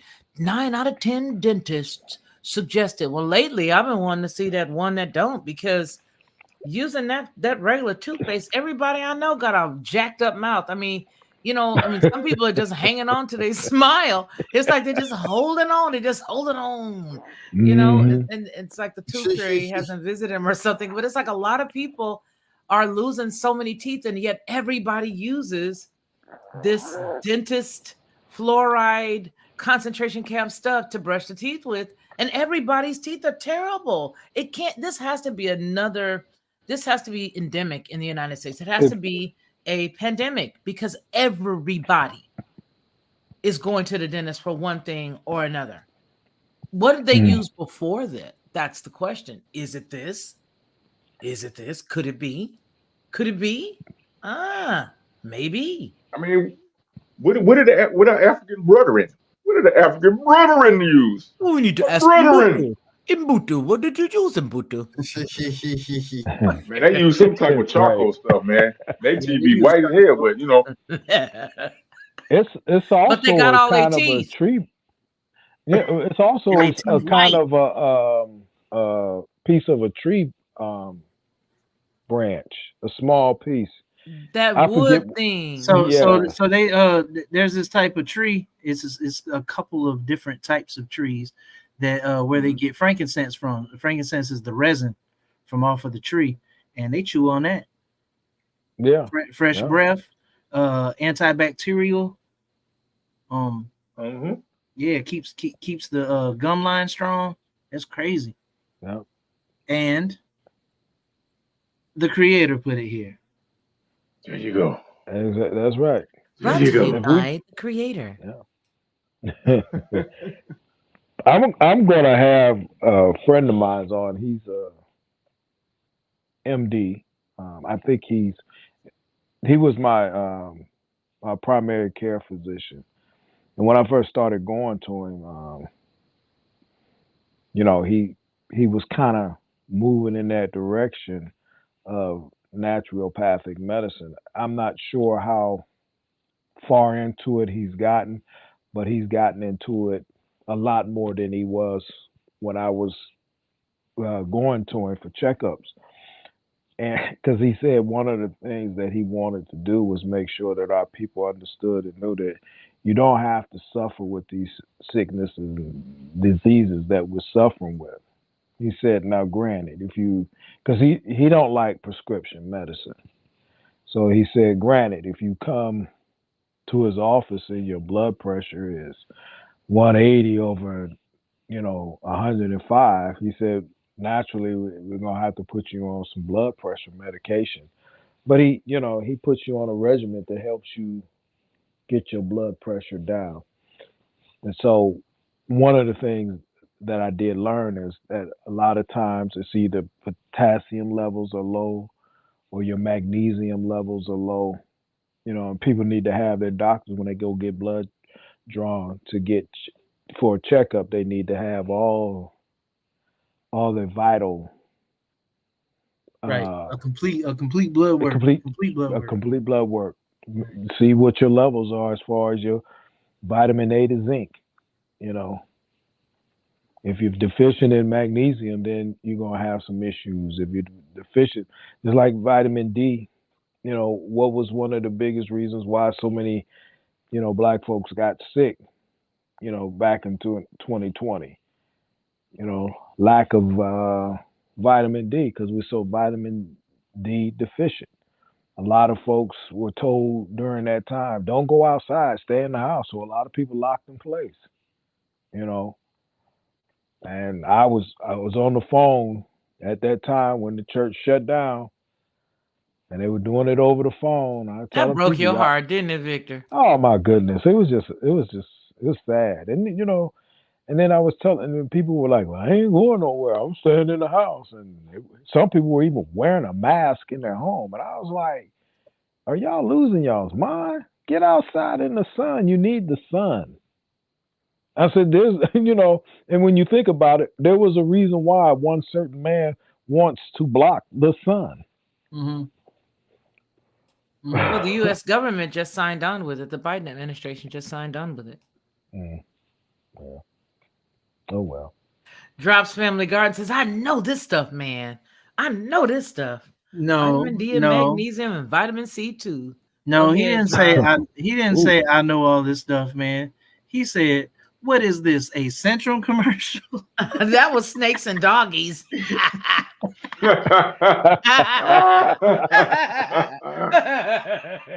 Oh, I see you got a Snakes and picture of doggies. these beets on there.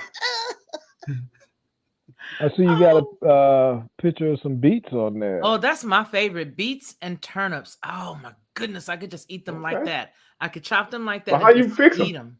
I chop them like Give us that the and I recipe. eat them. I either put Or I cook them in a little bit of olive oil, just to get the olive oil and the garlic on them. Put some garlic and olive oil, just enough to heat them, not even to take I just like to feel the crunch. I love them. Oh my goodness, I love them. I put them in my salad, or I Mhm. use them in a smoothie. Man, I've been tearing up turnips lately. I mean, jacking them up. I put them in cabbage. I put cabbage and onions and carrots and all of this stuff and a sweet potato together. And I just sauteed it together. And oh my goodness, it was off the charts. It was just off the charts with garlic. Oh my God. Oh my goodness. Oh my goodness. Oh my goodness. It was so good.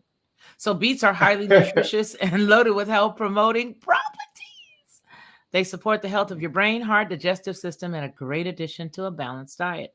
Boost athletic performance and help alleviate inflammation.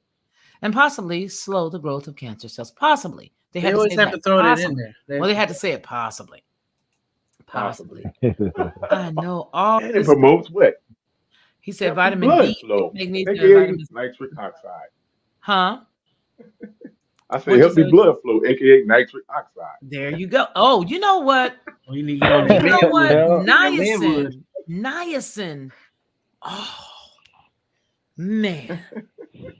I took some niacin one slick. time because they said niacin was good for you and that you needed niacin and something else.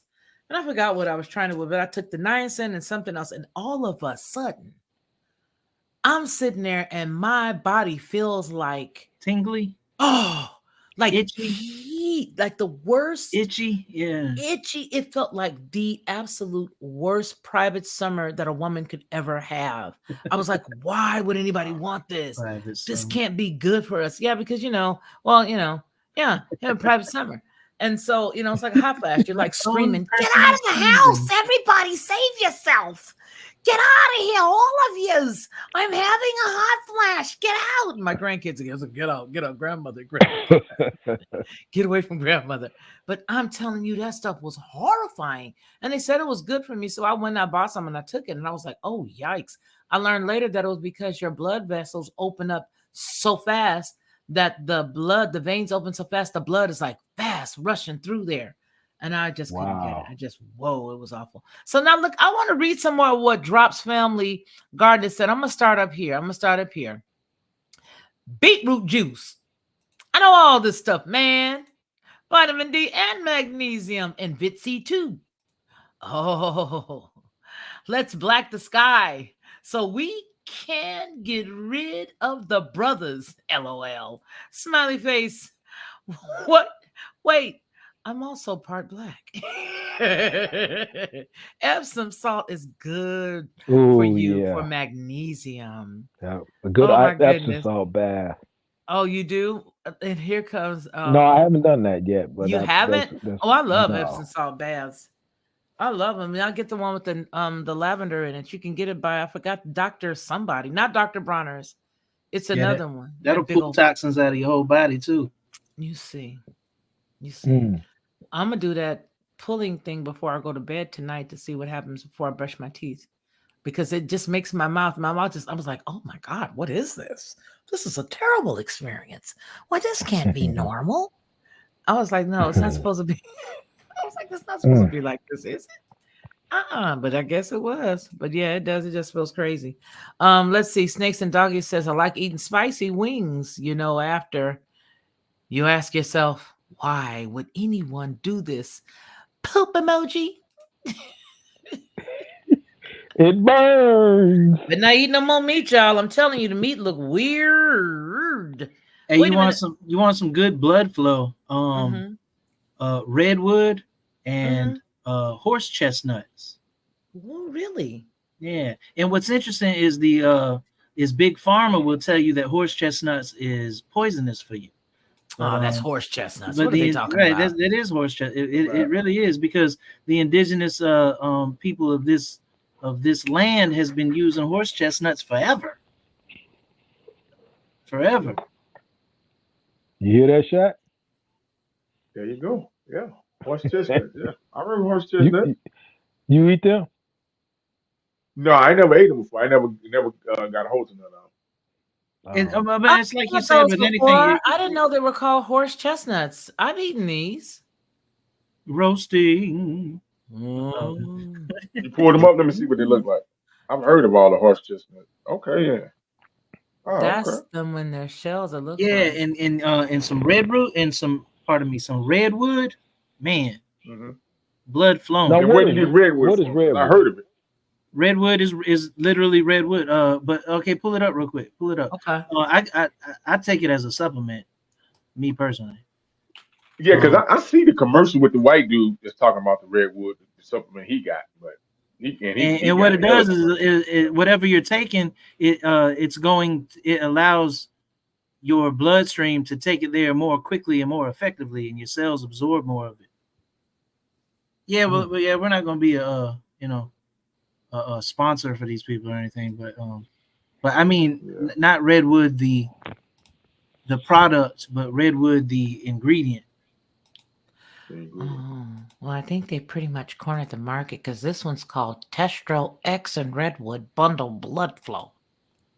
That's it, Testro X guy. Mm-hmm. Blood flow, testosterone support. Alrighty then. I was trying Well, to find family. Okay, y'all got to go. Okay. You was trying to find. I was trying to find a segue so I could talk about. I told you I had questions.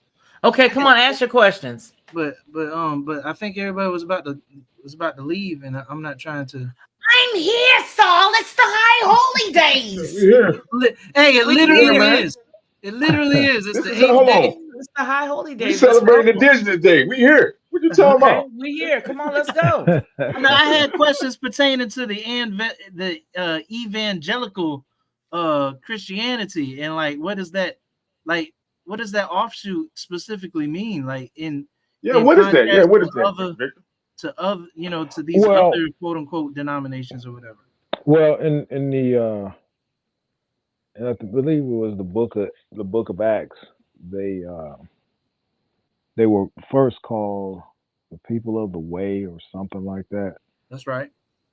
And then after, I don't remember exactly when it was, but it wasn't too much longer after that they began to call themselves Christians. And that was just simply because of the name of Christ. Oh, okay. So I guess what I was that's what I understand it to be. Well, I guess what I was asking is like, so if you profess to be an evangelical Christian, I'm sorry, that's a tongue twister for me. What would like if you saw me on the street or something, like what's your angle? Like, how do you come at me? How do you Well, witness, if you will? well, as you know, evangelical basically means it really is an evangelist, evangelizing, or but typically when witnessing to someone, and usually I wait for an opportunity. I usually just don't walk right up to people. Right. You know, if somebody's talking about something going on in their life or whatever the case might be. First thing, one of the things I ask, depending on how the conversation go, it's typically, well, um, do you believe in Christ? And from that point on, if a person says yes or no, it depends on their answer and which direction do I go. And then you kind of talk about your life and what Christ means to you, what He's done in your life. So I mean, and what's interesting about it is that I believe that there's more people than we realize that are in search,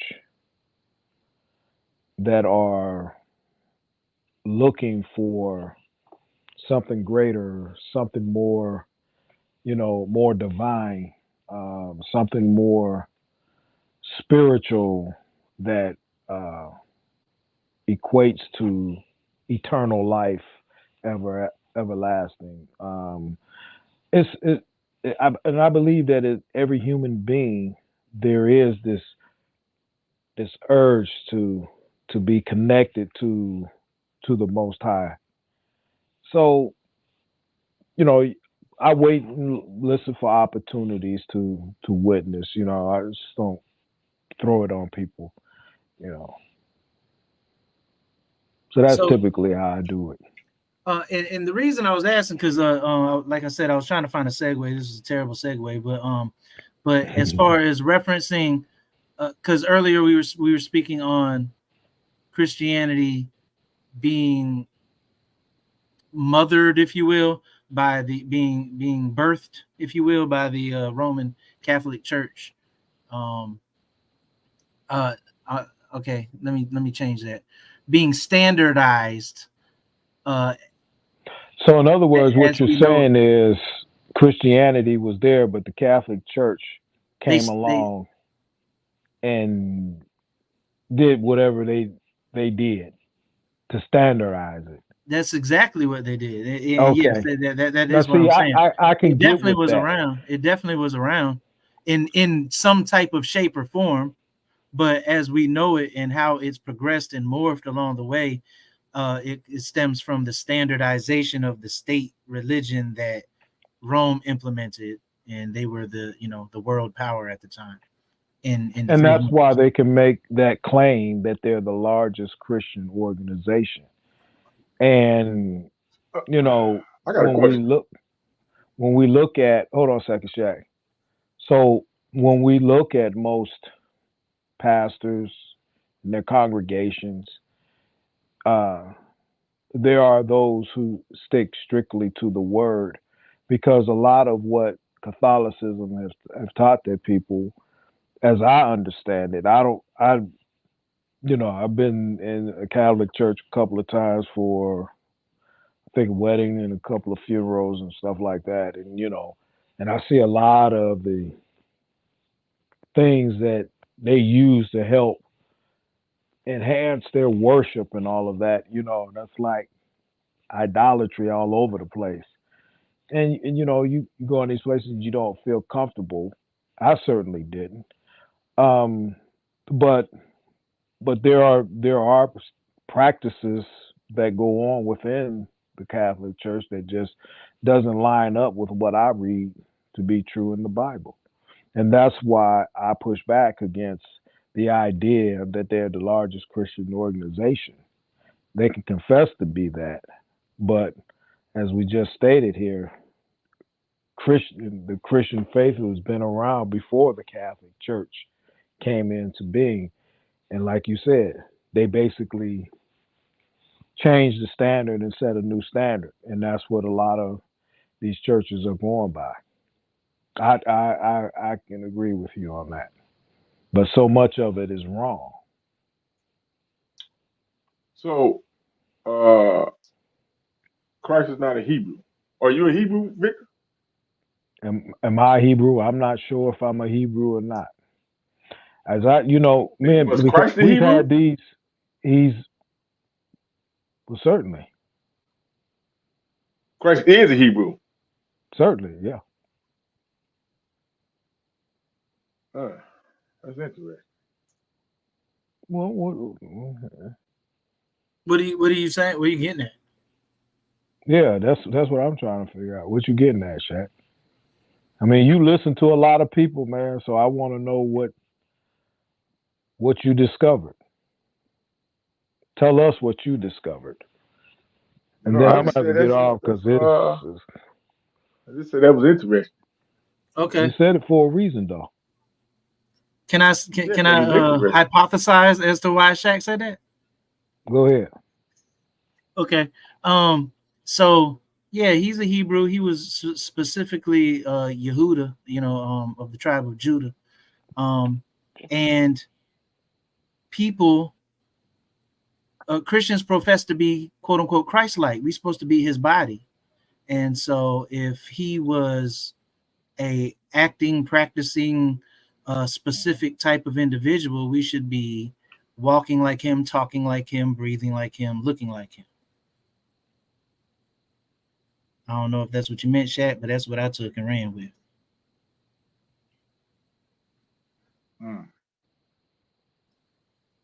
Is that what you were saying? That's Shaq? interesting too.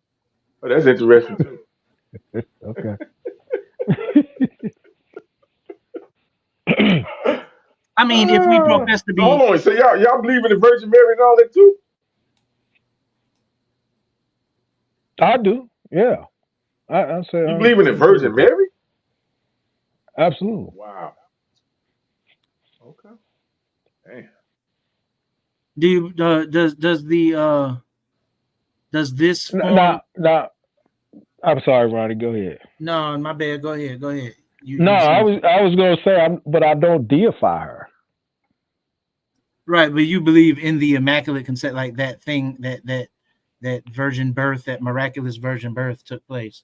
Well, that's what Catholics call it. I didn't see it nowhere in Scripture where they call it the Immaculate. So hold on. So you tell me a man can stick a penis in a vagina and we get the birth of a. No, but see, Shaq, this is where we separate the natural, the spiritual from the natural. God, man, oh my God.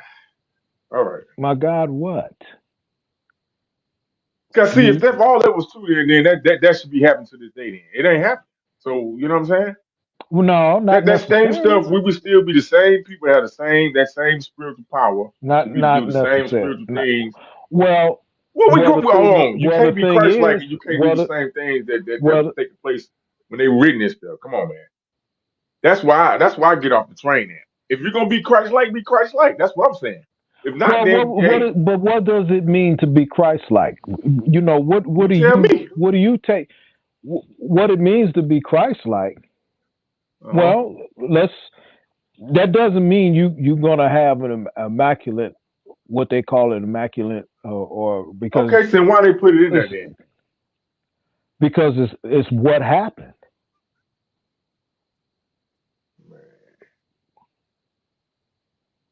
That's another theory, right? You call it what you want. You don't.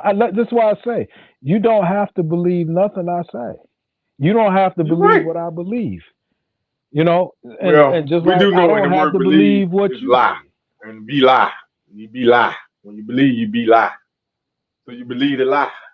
You're making up all kind of words now. You. He's a reach. Well, hold on. I'm reaching, but you believe in Immaculate Conception?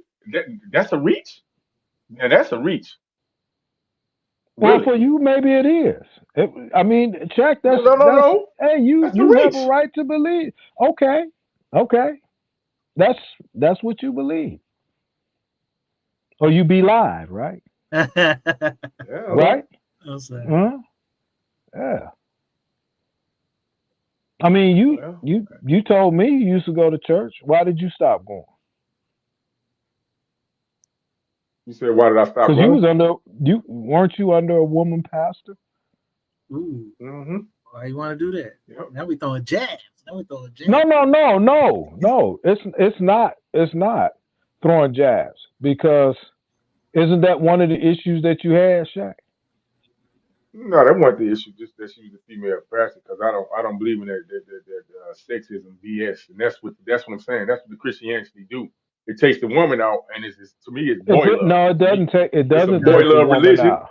It's a boy doesn't love take the religion because woman it out. takes the female out. They It do. does They don't. not take Where the in that woman word out. does it champion It the female doesn't take outside the of marriage? woman out. It doesn't. Because a Everything in woman there can it be talks a badly woman about the can be a, female. It a ain't got woman nothing in can be there a about the minister. female that's championing the female. It shits on Eve, it shits on Mary, it shits on almost females, and Elizabeth, all of them. Yes, it Nope. does. It All does. right. But by the same token, Shaq, it's the same reason why throughout human history men have always been leaders of nations, because of the differences That's in not our true. nature, That's not and absolutely true. because of That's our not absolutely nature, true. That a is not woman's absolutely true. nature See, and a that's man a and theory. a man and a woman's That's a nature theory. is so much different. Men definitely were warriors, but from my information, and I could be wrong, and maybe this is my belief coming in. Hmm. But Indian nation, the female was the hierarchy. But I mean, I could be wrong. She was the chieftain. But the men were the warriors. They did hunt and protect and provide. You know what I'm saying? Protect the land. And you Women even and see that children. in the animal kingdom. There's something unique Yeah. about us as men, right? I mean, don't get me wrong. There's something unique about the women too. But this is why, we have these conversations about male-female relationships. Your boy Kevin Samuels always talk about women submitting. Fit, Yeah, but Kevin Samuel, cooperative. when I started to realize he makes certain sense on certain things. When I started to realize when he talking about this My elite point. group so he represented the elite group though. So once I started to realize some of his stuff was on point for us when the women different the mentality of men and women, how we operate. But my you know what I'm saying, point, and how we been but my treated. point is, the woman will always look to the man. And most women, and it's by nature. And those that don't look for a man that would lead them are really in denial themselves. But it's in a woman's nature. Why do you think so many of our sisters today who are not married want to be married? They want to be married No, to they a don't. man I that's say going to they lead. don't, because if they did, they would do it. They don't do the necessary things to be married. Well, how could they be? How could they get Well, married? letting the man Shaq, lead. if they're Letting the man lead. Being combative, being cooperative. That's the simplest things you can do for a man is be combative, non-combative, and cooperative. I ain't say be a slave. Cooperative. no. I'm not talking Part of about protection is slavery. you got to listen to the wise words. If I'm a man and I'm just my woman, I'm telling her, I say, hey, look here. Hey, don't be going down there to that gas station down there because there's a bunch of knucklehead cats down there, man. They be on, you know what I'm saying, crazy shit. And she decided to continue to still go down there. And then she, you know what I'm saying, she get violated. Now, you know what I'm saying? Now I got to go down there and air the block out. You see what I'm saying? But if you would have listened to the wisdom and not went down there and found somewhere else to go, see what I'm saying? It works both together. That's what I'm saying. That's being cooperative. Right. I'm not saying all women is not. I mean, You know what I'm saying? I agree. I think that would get better results for some of our females if they be a little bit more cooperative to some guys. That's fitting, not these knucklehead guys. That's, you know what I'm saying, cussing them out, slapping them across the head. You know what I'm saying? You know what I'm saying? Calling them baby mama. I don't do that. I even get on my kid's mother when she called me baby daddy. You know what I'm saying? Don't degrade me like that. Don't downgrade me like that. You know what I'm saying? Right. Because I married you and I had kids with you. So don't just downgrade me to no baby daddy. You know what I'm But saying? when we look at everything in creation, so much is out of order. So I much is agree. out of order. And Us men why is do out of you order. I why do agree. you We out of think order. I agree. We yeah? unbalanced. And I why agree. but why do you think the enemy works so hard to effeminize the boys, men? And try to make the men be more masculine, or No, more Ms. more Lockhart Less, said feminine. more manipulative. feminine. Manipulative. She said manipulative. They be emasculating The men. boys before they even become men. Exactly. Yeah, I agree. There's a reason why. There's a reason why. There's a reason why during times of slavery that the men were beaten and violated by the slave masters, particularly the ones that they pointed out as well. There's Shaq over there. He looks to be the leader of all But I these don't even folks think it's over here. slavery, Victor, because we would move. But We I were know, but still, I'm just like you giving an said, we were still example. marrying past slavery, and still was high numbers in marriage and still family outside of that so-called slavery era. So Well, I can't even go all that far back to slavery. This thing is more recent than that. You know what I'm saying? but that's They I'm just contribute. giving an example. I'm just giving an example. Right. Okay. So yeah, you're exactly right. I mean, everything is out of order. So when we look at the structure of the leadership within a church, this is why you have men in these positions. Because basically our nature is to lead. I'm not But and don't churches need circle though? I'm not saying that the woman can't be a minister or an evangelist or something like that. They definitely play a role. I mean, heck, I don't think I would attend a church if there weren't any women there. Not because I'm scoping anybody out or something like that. But Man, I'm scoping, yeah. man. We got eyes to scope. I'm scoping, Well, but you I ain't single, touching. you can scope. I mean, No, man. What? I might turn my That's head true. maybe once. That's I true. mean, it happens. Hold on, But man. Look here. I like to give compliments. We're just credit what credit is due. But I'll be respectful. I'm not gonna be disrespectful. You know what I'm saying?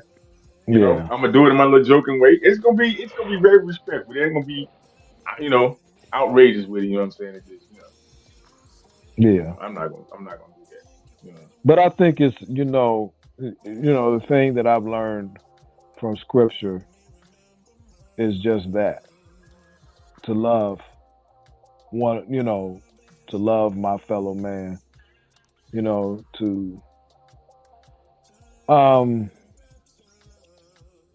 be a leader, to be in a position to, if you're in that position, to help someone in need, to do something for another person that can't do anything for you in return. Sharing your life experience and sharing your story and sharing how you came to faith and what brought you to faith. It's just everything has been so bastardized these days. And I get and I understand wholeheartedly why so many people look at the Christian faith in the manner in which they do. Some folks it's just, people go to church on Sundays and entertainment. It's for It's entertainment. built off a bad foundation, Victor. You in construction, you understand that, right? A bad structure is built off a bad foundation. Well, the Catholic Church was never the foundation. All right, let's skip the Catholic Church. Like, what is the foundation? Uh-oh. I imagine you would say Jesus, right? Christ, Boy Yeshua. love. Okay, but I mean, what is the foundation? Like, what is it? Like, what's the precipice? What's the principles? What's the premise? To serve. Be subject. Make disciples of men. And like love your neighbor as yourself, things of that nature. Yes, sir. The church. Well, I The mean, church. Supposed to be. but what if some of those principles was a faulty foundation? Like, for example, Christianity teaches that if you believe in Jesus and that he is the Son of God and then he came to the earth in the flesh, and he died for our sins, and he was dead for 3 days, and then rose again on the third day, and went up to the right side, the right hand of his Father in heaven, and is seated on the throne. And if you believe that, then you're a believer, and you're going to heaven. But that's For all example. masonry. If you look what you just described, ain't that Freemasonry? But what I'm saying All is this right hand is sitting on, that's Freemasonry. They just yeah, do it. but see, you got to see where did the Freemasons get that get that concept from as well. That might be true. It might be misappropriated scriptures. You know what I'm saying? Or learned. No, it's borrowed. It's because it's ancient information. So Right. Yeah. See, I try not to make it mystical. When you say ancient, I can go with that ancient script or something like that. It's ancient information, but make it mystical. It kind of throw me off. But that whole spiel that I just threw out, that's basically the premise of the Christian belief as far as being saved and going to heaven or what have you when you die and believing in Jesus. The thing is, like, that's really not in the scripture. It's not in Christianity in the scripture. I mean, it is. See, I'm saying things a certain way because I know how I'm saying it. So I guess I need to qualify what I'm saying. Like, if you really think about it, we call the New Testament scripture, but the New Testament actually isn't scripture. Everybody that is talked about, written about, spoken about, everyone that is speaking in the New Testament, when they referred to scripture, they were talking about the ancient text, the ancient Hebrew text. They were never, like, for example, when Paul was writing his letters and he said all scripture is good for reproof and for gaining knowledge, and I'm paraphrasing, but he said that he wasn't talking about his writings. He was talking about the ancient scripture. Well, I don't disagree with you on that. I don't disagree with you on that.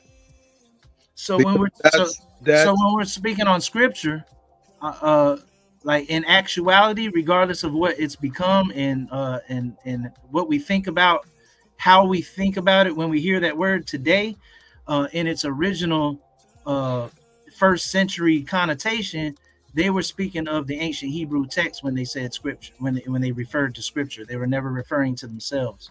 So the New Testament has scripture written in it because they're quoting from the Old Testament. They quote in Jeremiah or they quote in Isaiah, and so it has it. So it, but it itself isn't scripture. It's like if we wrote a whole bunch of stuff down from the book of Jeremiah and somebody 1,000 years from now. Wait a minute. Hold on. Well, who wrote Jeremiah? One of the scribes, some scribe. Did they? Or did they like you said? Well, Jeremiah didn't write Jeremiah. Jeremiah had a scribe. Remixed. So he had a scribe. You said Jeremiah had a scribe. Right. Okay, so that scribe knew every inkling detail of. But it couldn't be because of Jeremiah. Well, okay, if we going off the original scribe, which is Hebrew, then Jay wouldn't be in. Okay, all right. Well, so, I mean, that's irrelevant though, Shaq. We're talking. No, it's very relevant because we're talking about interpretation. So if they misinterpreting something, then you can't get the original meaning of it. If interpretation is the original meaning. Say what now? Hey, forgive me. I'm sorry, man. I said unless the interpretation is the original meaning. The misinterpretation is? No, unless the interpretation that you're interpreting is actually the original meaning of what he was meaning, then I guess the interpretation would be. So how do you know it's? But so then how do you know that's true? Oh, but see, but now you're tearing down the entire house. No. I'm not trying to tear down the entire house. You don't know. I mean, because if you're asking that question, you don't know. You believe it. Then you knew, you wouldn't believe it. No idea, actually, because we weren't there. We can't eyeball it. Right. So we're tearing down our own. This has always been my point about this. Anybody can write anything they want. Mhm. It's up to you whether or not you want to believe it. So at the end of the day, well, it's almost the end of the night. Mhm. You know, this everybody, you know, have been writing since the beginning of time, and you know, so you can believe this writer over that writer. You don't have to believe that writer. You know, whatever it is that you choose to believe or choose not to believe. I don't hold you, and you know, and it's not my position or my stance to try to convince you otherwise of what it is that I believe. I state my case, Mm. you know, and you challenge it, and those are good challenges. Well, by the same token, what I believe is what I believe. But the writers of the New Testament believed Jeremiah. Exactly. And then That's there's All I'm saying, it's time for a new. It's time for who's this gonna be the new writers. this you could be one, but you know the fact I think I am gonna be one. this is why I say you can't have one without the other. If you know we talk, you know, just like they talk about, you know, King James.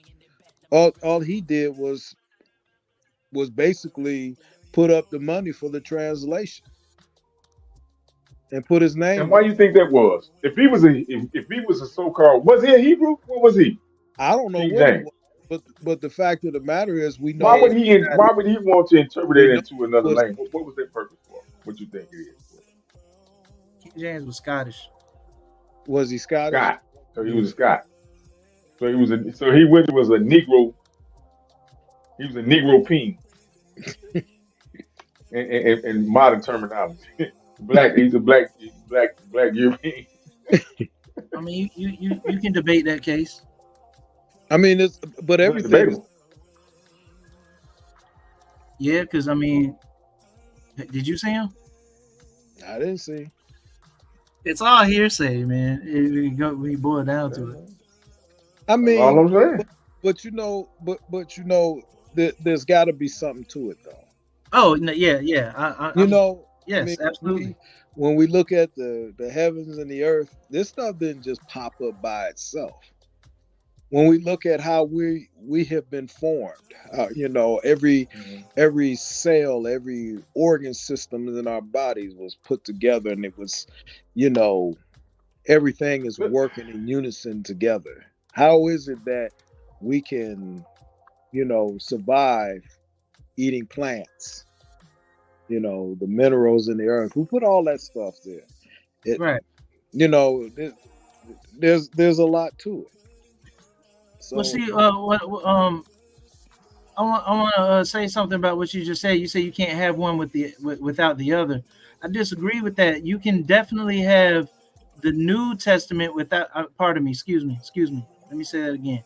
You can definitely have the quote unquote Old Testament without the quote unquote New Testament, but you absolutely the New Testament cannot stand without the quote unquote. well, yeah, to that extent, you're exactly right.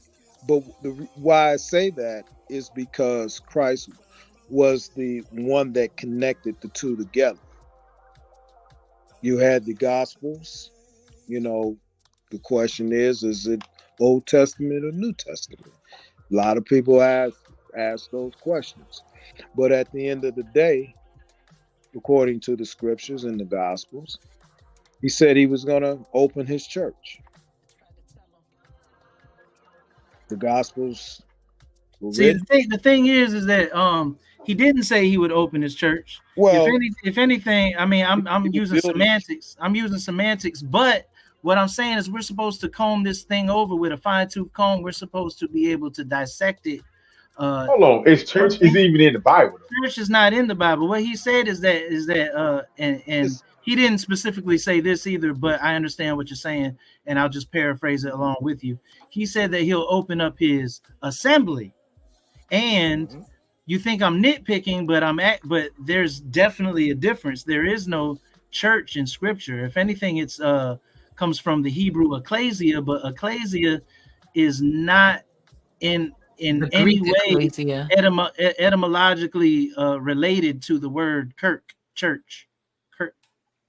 Like these are two different Ecclesia, words. isn't that a root word for? Is that from for Greek or is that from Spanish or from?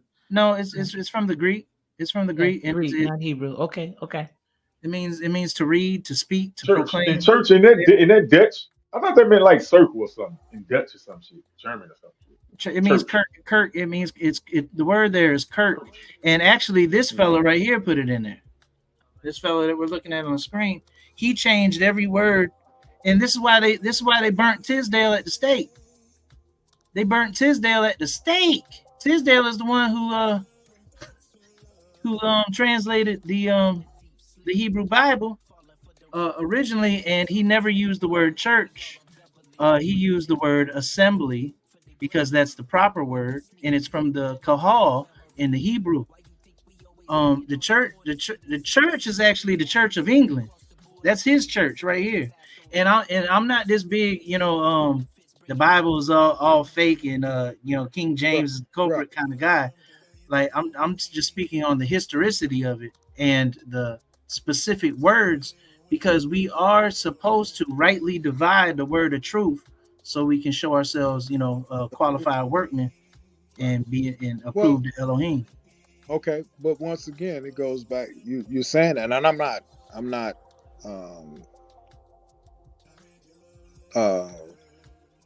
totally disagreeing with you, but it goes back to what I stated. People write stuff all the time, and a lot of this is based upon, what you believe is based upon what you choose to believe, that's written by those who favor the position that you hold. So I never heard that before, that the word church was out of place in scripture. That word church is never used in scripture. You have a version of it in the Old Testament. No, absolutely not in the Old Testament. But you got temple, tabernacle in there. Yeah, that's kahal, and exactly, and that's sakawath or booth, tabernacle. But no, in I misspoke when I said the scripture. I mean the New Testament. It's nowhere in the New Testament at all. That word is replaced. That's a replacement word for the word assembly or the word ecclesia. And there's a derivative of that word, kariakon or kariakos, which means the Lord's property, something like that. But there's no word church anywhere in the Greek. Matter of fact, church isn't even a Greek word. Church is don't quote me, Nordic word, Celtic word. Well, you gotta even go break the word Lord down. Lord is a title, not? Is that not a title? Yeah, Lord's a title. Yeah, it's a title. Baal in the Hebrew, or Adonai in the Hebrew. Adonai, yeah. Or Adon, pardon me. Adonai would be my Lord. But yeah, the word church is look it up. It's a Celtic word. It's Norse. It comes from the Norse, and that word didn't even come into existence German. in the 1400s. That's why I said German, right? Yeah. No, here it is. Germanic. It's I'm all pulling up Germanic. the etymology. It's all Germanic. Is that one that Germanic European languages? One of the Germanic European Indo-European languages? It's absolutely Indo-European. Yeah. Yeah, there it is. And then Greek isn't even an Indo-European language. Roman clearly is, though. You said Greek isn't? Here it is, Ronnie. Okay. I think Greek is Latin. You see it? No, Let me make Greek it bigger for you guys so you can see it. Roman is Latin. Yeah, because place of assemblage set aside for Christian worship. What is this? The etymology of it? Yeah, online etymology. From the Proto-Germanic Karaika, Kirkja, from Kirky, Old High Germanic. This is a Norse word, Frisian. That's Dutch, Middle Dutch, Anglo-Saxons, the Old Saxon. Mm. And it derives in the second paragraph. This is probably, you see, they don't even know where it came from. They're just assuming. This is probably borrowed via an unrecorded Gothic word from the Greek, Kyriake, or from Kyriakon, Doma, the Lord's house. So that word Kyriakon, I don't know if you ever heard that song, Kyrie Alea song. Oh yeah. Kyrie. Okay, anyway. But yeah. So yeah, that word that means Lord. So it's his possession. And so we can make the connection that Kurt in church, the church is the Lord's possession, but the assembly isn't necessarily they're saying two different things. They're not etymologically the same. The English, the Church of England wanted to have absolute authority. So the church, the King of England, which is James, and everybody else after him, had authority over the church. They don't have over the Church of England, and the Roman Church isn't called the Roman Church. It's called Ecclesia Roma. So he couldn't say that he had authority over the Ecclesia Roma, but he could say that he had authority over the Church of England. The Church of England, okay. And so that word is borrowed or is a residue of that era, and that's what we got it as. But really, we're an assembly. We're the assembly. We're Yah's assembly. And listen, I know it sounds like I'm nitpicking, but we have to literally know what we're reading. And really, I'm asking, so in this church system, like you said that Jesus came and connects the old and the new, or whatever, or the old to the new. Well, the scripture teaches that he chose 12.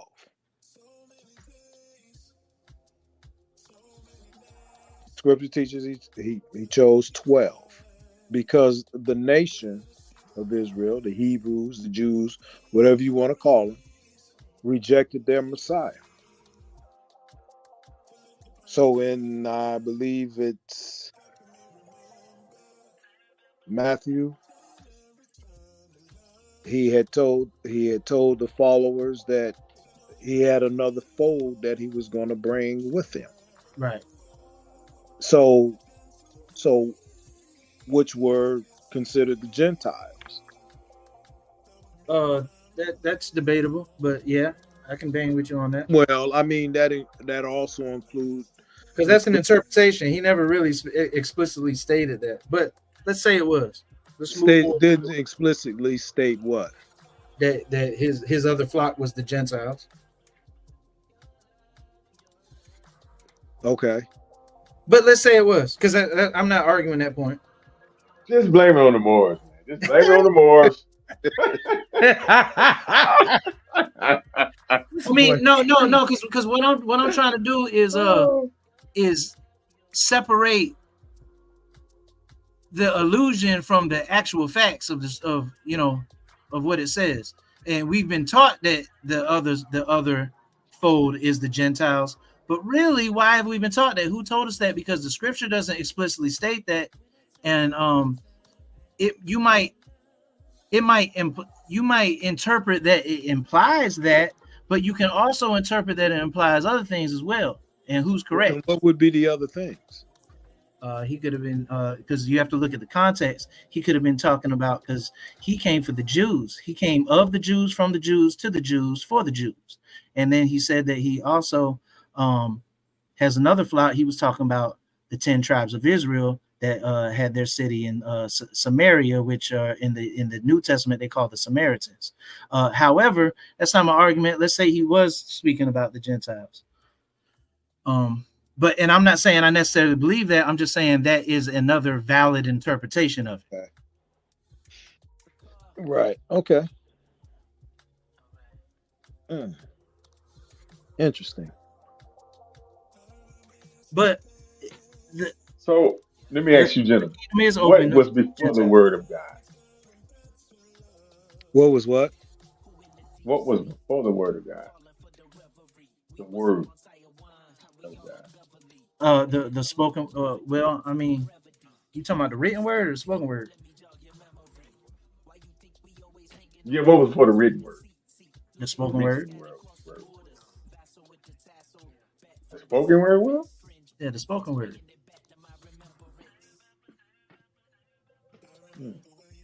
That is interesting.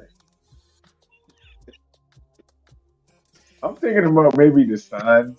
That You know what? You're right. That could be. You're right. Words. I mean, signs, sounds, and symbols. Yeah. Okay. But then they started to translate those into words. Everything's a frequency. It had to come. You know. Right. Okay. Light is a frequency. Light, sound, it's all the same thing. I mean, as far as it being a frequency.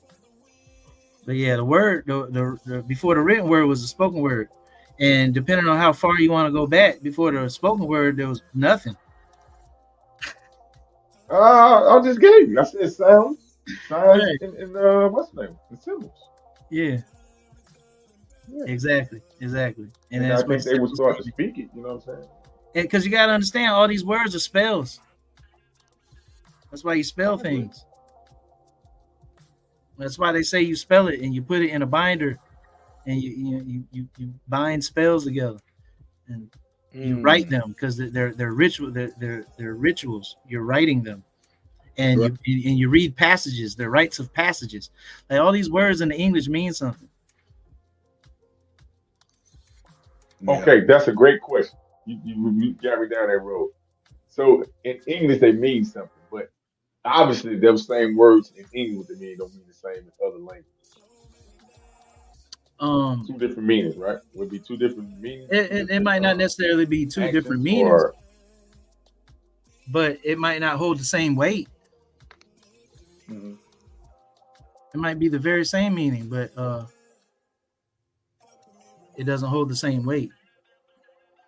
Because, for example, right, even we could just say go some small as American English compared to Old English, or or where the Brits speak, right? Because we use the word fellow, but if you check what they meant fellow is pretty much like a gay man. So I'm just saying how it gets different translations. People use it for different things. But so is they meaning the original meaning, or is that just If it's an Indo-European word, if it's an original Indo-European word, then you got to go back on the original meaning of the Indo-European word. If it's a borrowed word from another language, then you got to go back to the original language of that word. And English is, I'll use what Brother Victor said. Everything's bastardized nowadays, man. So like English is a hodgepodge of a whole bunch of languages. right? You got German, you got French. Lingua franca, right? Lingua. So franca? I mean, you got so if it's a borrowed out word, then you got to go back to the original language. But if it's if it's original from the Indo-European, then what does it mean? And if you notice, when you do an etymology, they'll never tell you the original word. They'll just go back as far as the English allows it to go back. Mm-hmm. And then if it goes back farther or further, they'll say, "Oh, we don't really know. We think that it might mean this, or it possibly could mean that." I just think we should. I'm being funny, but not really. I just think we should not go back to not reading and speaking anymore. Shit. And speaking, I think man is how smart the creator. I'm serious. It's a gift and a curse when you think about it, because now you're seeking too much knowledge, and we trying to define Because everybody the creator. It's just your brain is gonna blow up. But look though, Your brain is gonna blow up. That's what the original story. That's what the original story states. It states that we were never supposed to tap into the tree of knowledge of good and evil in the first place, and we were just supposed to eat of the tree of life. That's right. So basically, he just wanted us to We be, eat a bunch of words now. This B. So basically, we eating a bunch of words. Yeah, I'm with that. Our brain's gonna blow up Oh man, in the next 20 years. Man, well, it could take somebody a lot smarter than me to figure it all out and explain. So let me ask you a question. So with Jesus connecting the old and the new together, did he come and fulfill the law so we don't have to do the law as it is today, as far as what an evangelical Christian would tell you? The fulfillment, he fulfilled the law in that we don't have those animal sacrifices, because as I was having this conversation with Felicia, you know, in the Old Testament, not exactly sure right offhand, he talks about how with their lips and their mouths they honor me, but their hearts are far from me. Right. And I used the example of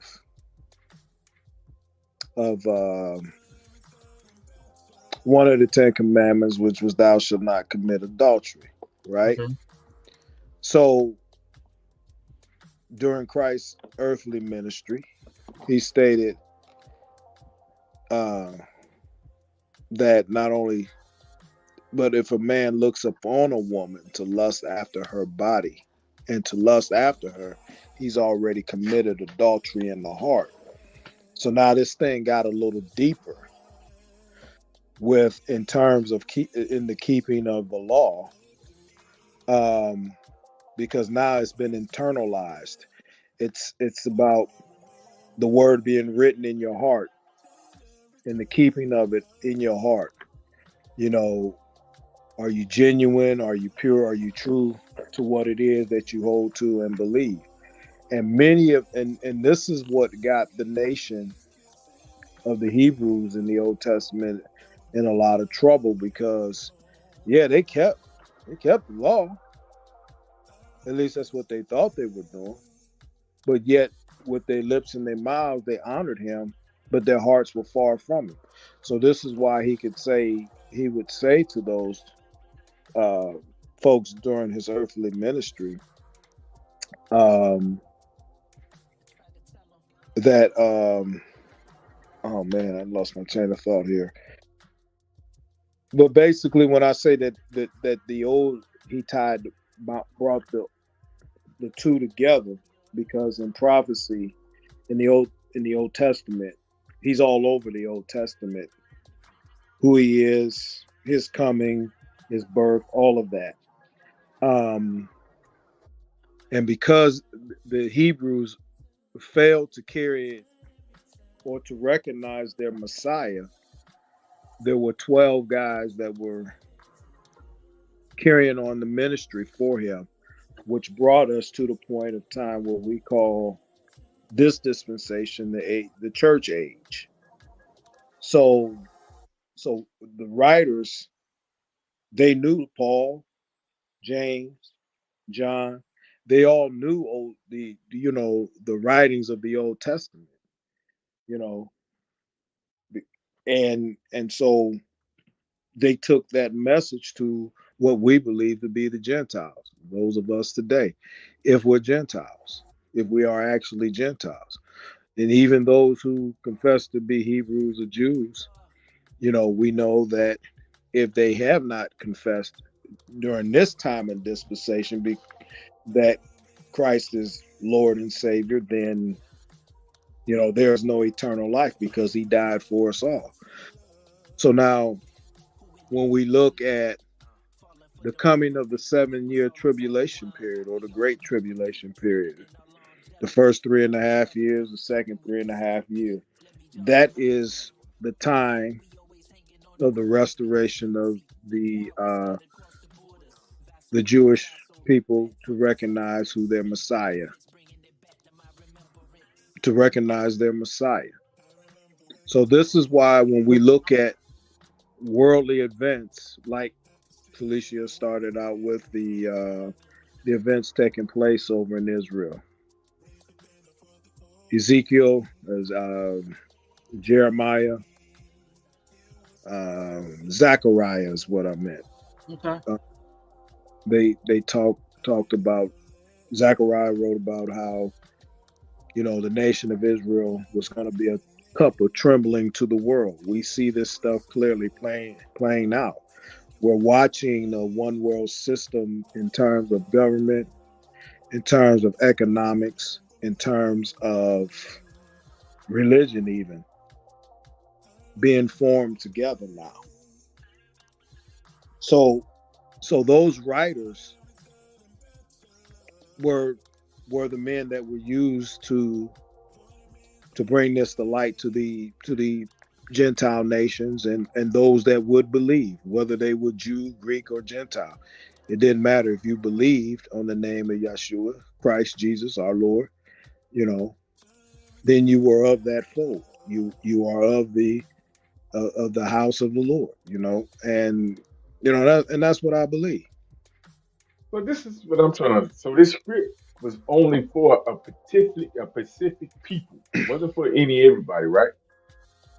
Well, I believe it was for those who would choose to follow, even during the times of before Christ. There were whose daughter-in-law who was not a Hebrew, but was it Naomi? Ruth or Naomi? One of them, I believe, chose to stay. One of them was the mother-in-law, one was the daughter-in-law. And the daughter-in-law chose to stay with the mother-in-law and adopted the customs of her mother-in-law. So that's okay, right. Let's fast forward. A lot of Hebrew. But hold on though. Ruth was nonetheless the Hebrew. She just wasn't a Israelite, but she was a Hebrew. Okay, was Lot a Hebrew? Of course, Lot was a Hebrew. Let me answer your question the way Yahweh Shah did. He said it in a parable form. So just bear with me real quick. So you're absolutely right. This book, this way of life, this belief system is specifically for a specific group of people. Absolutely. And then Yahweh Shah said it in parable form. He said, okay, so it's like the kingdom of heaven is like the master of the house who went away on a long journey, and he sent for a whole bunch of his people to come to the marriage feast. And they was like, nah, I can't do it. I got stuff to do. I just bought some land. I got my daughter getting married. Just stuff. My father died. I got to bury. I'm saying, all these things. And then he was like, what? These are my people, and they're not coming to the marriage feast. He was like, well, go back out. Maybe they got it twisted. Go back out and say it one more time. And then everybody was like, nah, I got stuff to do. Can't do it. Got stuff to do. So on and so forth. So the master was upset, was like, for real? Okay, so all my people don't even want to come. Okay, never mind. Go to the highways and go to the byways and just holler at anybody who wants to come and tell them to come on with the come on. And everybody who wanted to come was invited. So that is a parable that alludes to the whole concept of, yes, initially it's for a certain group of people, but at the end of the day, anybody who wants to jump on this train can come on for the ride, because this train is going to the to the kingdom. So, and this is the right train to be on. It goes on through other parables to show you that that's not the end all say all though. You have to, you feel me so far, Shaq? I hope so. Yeah, I'm walking with you. Okay. All right. So it goes further on to say that when people did come into, this is another parable, but when people did enter into the marriage feast, they didn't have the right clothes on. And they got bound hand and foot and got kicked out into outer darkness where there's weeping and gnashing of teeth, because they didn't have the appropriate clothing on for the marriage banquet. And So what was the appropriate clothing? It's righteousness. We're stripped of ourselves, and he puts on robes of righteousness onto us to cover our transgressions, our falls, our blemishes, so on and so forth. And only the people, in all seriousness, the only people that can obtain this robe of righteousness, of course, is a metaphor, but the only people that can obtain this are the people that are circumcised in the heart and in the flesh. They got to be circumcised both ways. And Christianity would tell you, you just got to be circumcised in the heart, and the flesh doesn't matter. But Ezekiel, tells us otherwise. Isaiah tells us otherwise, so on and so forth. But it's a twofold thing. But nonetheless, it doesn't matter. You have to be, let's just put it in a broad stroke. You got to be circumcised, and let's just say in the heart. It means you got to be in the right frame of mind. You got to be doing this thing for real, not just because it's a free meal and a free pass to, rub elbows with some rich folk and all this, all these royalties and stuff. Oh, I get to go to the wedding feast. It's more than that. You have to be, your posture has to be correct. So yes, you're invited, but just because you're invited don't mean you're going to stay. You're going to get kicked out if you don't have the right mindset and the right heart. Right. That's very well put. Who interjected? Oh, you guys want to say something? You just did. No, I'm gonna say who interjected. Who interjected? Come as you are, and was that? Man, that's a false movement. That's not real. That's not real. Now, come as you are. You can't do that. Constantly, when we come before the creator of man, like Yah, all in scripture, even if you approach his angel, like you have to, he says you need to prepare yourselves 3 days. Go to Exodus 19, man. He says, hey, y'all are going to meet me in 3 days time. Go ahead and wash your clothes, wash yourselves, be prepared. You have to set yourself apart. He said, don't even come to you unto your wives, because you're about to approach me. And I'm so set apart that, you can't see me. You can't see me unless you get set apart as well. It's not come as you are. Now, I'm not saying that he won't meet you where you're at, but he really doesn't do that. The set apart spirit does that on his behalf. Right, and it's a person recognizing, because most people are doing things that's outside of the scope of scripture and the scope of living a godly life. So these individuals are not. I'm sorry. No, real quick. Go ahead. But these individuals are not ready for that transformation. Whereas those who recognize how empty and how guilty they are in terms of their sins and their rejection, to the point where now you can come to him because you first got to recognize. It's like a drug addict or an alcoholic recognizing the only way to get better is to notice that you have a problem. And so once we come to the knowledge of ourselves and understanding and knowing that we're falling short, then you can come to him to clean you up as you're going through this transformation. If that makes any sense. But see, I thought it just interpreted like I said, come as you are, not coming like I said, a wolf in sheep clothing. You know what I'm saying? Come as you are. You was a drunk. Hey man, you know what I'm saying? You try to hide that. I see that. You know what I'm saying? If you're a drunk and everybody knows you're a drunk, mm-hmm. and you have no desire to change, then it's not come as you are, because it's a matter of. But if I had a desire to change, I wouldn't need to come. Why would I need to come? If I already got the desire to change, I wouldn't need to come.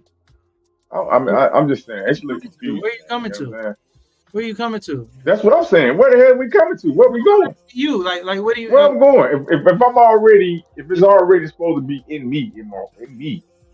You know what I'm saying? I ain't gotta go nowhere. That's what I'm saying.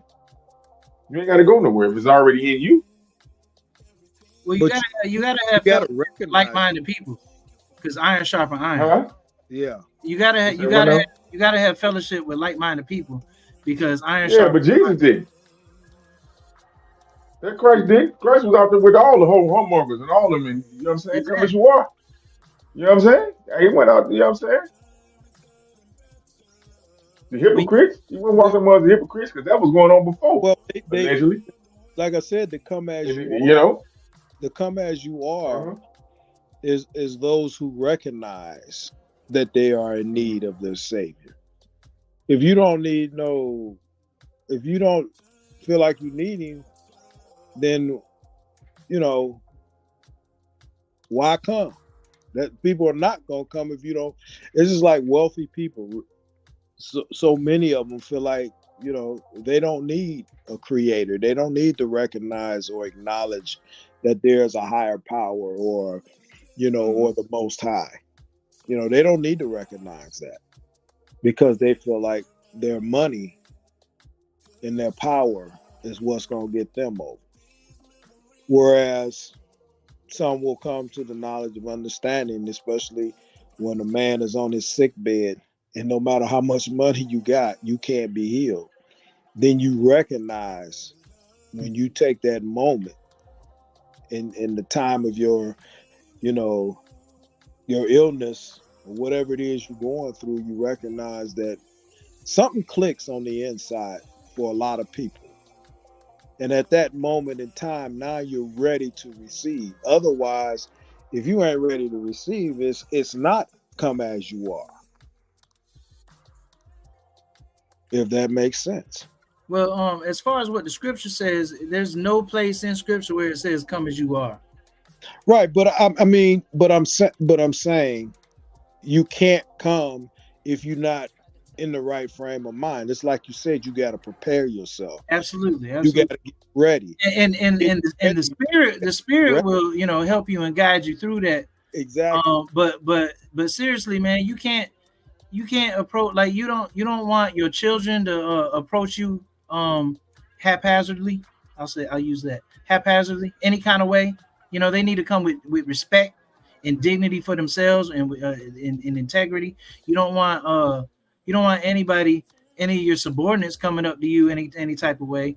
Any kings on this earth, you can't just walk up on them any type of way.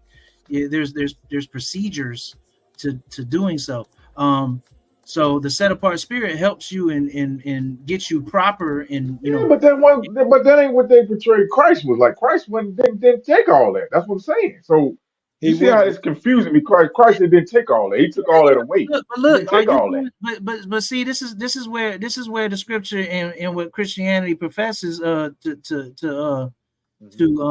teach differs, because I'm telling you right now, you're not at the end of the day, you're not coming to Christ, you're coming to his Father. You're not coming to the Messiah, you're coming to his Father. The Messiah never is confusing, himself. It's just confusing, but it's not. But see, this is why it's confusing, because they conflated everything. Because it is confusing. You can't tell me that you sent the Son to free the people, and the people was allowed to come to him. But then, come on. Why did he send the Son then? You just go straight to him? No. Listen. That's confusing. No, listen. That's a ball of confusion, yo. No, hey, Shaq, listen. It really is. Listen, Shaq. You the Son. People supposed to come to you like that. You were supposed to walk amongst the people and clean them and cleanse them and purify. Well, that's what I do. Yeah, that's what I'm saying. So that's what you do. People aren't going to you to bow down to you. Like 100%. you're showing them the way, and the way is the Father. And you have the truth. So in essence, I'm not saying that you're the Messiah. I'm not saying that, but I'm saying, but possible. Well, hold on now. No, I can't be the Messiah. I didn't say that you can't be a Messiah. But listen, I can't be the Messiah, man. But listen, you should be living your life. Is that what you do? You should be living your life to the point where no man can come to the Father except through you, by you, because they see how you walking, and you're walking with the integrity of righteousness and with wisdom and purity and And The garment of the Lord. yeah. But y'all do gotta admit though, that some of this, the way they writ some of this stuff and position some of those chapters of scripture, it's a ball of confusion. You gotta admit that. Let me ask Victor this: Is Jesus God? Is he God? Yes. See, that's confusing. See, listen, Come on, man. Shaq, the Bible does not tell you that Jesus is God. This is a Christian belief. But you see how confusing that is now? You see how that's a ball of you listening to a whole bunch of men who've been taught by a whole bunch of men who've been taught by a whole bunch of men. And mind you, all these people, even though you had a black pastor, well, who was Christ? They all been taught by a European. They all been taught by. Even in the New Testament, Jesus even says, you know what? Not me. It's my Father who sent me. He keeps sending people right back. The Son always points to the Father. To the Father. Always does. Pointing you to the Father. Right, exactly. What if we had it all wrong and it actually was the daughter? Boy, you stupid. Listen. This was very insightful. It is almost 4:00 here, and I'm usually knee deep in some sleep, and I'm gonna fall asleep on y'all because I can barely keep my eyes open. I enjoyed this immensely, Felicia. I'm so glad to partake with you, Ronnie, Shaq, Frank, and Bernard. He checked out a long time ago. Won my second win. So I'm ready to check out myself, but it's been fun. Y'all have a good night. You too. Thanks for coming. See you next week. Peace, Victor, man.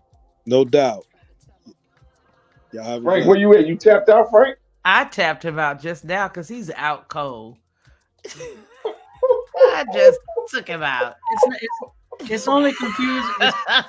It's only confusing because there's a whole bunch of stories going on at the same time. But the thing is, only one story is true. Just which one is it? So would you say the best thing is just clear your mind, which is still hard because a lot of our thoughts are still coerced thoughts, But you just say, you do your detox or whatever, you try to clean yourself, your mind and your spirit and stuff, and then you sit down with, with the scriptures and try to get the actual interpretation that is supposed to, because as we can see, listen to some other people will say this and say that. That's what I'm talking about. Well, I mean, because we hold to our belief systems. I would rather just read it and try to get my own interpretation, because when you get it from somebody else, they can always put it in their words, and that's their form. That's how they interpret it. Can I tweak that for you? Can I tweak what you just said for you? Sure. Don't get your own interpretation. If anything, you should read it. You believe in a higher power? You believe in your creator? You believe that that your Elohim created you? I try not to believe, but I'm saying there is a higher power. Well, you didn't make yourself. Okay, well, hold on. You know that there's a higher power here. To you? I'm here. Yeah, but not your mom, not your mother and your father higher power, and not your DNA. They are higher power too. They are higher power too. Right. But I'm talking about your you have an Elohim. And I'm using the Hebrew term. But please understand, if you indigenous to this nation, then all your peoples are ancient Hebrews anyways. So well, I don't know. My grandma ain't never spoken on Hebrew stuff, so I ain't right, heard because we didn't because right. And her grandma never mentioned about no Hebrew. Now she was into the Bible and Christianity and Christ stuff, but she never spoke on no Hebrew stuff. Exactly. You know what I'm saying? But so I can't say everybody was a Hebrew. There definitely was some people. She was talking about Christianity and Jesus and all this and that, but she definitely ain't a Roman. So just because she wasn't talking about Hebrew don't mean we know a lot of this stuff was pushed on us. I don't think none of this stuff was pushed on us. Like I said, I think you believe in a higher power. No, I don't believe there is a higher power. I try not to. You absolutely know that. I have no choice but to know it. I'm here. I can't look here. I mean, we can argue. I can't. Okay, so you say you I want didn't to. create no. I didn't create no heart. I didn't create no eyes. I didn't create So no you say liver, you no want to read the no word. kidneys. I didn't. I don't. I Hold can't sit on, here and gentlemen. count the hairs on Hold my on. head. Hold on. So Let there's me got to be interject. something higher than Let me interject. myself. He said that he does not believe he knows. And he says he doesn't use the term believe because Yeah, I got him. lie I is in the understand. middle. Okay. I understand. I overstand. It's better than Afghanistan. Okay, but Yeah. So the thing is, Hindustan. I understand also. Yeah, absolutely. So look, I'm asking that because you say you want to read it and get your own interpretation. What I'm saying is, No, I've read it, some of it, and I've definitely got different downloads. instead of getting your own that don't interpretation, go along with what some of these pastors and some other people try to interpret. So, I think it's an individual thing. I don't think, what I'm saying? I think it's an individual thing. You really get your individual interpretation of what it's supposed to, do for you.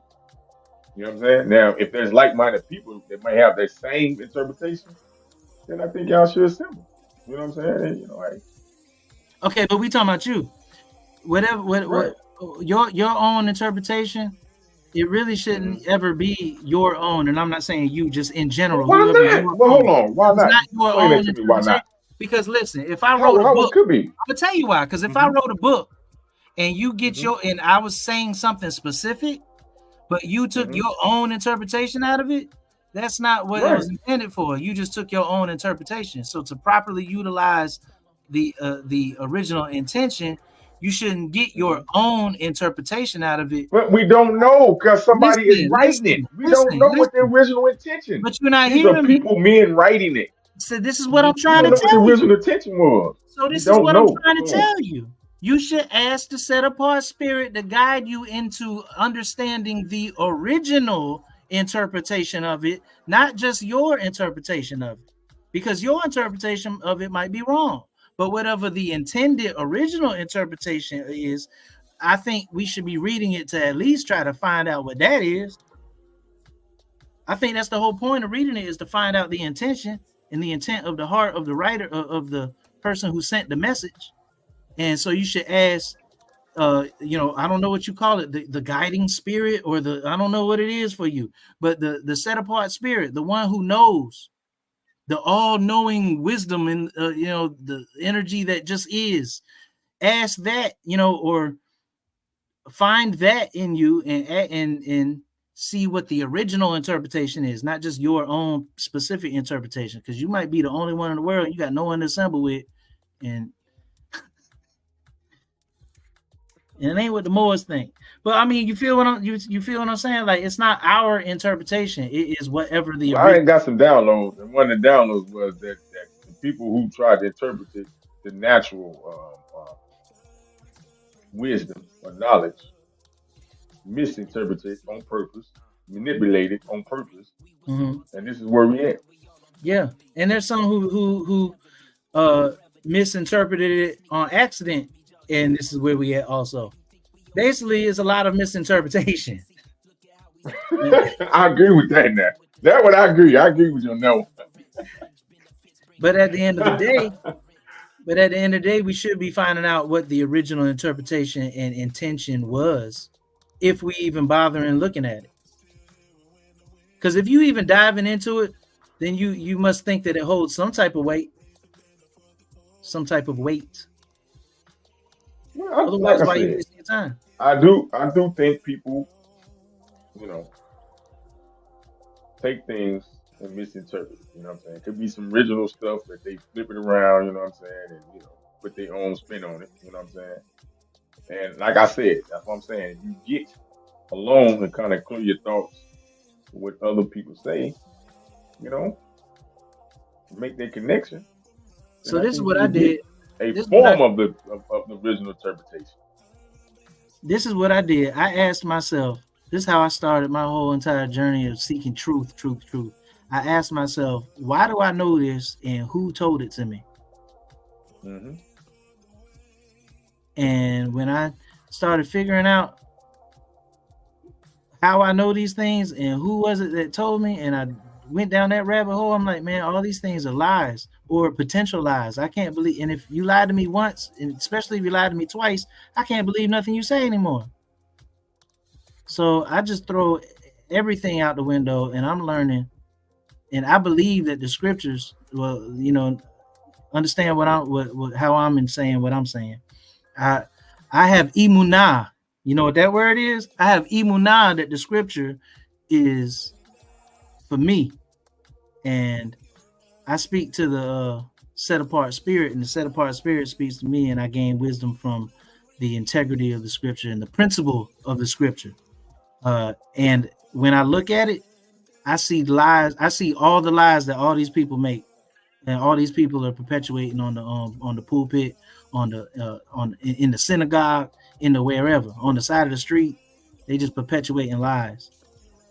Give me three. Give me three. That's the major lies that you see that that you need to worship Jesus as God. that the laws are done away with, and that when we die, we go to heaven or hell. That's a lot of people that read, boy. And the rapture. That's a lot of people. Ooh-wee. And the rapture. A lot of people. That's even cool. Some Hebrews. There's no rapture in the Bible. Nobody is in heaven or hell until Judgment Day. Correct. And it's clear. I mean, it's clearly outlined. Hey, Betty R. Let me say that again. Nobody is in heaven or hell until Judgment Day. Hell and heaven is a reward. You're either rewarded with hell for your works and your deeds, same thing, or you're rewarded with heaven for your deeds. And you don't get that until we're all judged, and there's a specific appointed time for judgment. Judgment Day is the last day. Everybody goes to sleep. Everybody's dead. They're just dead. And we get resurrected to judgment, and then we find out if we go to heaven or hell. And technically, there's not even a hell. There is a fiery pit that everybody goes to that's not written in the Lamb's Book of Life, according to Revelation. Nowhere in the Bible does it talk about hell. It's not hell. You can say Tartarus. You can say believe. Do you believe some of the scriptures was deliberately taken out and burned or threw into the Black Sea? Do you believe that? Black Sea? Well, I mean, I don't know about deliberately thrown into the Black Sea, but I think that there's been a lot of things that's been hid, destroyed, thrown away, whatever. Absolutely. And I think that there's a lot of scripture that's been, I think there's a lot in the canonical standardized Bible that's been tainted and twisted and turned and omitted or added or whatever. Absolutely. That's why you need to set apart spirit to guide you, to see you through all this truth, and you can sift out all these lies and dump them to the side because they're lies. And the thing is, we have to be lovers of the truth. We have to seek the truth. And seriously, you can't know truth until you know self.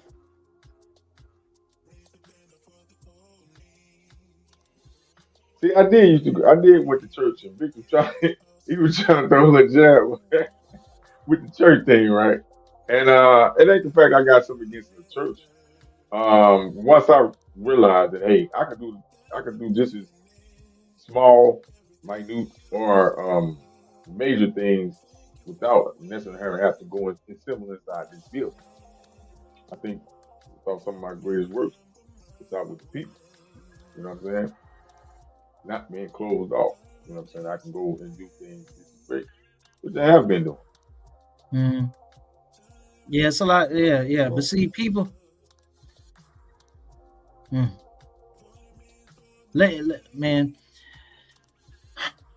Man will lead you astray every single time.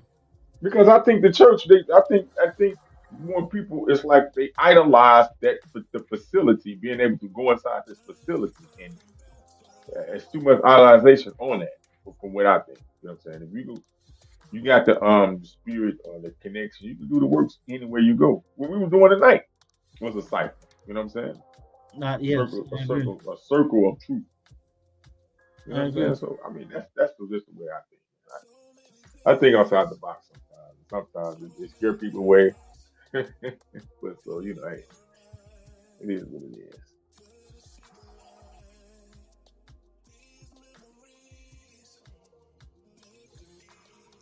I agree. I agree with what you said about the church. Like it is kind of iffy nowadays. It is kind of iffy nowadays. But the thing is, in all honesty, that like there's just branches that are abominable, and we need to steer clear from them because they produce bad fruit. And at the end of the day, you're a tree. At the end of the day, you're a plant. You're you need to be rooted in fertile soil, producing good fruit. At the end of the day. And what's good fruit? I'm gonna tell you right now, according to the Hebrew scriptures, good fruit is righteousness. You need to be producing righteousness.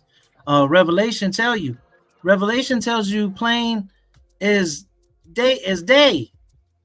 It says in Revelation 12, I'm reading it right now verbatim. Revelation 12, verse 17, it says, then the dragon was enraged at the woman and went off to war. And went off to wage war against the rest of her offspring. So there's a dragon who is very mad at the woman, and the dragon goes and wages war against the woman's offspring. Then it tells you what the offspring are. It says her offspring are those who keep Yah's commands and hold fast to the testimony of Yahushua. It's twofold.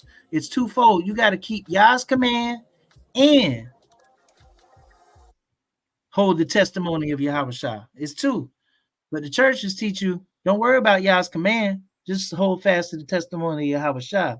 But the Revelation, the book of Revelation, in the church professes to believe the Bible, and Revelation is in the Bible, and this tells you specifically that you need to keep Yah's command and hold fast to the testimony of Yahushua.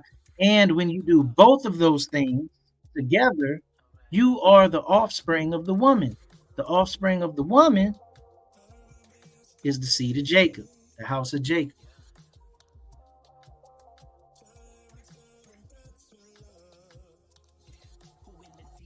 Verse 17. It was verse 17. But it's also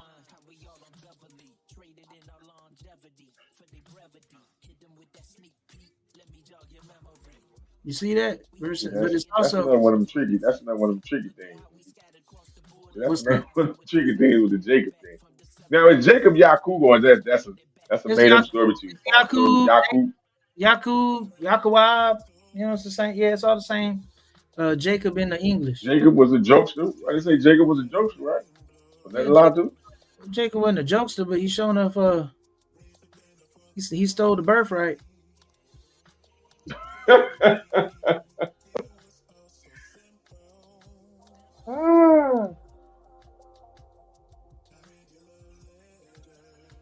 Why did he do that though? That's a great question. Why did he do it? He was the second born. And the firstborn gets the inheritance. So it was Jacob and who? Esau, right? Oh, yeah. Esau was okay. So they're twins, but Esau's older brother, you know, by a minute, by 2 minutes, I don't know. You know what I mean? But they twins, but Esau's older brother, he's firstborn, he gets the inheritance. Jacob stole the inheritance from him. Very cunning. What was the inheritance? You know, whatever the inheritance is. The birthright. That's what I'm saying, man. When they do that, that's confusing when they do that. What I mean, like, what did your father leave you? Like he left you, you know, the 67 Mustang. You know what I'm saying? That's your inheritance. Just whatever his father Isaac was gonna give him. And Isaac had a lot. Isaac had sheep. Isaac had land. So he was gonna get all of that. And Jacob, his mom, Jacob's mom, Rebecca, wanted Jacob to have the inheritance. So she schemed and told him to do certain things. Put on a hair suit. Right, to take the inheritance. Hold on. Let's slow down. Go back. You said they was twins, They Jacob was and who? Esau. That's why they called Okay. Jacob the heel catcher, because he came out second. He was holding on to And Esau. Esau came out first, right? And he was holding on to Esau's So heel. why did the mother gravitate to Jacob over Esau though? Why would you? Whatever. Why would you just think? It don't say it in there, but why would y'all think? I mean, you know how parents I can speak from my mother's point of view. parents have an Yeah, affinity. come on, give it to me. Give it to me. Oftentimes, you baby the baby. That makes sense. Okay. That's logical. Yeah. But certain parents That's have logical. certain affinities to certain children over another child. Mhm. But yeah, that's very plausible. And I've So, seen so hold on. What was the mother's name? Rebecca. Did she get punished too? Nobody got punished. They didn't get punished for this. I thought, hold on. I thought somebody got punished, man. It was, oh my God, that's another lie. No, it's not another lie. Who told you she got punished? It's just confusion. No, that's what I'm saying. She didn't get punished. I thought one of the sons got punished or something. Because wouldn't that be a form of that's thievery? You stealing the for birth, being right? cunning? Yeah. For being cunning? Yeah, being cunning, being It's not thievery. It's not thievery. Huh? It's not thievery. You got people passing their whole Listen, entire listen. inheritance for a bowl of grits. Listen, it wasn't thievery. It was definitely manipulation, but it wasn't thievery. It was absolutely manipulation, but it wasn't thievery because he didn't strong arm it. His father blessed him with the inheritance and blessed him with the blessing. Uh-huh. So it was legitimately But given. but it wasn't for him though. He knew it went from him and he manipulated that situation. That's thievery. No, that's not thievery. It's manipulation though. It's not thievery because it was handed to him legitimately. Did he get punished for it? No. You always want somebody to get a whooping. I say punished. I ain't saying whipping. I say punished. I mean, hell, shit. Get a finger cut off or something. No, he didn't get punished for it. His mom told him to run to his uncle's house. And then when Esau met up with him later on, Jacob, of course, was shook and was like, "Oh my goodness, my brother gonna kill me! I stole the inheritance." And he was nervous. And when they met up, he didn't kill him. He didn't fight him. He didn't hold a grudge. He was like, "Hey, brother, This it's good." definitely had to be some white story. This had to be a white story because That you is know, a white huge folks lie. they steal each other having they steal each other allowance and each other insurance policies. No, So Hebrews are white. could be. How could it be? Well, if we saying evil and good don't have any color to it, why are we putting white on it? And why are we putting black on it? You said it was a white thing. You said it was a white person. We didn't say nothing about color. Right. You said that, they had to be white. That sound like a white. I said it had to be white people. Yeah, it had to sound like white people. Yeah. So Right. It Hebrews, sound like white people. so Hebrews. Yeah, I think Hebrews can be white, just like Moors can be white, just like No, I'm talking anything about- else. I'm can talking be about- white. Yeah, we talking about Jacob and Esau. Yeah, they could have been white and black. They could have been white and black. She probably took. Well, we know one was more, red in hair. gravitated to the black, huh? We know one had red hair all over his body. Yeah, I mean, they could have been a light skin. And my sister stole an inheritance from my family, and we black. We caramel color. Is that what you gonna say, Miss Felicia? She Could stole have it. been Stole it. Esau could have been what's name then? He could have been the first albino. Nah, he Oh wouldn't have been- my goodness. He wouldn't have been the first one. Ooh, we're talking about the recessed genes and all this now. Now hold on, let me ask y'all: was Noah considered an albino? It depends on what you read.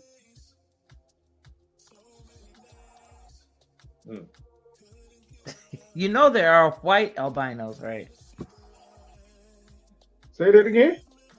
You know there are white albinos, right? You know albinos are not just black people who are albinos. They're white albinos But as see, well. If You my did know brain that, right, right? follow my brain right quick. Oh Lord of mercy. A lot In of my men- brain, even when we talk about the white thing, I'm thinking the what we just talking about? It's The albino. The albino is the original white person, created the original white Where dynamic. did you get that from? Who You told know you? what I'm saying? Who Because told you even that? the European ain't as white as the albino. Well, no, some Right. of them are. But they lighten their What are you skin talking up. about? That's a gene. What are you? Who told you that? Albinism. Huh? But where do we get white from, though? Where do we originally get white from? Albinism. Because that wasn't, because white people ain't white. They ain't white for real. Right. So But my the question albinos is, look white. but that's Skin that's a gene issue. That's not I necessarily agree. okay. Because I was like, wait a minute now. But I'm just saying. I'm just saying. If I put it in layman terms, the original white man, white, is the albino. Mm-hmm. And I think they gave that to the what we consider now is the pale European. Well, okay. Let's talk a fact. We know that. Well, no, I don't even want to go there because that's like opening a totally different can of worms. We'd be here another 6 hours. But let's just suffice to say, okay, let's say he was white. Okay. Who? Now what? You talking about Esau? Which could have just been an albino. See, I'll make Not it simple. albino, and he wasn't white. If you go by Noah's children, Would you call an albino red? The albino red.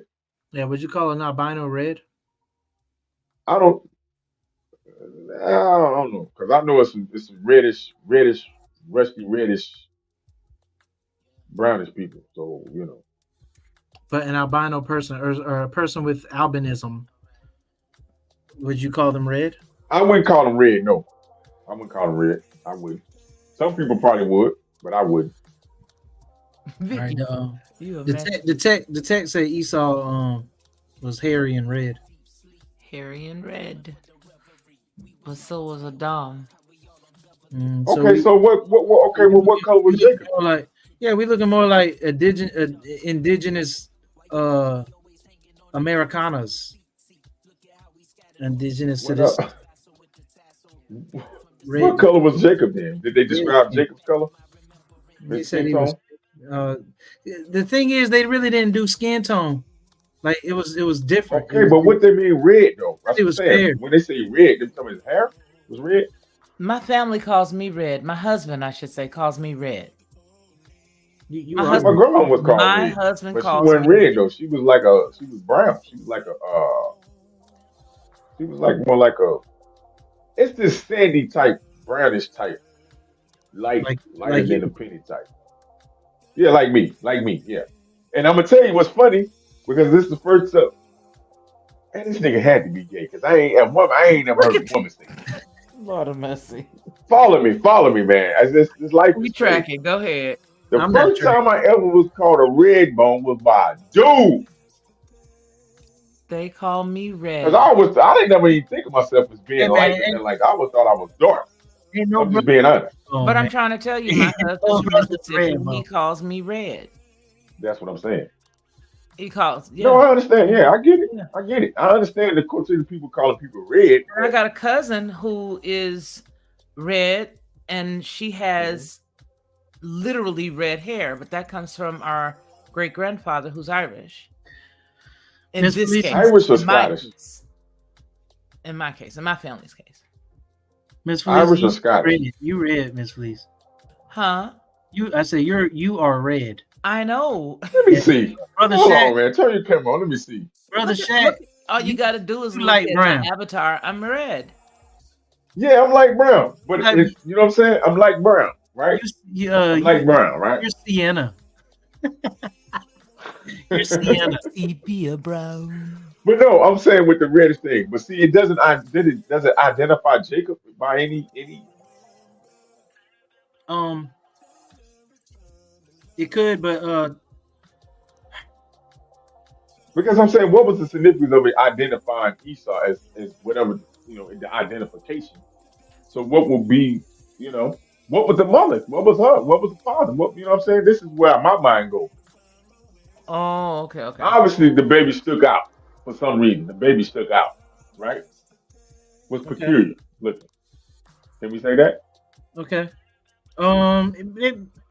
No, not necessarily, but we can go with that. But just because they said it doesn't mean he stuck out. It could mean that they were distinguishing him from the rest of everybody else on purpose. That's More what I'm so saying. than So the rest of everybody else but, had to be but more the so opposite of than where he the was. fact that he stuck out. But It was yeah, he his might be. hairiness that really made him stuck out, because while his father was on his death, well, his father was ill. She dressed him up in that hairy suit, and when he put his hand down there, he felt the hairiness of the son. And that's the reason why he went along with it, because he thought that the hairiness was Esau, and it was not Esau, it was Yakub. So that was even more significant than the actual skin tone or whatnot. But it's very telling, when you consider the fact that it was the hairy part of it that was really the delineative line. Red and hairy. That was how they described him.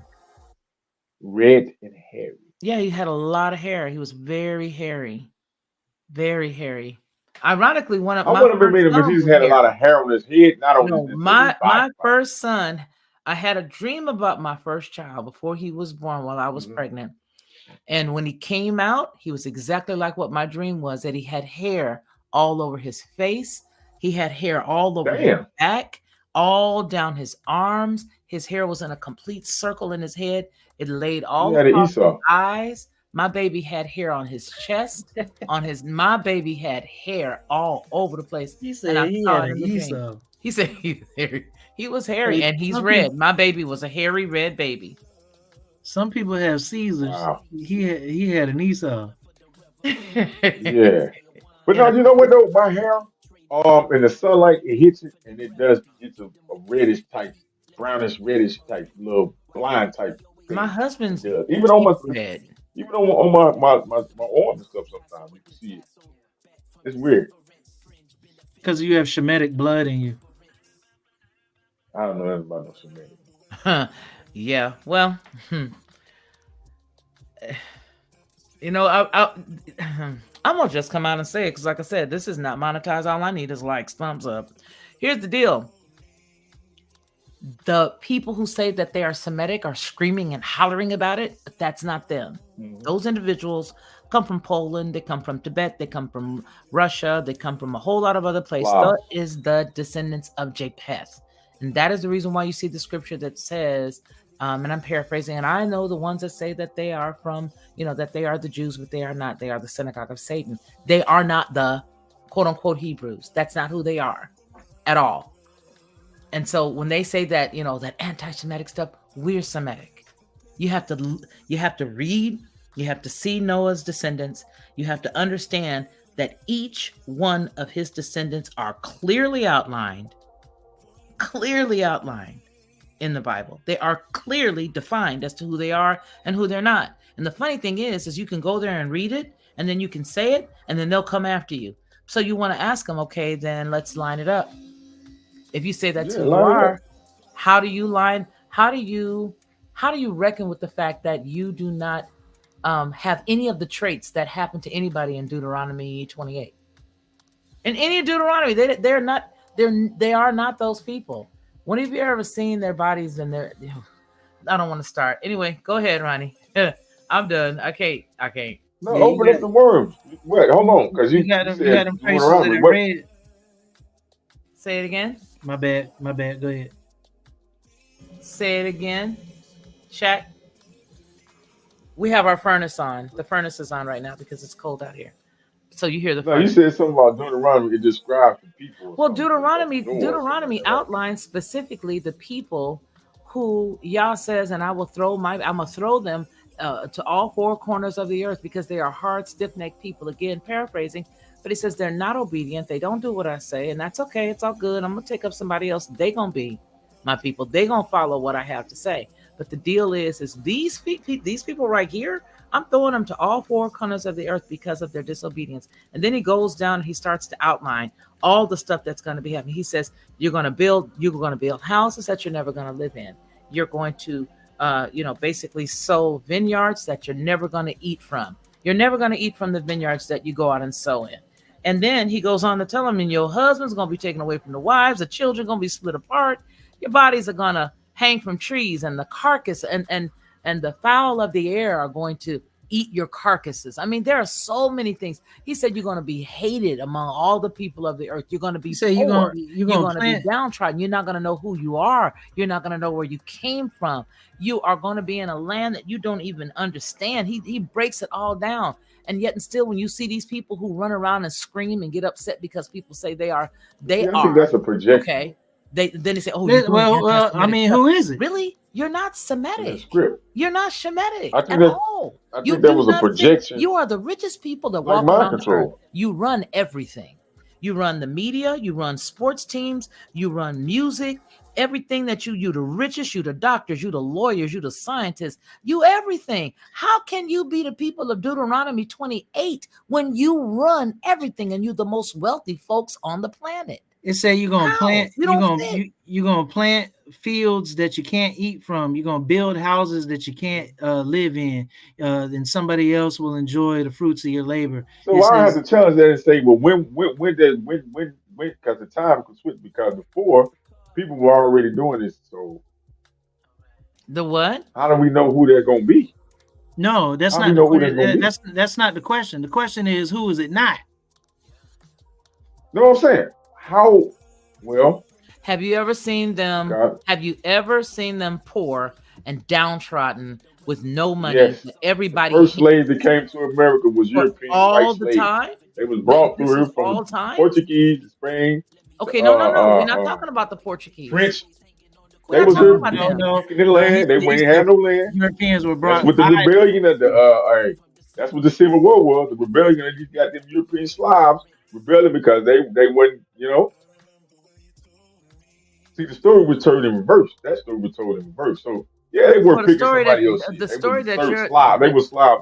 It's you served. got to understand something, and it does start with the children of Noah. It An does indentured start there. servant and a slave is two different things. Two different things. I They mean, came.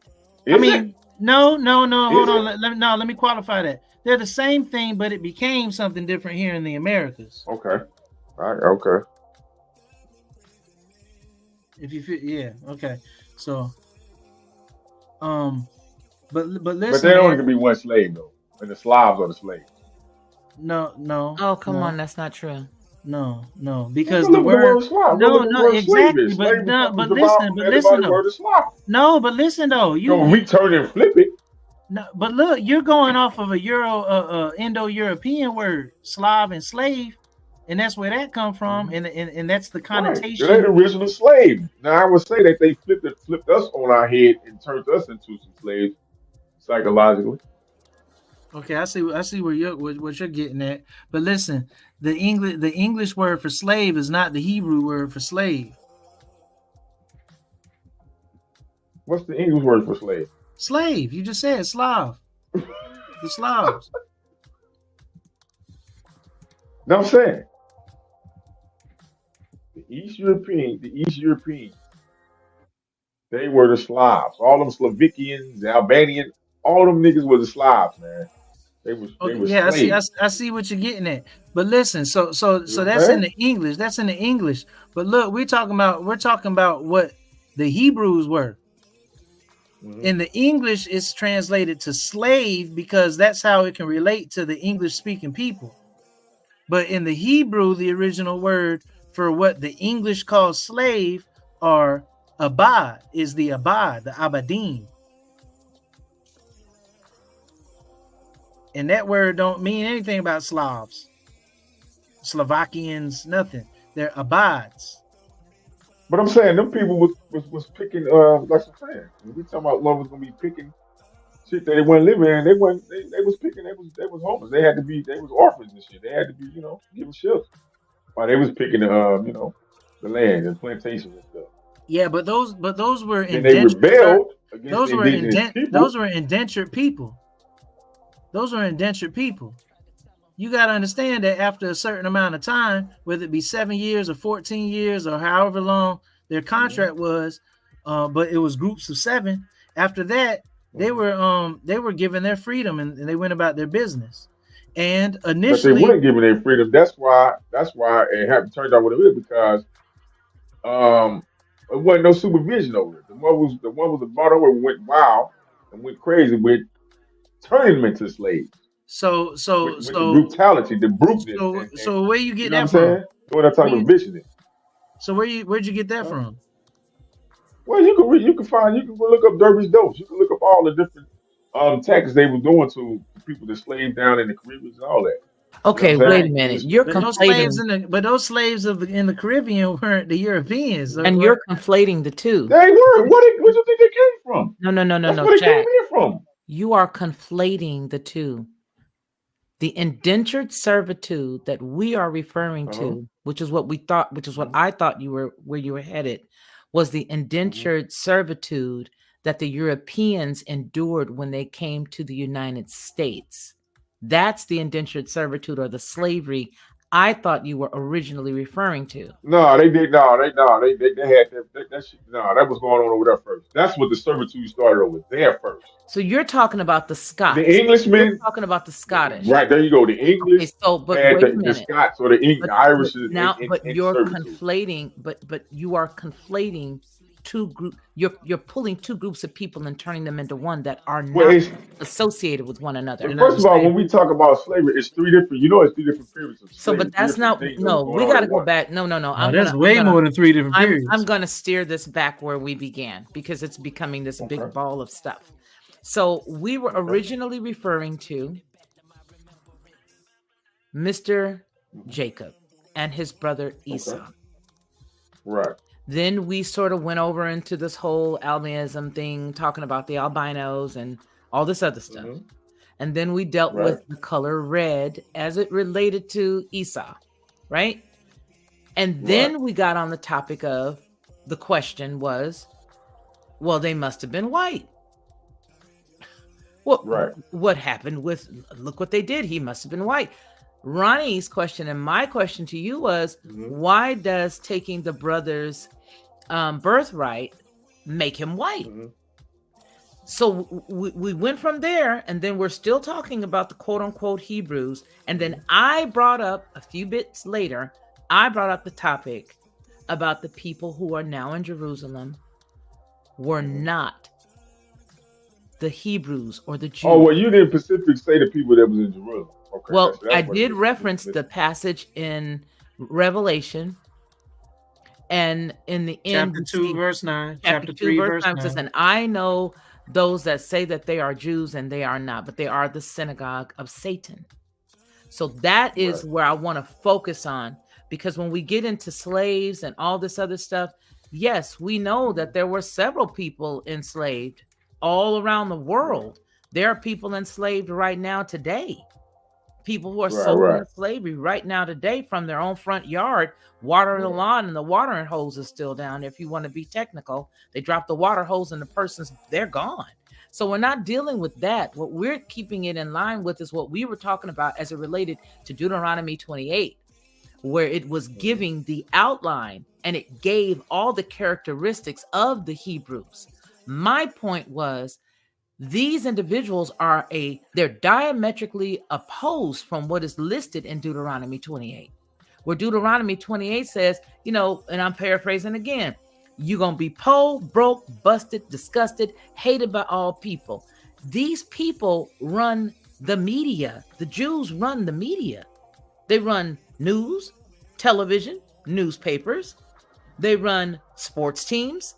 Okay. They are the people who run currently, the music but industry. at one point they were broke, busted, and disgusted. Hold and on. hated by most people. They still hate it. Hold on. They are not broke, busted, and disgusted if they are the individuals who tell you you can't say nothing about them. A person who is broke, busted, and disgusted, here's no power. Say it again, Ronnie. Has no power. They've no power. They've no standing. They are black. They've no standing in law. Okay, that's what you're talking about now. But prior to that, they were the broke, busted, and disgusted ones. The people who they are referring to. You talking about in Europe? Yeah. No, absolutely not. The reason why they got hated on in Europe was because they was balling out of control. They got kicked out of Spain. That's the reason why they ended up here. They owned the banks. They ran the banking system. They funded both sides of war. They did the art. They had museums. They had artists. Okay, now slow down. Now we talking about the pale faces, or we talking about No. We're talking about Tony, the dark. No, we're not talking about the darker persuasion. Okay. We're talking about the ones who the whole World War II fiasco is is in reference. So I think that it's just a teachable moment, and really understanding that the truth is, if you go back and you look at the children of Noah, it is clearly outlined who the descendants are. And the descendants that are now, the people who are now living in Israel, for example, those are the descendants of Ashkenaz. Thank you. The Ashkenazi Jews. They're descendants of Ashkenaz, and Ashkenaz is one of the sons of Japheth, one of the sons of Noah.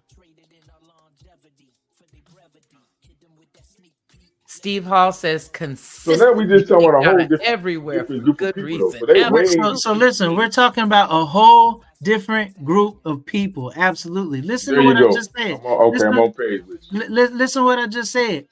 They're called the Ashkenazi Jews. They're descendants of Ashkenaz. They're European. They're of European descent. They're descendants of Ashkenaz. Ashkenaz is the son of Japheth, one of the three sons of Noah. The other sons of Noah is Ham, who they call Ham, is Ham, who they call Ham, and it's Shem.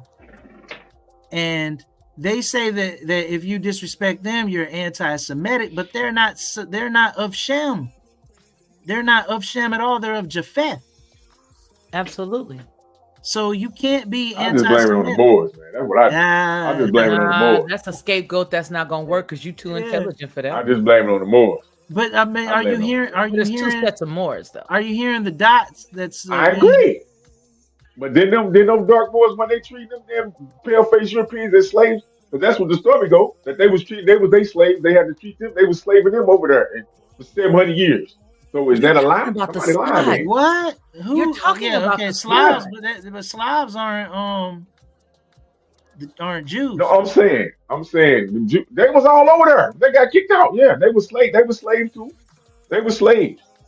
The pale face, all them pale faces. If you listen to some of these people tell these Moorish lies that they had all them people enslaved over there. They was the royals. They was the royals, right? You know, there are different, I'm going to use this term very loosely. There are different sects of people that have lighter colored skin. Okay. And if you were to break it down based on who, like he just said, Ashkenaz was the son of Japheth. Okay. Japheth was a son of Noah. Noah, all of his sons were basically where the world, and I'll say this loosely, was populated after the flood. And I believe the flood could have been regional, but I'm going to back out of that and say that another time. But my point is, when you deal with different... No. I'm not going to do that because you're going to take a tangent. Let you do that. You're going to be back on slavery again, and you're going to be saying that all the pale quote unquote are the same, and they're the not. deluge, right? So the flood was the flood. What did that flood start at? Let's just say, give me a geographical location. I can't right now. Hey, I'm not going to. you Ronnie move, can. yeah. I'm not going down there. I'm gonna say America. No, before I'm trying you to move pull him on. out I'm of gonna say this. America. The flood started in America, and people went across over there to that place where we consider now Africa. Hey, well, You know hold what I'm on saying? before you go there. Let's put a stamp on what we talking about before we progress. Before we progress, like you talking about the Slavs, right? But the thing about it is the Slavs put the Jews in office. Okay, Like, to kick Slavs- the Moors out, right? Right. Yeah, during the Bolshevik Revolution, and that whole fiasco in the early 1900s. But what I'm saying is the Slavs aren't necessarily the Jews. There might be Jewish people living in Slovakia, living in that region, the quote unquote Jewish people living in that region. But these Jewish people didn't come about to about the 700s AD, give or take. But these are a different group. These are a totally different group of people. So the Slavs might have been treated poorly or what have you. But where do we get that connotation from? Where do we get that understanding from? Is that a old, centuries old connotation about the Slavs, or is that just a relatively recent, racially inferior connotation about the Slavs? Well, that's in their right. You know what I'm saying? Because they remember they was over there always battling with the East and the West. See, when they talk about the West, we thinking they talking about America coming over across the Atlantic. No, it's the Eastern European Slav nations against the Western. The Western, I would think, would be the wealthy was the wealthy, kind of upper class, and the Eastern was the more, we can say, poor. So okay, Poor. so based on that on that that term Slav could be something derogatory or what have you. That verbiage was brought over into the Americas too, and the people that were treated, who were oppressed or treated lesser than, were called slaves. Based on that, it's not that they never. Right. Okay. Yeah, I can agree with that. Yeah, I can agree with that. But mind you, there was a Jewish family that ruled.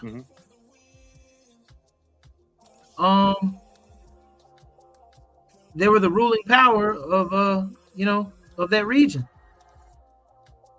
in the early 1900s, and that's one of the reasons Hitler was like, "Hey man, I don't like y'all slaves because y'all let Jews rule over y'all. I don't like y'all Slavs because y'all let Jews rule over y'all."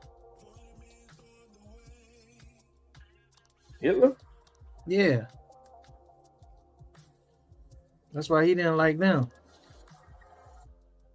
And when you say Moors, I'm thinking about I thought he didn't like them too because his mother was a whore. But these are that might be true, but these are like little legendary stories. You know what I mean? That are passed along. That might be true though. That might be true, but like those are almost mythical nowadays. Like these are legends. I hate to say it. I think Hitler. Well, I think he was a decent dude, and then he was turned into the monster he became. You know what I'm saying?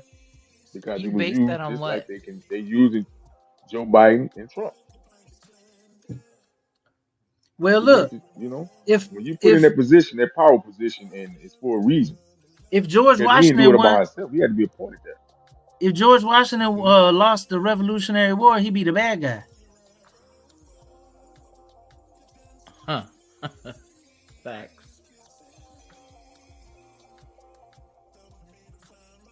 That makes sense. Hey, the difference is, well, I guess it ain't no different because Washington all them was still illegally put in position. Let me just say that. Unlawfully put in position. But whoever wins the war is the victor. Hitler was put in a position And they by write the people. history. It won't. Like, yeah, whoever wins the war is the victor, and they're the ones who have the narrative. They hold the Their narrative. story to write now. And you know what, I want to talk about something when it comes to wars and taking over things. When a war takes place and the land is seized at that point, even though you can trace back, and I say this very loosely, even though you can trace back to when it didn't belong to the people who are in there at that point, unfortunately, there are laws that they put in place that become the laws of the land once they've taken it. Now, all throughout history, you will see different times, and let's use the Bible. Let's use the Bible as an example. You'll see different times where, Yah would send out the children of Israel, and he'd tell them, when you go into this place, you take the land, you do this, you take to this, you take to that, you take to this. There's other times where he says, go in, Do what you need to do, but do not take anything. Don't rest there. Don't sit there. He has very expressed purposes for that. In this case, that when we're talking about George Washington and we're talking about the colonization and all that other colonizers and all of that other stuff, you got to understand that right now the stuff that's going on is going on because those individuals came and took it.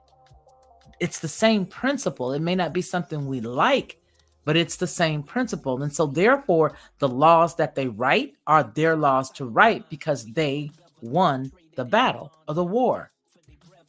Doesn't mean that it will never flip and go backward. It's just mean to say they did it 200-300 years. It passed. It's theirs. They've written the laws. They've done everything they wanted to do. They parceled out the land the way that they wanted to. And the parceling of the land in this case is the indentured servitude that we drifted and touched over. So when you see all those people that are coming in from Europe into the United States, they were brought here as indentured servitude, as indentured slaves, because there was a big fight going on. But that's really not what was that fight? There. The goal was to that coming get from out of them Europe? here to they- take the land from the original or the inhabitants of the land when they got here. That was the goal. The goal was to mishmash it and do what it is now. That's the reason why you'll see all of these different reservations from these particular indigenous people or the aborigines to this land, and they'll be recessed and pushed away. You go through New Mexico, you go through certain parts of Texas, you go through certain parts, if not a lot, of Phoenix, Arizona, and different places of Pueblos. You see all these people pushed into these little areas, and they're pushed there, but those were the remnants of the alleged inhabitants of this land. So the victor took the land, and the victor wrote the story the way they wanted the story to be written. But when they brought other people over to do what was historically called whitewashing, and it didn't necessarily mean just white folks, but it meant people who did not look like the indigenous or the aboriginal people of a specific place, you'll see they brought in people from Ireland, people from Scotland, people from different parts of Europe, people, Germanic people. They brought in Italian people. They brought all these people in, and a lot of those individuals did work for, they were indentured slaves, and they earned the land under the agreement that That's they right. got it. They That's earned the right. land based on the agreement with the government of the United States of America and their homeland. And once they were done working off a certain amount of time, the land that originally belonged to the Aboriginals, the indigenous people of this land, they received the land. Hence the term sharecropping. For a portion of the land. For a portion of the land.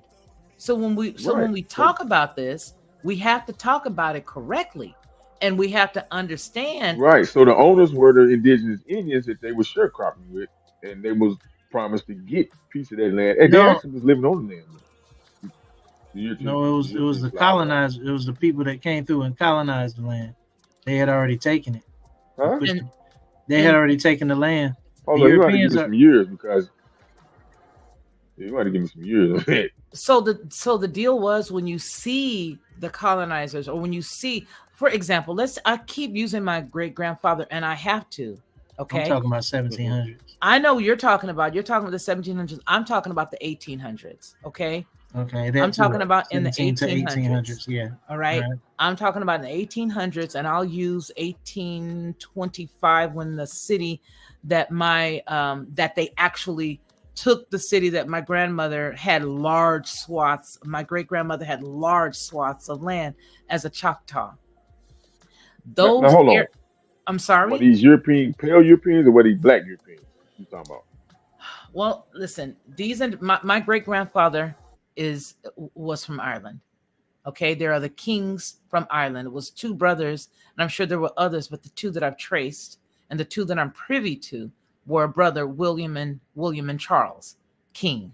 Okay, they both are on a manifest. You see them coming in through Ellis Island. You see them going into Mississippi. You see them both settling there in the area that my great grandmother had land from her family. Right. Okay, but would they be considered Negroes, or what? No, these were white men. They were from Ireland. My You got grandmother, photos? yes, Oh, okay. yeah. Frank has seen the photos. Bernard has seen the photos. Yes, he's a white man. He's a Because we very know tall. that Negro and that mulatto did come from My that great grandfather European, is an that Irish Spanish man. European. My great flow. grandfather is Irish, and he has an entire Irish family as well as my people. He has an entire Irish family that right now live in Mississippi, in the land that once belonged to my great grandmother Fanny. That land, But when I'm saying the people came- that brought them over, were they white Irish or were they black Irish? America brought him over with the intent for him to come here as an indentured The American slave. Colonization Society. He came here as an indentured slave. He took the land. They taught him, my grandmother, my great grandmother, and all of her people taught him and his brother how to take care of the land that they took.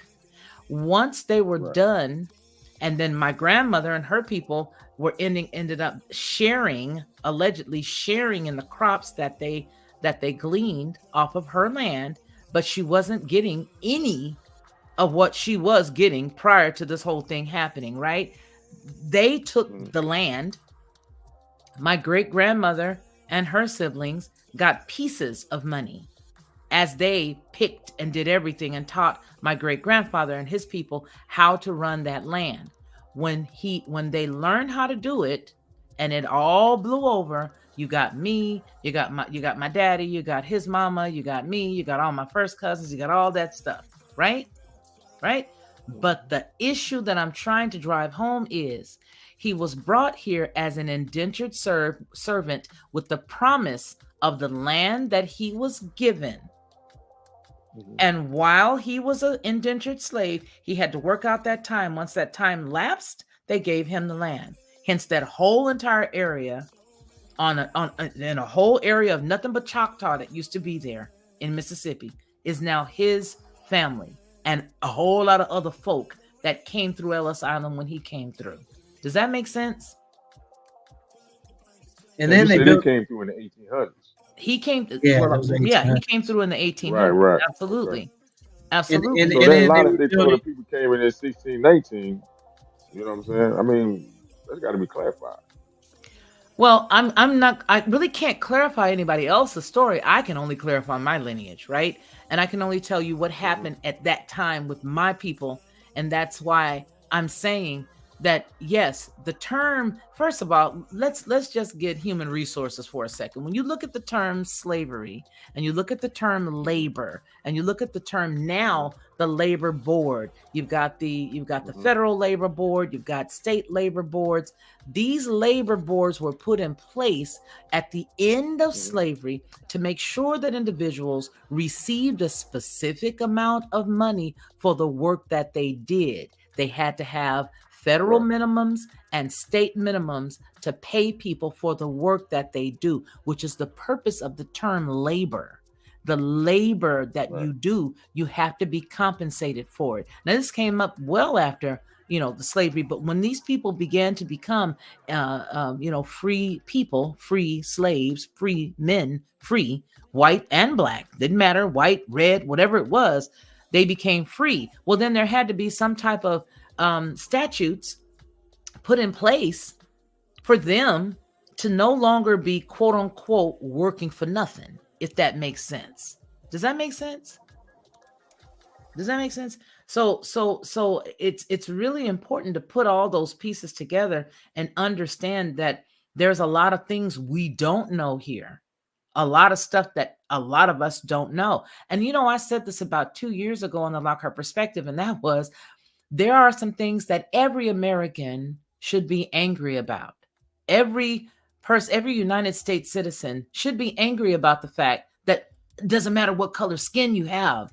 We got to throw that out the window. You need to be upset about some of the stuff that you were never taught, because the stuff that you were taught makes everything look like it's a fairy tale. And then it gives you this agita or angst because things aren't what you think normal should be. No, I agree with you with that, because You feel me? there definitely has been a story, and there definitely have been pale Europeans that did some nasty stuff, but that also was some black Europeans and some Well, so-called black here's Indians the that was on thing. some niggas Here's the thing. working in cahoots. The classification of people who come from Africa, no matter what color the shade of their skin, is European, which translates to Anglo, irregardless to how you want to slice it. When people come from Africa to this country, they are considered European, and then it gets converted again. They're not considered, even though somebody may be, darker than you, darker than me, darker than all of us, they're not classified the way that we think they're classified. For example, when we talked about the Asian hate crime, and I told you guys that I had done some research to figure out why were they pushing that. And when I did my research, I found out that when they consider Asian, it's people who are darker than you, darker than me. They come from Pakistan. There are people darker than me that come from India, Uzbekistan, all of those people, all of those individuals, and certain parts of Africa. They consider certain pieces, okay, Egypt and all of that. They consider those places, Southeast Asia, those folks get brought into that piece. So when you're saying the anti-Asian hate crimes and all that other stuff, those individuals fall under that category, believe it or not. And then they get converted to white in the census here in the United States. Again, don't believe me. You guys, everybody, look it up. So there was a purpose for them doing the things that they do. They don't ever do anything for nothing. You know what I mean? They never do anything for nothing. From my information, the white and black always meant a status. It didn't necessarily mean a color. Well, one of my closest friends is what the world will call white. And when I look at her, she's not white. She's right here in Alabama with me. And when we go out to lunch, I'm not looking at a white person. I look at the tablecloth as white. I'm not black. And yet, and still, these are terms that are ugly. White is an ugly term. Right. Black is an ugly term. Yeah. And if we don't nullify it and tear it up and throw it away, then it'll go on and it'll persist. But there comes that level of responsibility. And then there's also the level of honesty, and the honest pieces are that the people that call themselves Shemitic are not. They are Ashkenazi. They are not the other brother. Now, you remember we just got through talking about one brother who took the birthright. You got the other brother in this case that's taking the birthright of the other brother's kids. Does that make sense? So you know how you see families and they got cousins and the cousins are jealous of the other cousins, and then they start taking land and they start taking this, and grandmama died and they go over there and they say, no, this is my mule. This is mine. Those are the type. That's what we're talking about. That's what we're talking about. I'm just making it simple. So Esau would have been a light-skinned hairy baby, and Jacob would have been made more darker baby. We don't know that. It depends on what the connotation of the culture. We put it in layman terms. No, but it depends, because red could have meant really dark brown. Or it could have meant something else in their culture and their understanding of utilizing that term. Well, so you can base. So what you're saying, you're putting our mindset, our modern day mindset, and well, it is written in modern terms. In English, it's been interpreted to English, so I can't have no because it's been translated into so modern. I can't read a modern literature and then put some ancient shit on it when it's written in modern. Yeah, so but I got to use the modern layman term for it. But if that's the case, that means you need to go back to the original Hebrew, to the original ancient text, and figure out what they were saying and how they meant it. And what they meant. So what did they say about this story? They said that he was Adam. He was ruddy. Meaning? Ruddy, red. He was yeah, that could be like brown. It could be like brown. It could be. Yeah, it could be like brown. Ruddy. Mm-hmm. Well, the fact is that whenever we look at things from a European construct, they're always going to look one way. It's always going. I mean, I think everybody in the chat and everybody on the replay, if anybody watches the replay, they're going to see that you have Europeans in movies that you already know that's not what people look like. Everybody can't be black. Everybody can't be white. And even now what they're doing is toying with some of my favorite Marvel characters, some of my favorite DC characters, flipping and switching and turning people, you know, they even did it with the State Farm guy. They even took the State Farm guy and turned him into a black dude. I didn't need that. My point is, Jake from State Farm. Jake from State Farm is one of my favorite commercials. One of my favorite commercials. And then they took Jake from State Farm and turned him into a black dude. I didn't need Jake from State Farm to be black. I found humor. I found humor in the woman that was saying, well, she sounds hideous. And the husband goes, well, she's a man. Trying to say, you know, and then all of a sudden, what did they do? They came and turned Jake from State Farm into a black guy. That was not needed. Was he gay too? I'm sorry? Yeah, if you ask me. Was he gay too? Well, I don't know about any of that. But my point that I'm trying to make is, well, that's what they normally do. Well, but my point is that first off, if we got a beef, we need to know who we really got the beef with. If the beef is with somebody that may be, you know, pink or orange or yellow or white or pink or purple or whatever it is, you need to know who the beef really honestly is with. At this point, everybody's suspect. Well, no. Because doing the homework means you do the breakdown and you do the lineage and you follow them. You follow them from where they're from, where you can first. So the lineage don't have no color on it. Hold on. Because we do know pale Hold on, that's impossible to say that. No, nope, won't let you rest there. Nope. Lineage and color have they meet. They meet. You cannot do. Is your daddy black? But you got to realize, is your daddy black? Answer the question, sir. Yeah, he's black, but that don't mean that means certain people will work with other certain people. You know what I'm saying? Business. No, I don't. When we talking about the slave trade, we talking about that's business. I'm not talking about the slave trade. I'm not talking about the slave trade. Let me. I'm just talking about anything in general, in ancient right. history. You can't anything in general. Then the color of the skin, and the lineage would have something that they will intersect somehow. Fine, but people still was working with each other, man. We're not gonna play this game. The people of all shades and colors and different cultures, religions was always working together.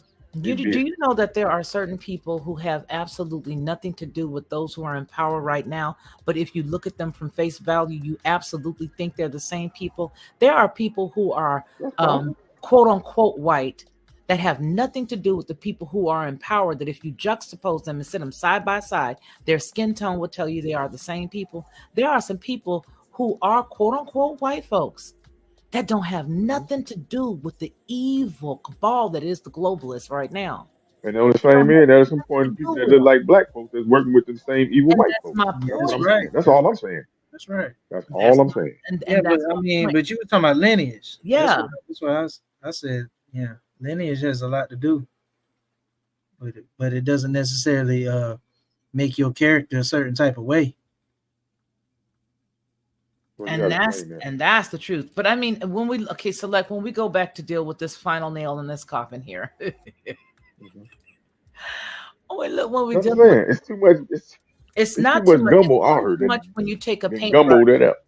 It's only too much when you take a paintbrush and you start to paint it and you start to add other things. If you take your fingers or take your hands and just sit on your hands and don't pick up the paintbrush. Just let the story be what it is. And then once you got the story, you can do whatever you need to do. But the point that I'm making is don't take the paintbrush. Do not draw. Follow me when I say there are a group of people who say that they are Shemitic, who say that they are Jews, is listed in Revelation 2 that are not. They are the synagogue of Satan. These are individuals who, because they didn't like their cousin, was trying to take over the cousin.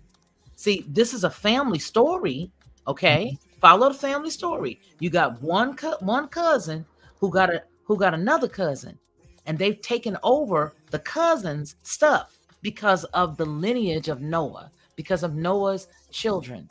So you got one cousin that's trying to take over the other cousin's stuff and has actually done the biggest escape with their identity known to man. And they are not them. They are not those people. But yet and still, if you talk about it, then you are considered something that you're not. It's a bad joke. It goes to show the mental depravity of those individuals. It goes to show that even if you say the truth, they're not going to like it. They're the same folks that's pushing a lot of stuff on kids, if you get what I'm talking about. They're the same people pushing the lies because that's what they are. They are of their father. They are a liar. They're liars. They're liars. That's what Revelation 2 specifically says. It says, who say they are Jews, but are not Jews, but are liars, and are of the synagogue of Satan.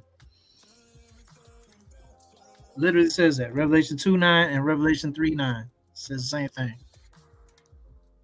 And I think that it's just a disservice, not necessarily from you, Shaq, but just in general.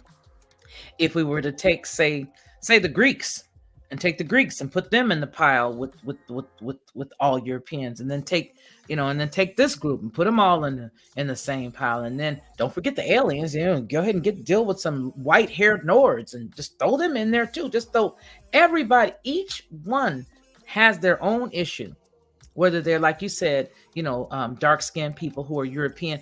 They got their issues too, but you can't lump everybody all in the same vat. That's like, seeing a whole bunch of people at a store and somebody robs the store and everybody in the store is now guilty because of somebody else robbing the store. When this person was over here in hardware, this guy was robbing the store over here at the cash register, and this guy over here went in the back and actually got the vault. But then you got a whole bunch of other people over here who were in soft lines. Does that make sense? Are we going to take everybody and just throw them all in jail together? You got to break that down. You got to find out who's who, because when the thief is found out, they must repay 7 times. They got to give it up.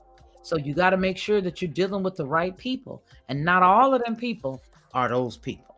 Those people that No, I agree that, but we got people that's willing to deal with them. Huh? Yeah, because people that's willing to deal with them, that's in bed with them. They're keeping the charade going. Yeah. And you know how? Because those people, that's not the people written in Deuteronomy 28, got enough money to pay them people. And that ain't the people in Deuteronomy 28. They ain't got no money like that. They live in paycheck to paycheck, robbing Peter to pay Paul, don't have enough money to buy they standing outside trying to get some money to buy themselves a Old English, trying to buy some money to get themselves some Michelob. They ain't got it like that. High life. Do you see what I'm saying? They trying to life. They don't, and the bad part is they don't even know who they are. They wrapped around a belief system that was never even written for them, and wondering why they don't have any success, because they follow in a lifestyle and a system that was not created for them. They're believing in a belief system as far as a Christianity or whatever was never even written for them. They're following after the same exact thing we pulled out when Ronnie was talking about 2 weekends or 3 weekends ago. When Moses came back down from that mountain and they were having a party, the children of Yasharal, they were all the children of Israel, they were out there having a party. And then when he got down, he was like, what are they doing? Well, they was whittling as good as they could. They were whittling all kind of idols because they succumbed to the gods of that land. But that's not who their God was. Even, say, for example, they took those gods in that land and they began to teach their kids about those gods. And then, 10, 15, 20, 30, 40 years later, they still believing in the same God. Well, now you take that child, take a child of theirs, 50 years down the line, they going to cuss you out because they believe that's their God. That's where we are right now. You have a lot of people believing something. Now, I'm not saying that there are not people from different houses. They can stay in whatever house they come from. If that's the house that they belong in, let them rock that house. If that's what they're supposed to be in, then let them rock it. But if that's not where you're supposed to be, and it's your quest to find out who you are and where you're supposed to be, I submit that when you find out and that's where you're supposed to be, that you fall in line. Because if you don't fall in line, you're going to find yourself taking on the plagues and the sins of those individuals that you decided you wanted to follow, even if that ain't where you're supposed to be. That's my point. Mhm. I'm with That's- that. Yeah. What do you So think what's about that, Shaq?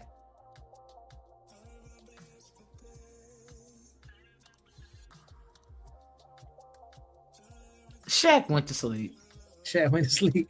Or, Shaq went to sleep. or more so, I wanted to ask, like, Shaq sleep. Shaq be doing. I'm surprised he's awake this 1600s. long. Oh, here he is. He's back. Oh, he double timed. Okay.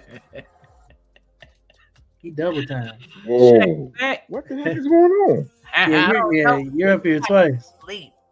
They cloned you, bro. They cloned Tyrone. Oh, Tyrone. Yeah. Man, my thing been jumping in and out all night, man. I don't know what's going on. I'm on my phone. I've been jumping in and out all night. That's weird. So Man, look, we so just look, started talking there. Y'all, there was a transition from the 1600s all the way to the 1800s. So what was you getting at? huh? The 1600s. Yeah, 1600. Yeah, what happened to 1600? That's what I was asking you. You said something about the 1619s, and then we started talking about. Well, I was moving from the 1700s into the 1800s, and Felicia. went Okay, what ahead. happened in the 1700s? Give me the slavery or the whatever was going on in the 1700s. I mean, that was the transition from the 16 all the way to the 18s, but definitely like in the late 17s to into the early 18s and all the way through the 18s, like Miss Felicia was saying, the